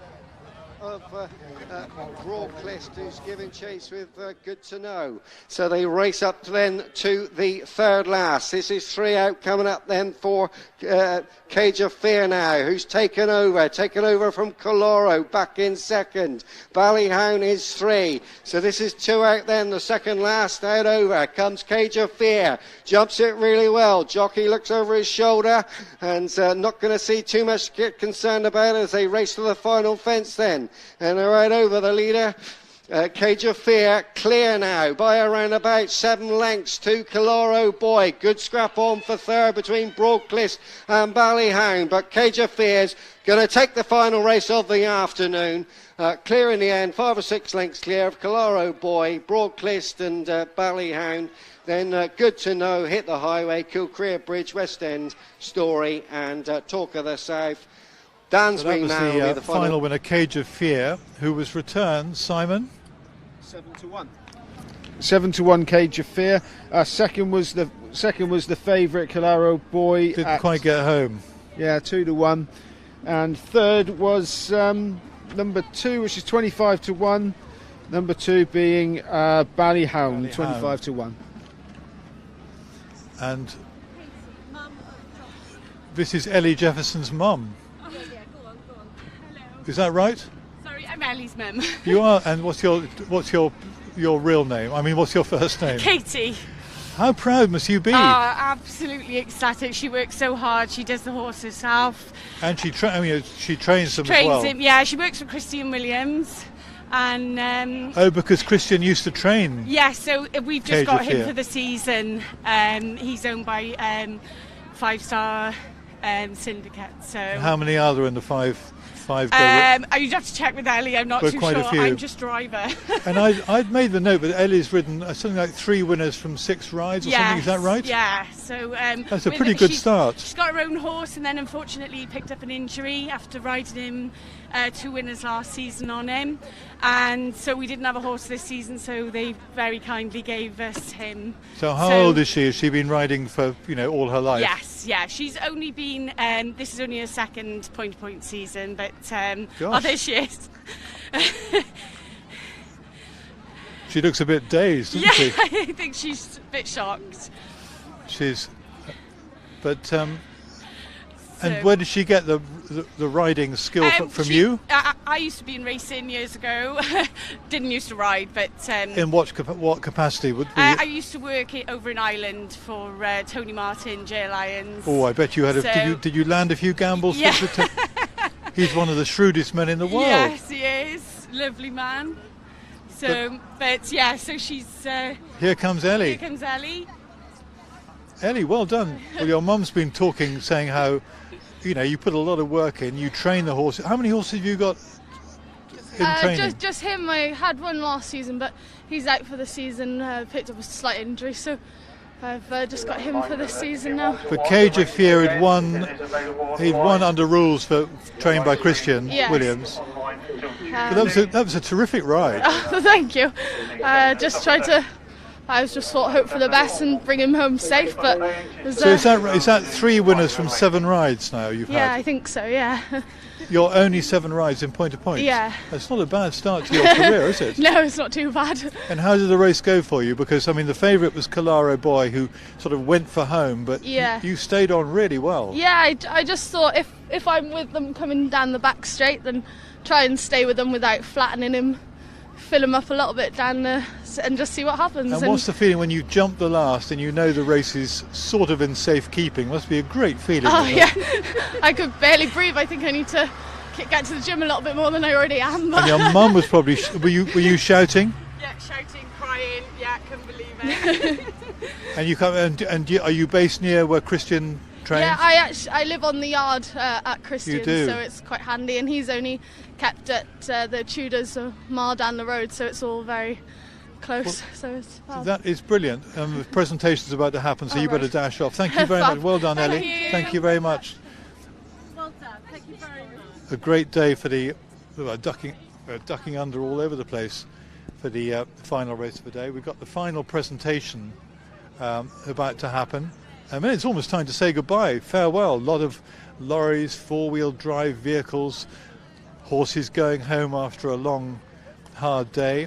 And everyone, let's give you the final result, or a recap of the results. Here we go. Here we are going through the day. The first race was won by the outsider of the entire field of the 6 runners, 16-1, Steel Express winning for Fly McIntyre. Will Biddick's only winner came on Southfield Megan in the mares and fillies. She won at 7-1. And the third race, the maiden, is quite good to remind oneself. It seems so long ago. Darren Edwards won on that with Ferda Marlborough, who won really well. Was quite well supported as well, 11-2, beating Ask Alfie and Halfway there. And then we had the Open. There were only 3 runners, but it was a good finish. Bradley Gibbs riding one of 2 winners today on the odds-on favourite Highway Duel, beating Singapore Saga and Al Sharia. And then the final races, we had the intermediate qualifier won by Inda Rocco. Gina Andrews, had a word with her afterwards, beating Will Biddick on the favourite, the Big Sting, on Inda Rocco at 130. Then we had Honey I'm Good, second winner of the afternoon for Bradley Gibbs, beating Darren Edwards on Transition Period. Another favourite winning, 6-4 on. So, and a 7-1 shot, Cage of Fear winning the last, beating the 2-1 favourite Calaro Boy, with Ballyhone at 25-1, finishing third in a time of 6 minutes and 40 seconds. And all the sponsors' logos and things are being rolled up behind me. So I think thanks very much to the team who supported me here today. I was standing in for Cornelius, who will be back before too long. Rita's done fantastic work. She's putting her hand up. Behind the camera here, what's your name? Pete has done fantastic work, always smiling, always alert and awake most of the afternoon. Aaron in the little hut behind me here, and the team there have done fantastic work. So thank you very much for your support, and thank you very much for watching on the live streaming service. I hope you continue to do so. A great way, if you can't be here, if you can't actually be there to enjoy the action, what a brilliant way to keep tabs on a fantastic sport, point-to-pointing. But from all of us here at Chipley Park, it's been a great afternoon. I've enjoyed my first visit here, and farewell, goodbye, see you again soon.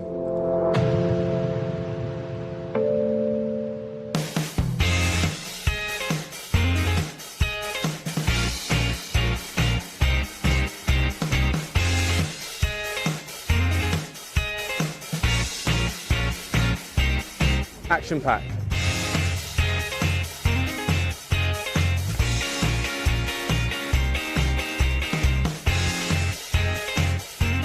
Countrywide.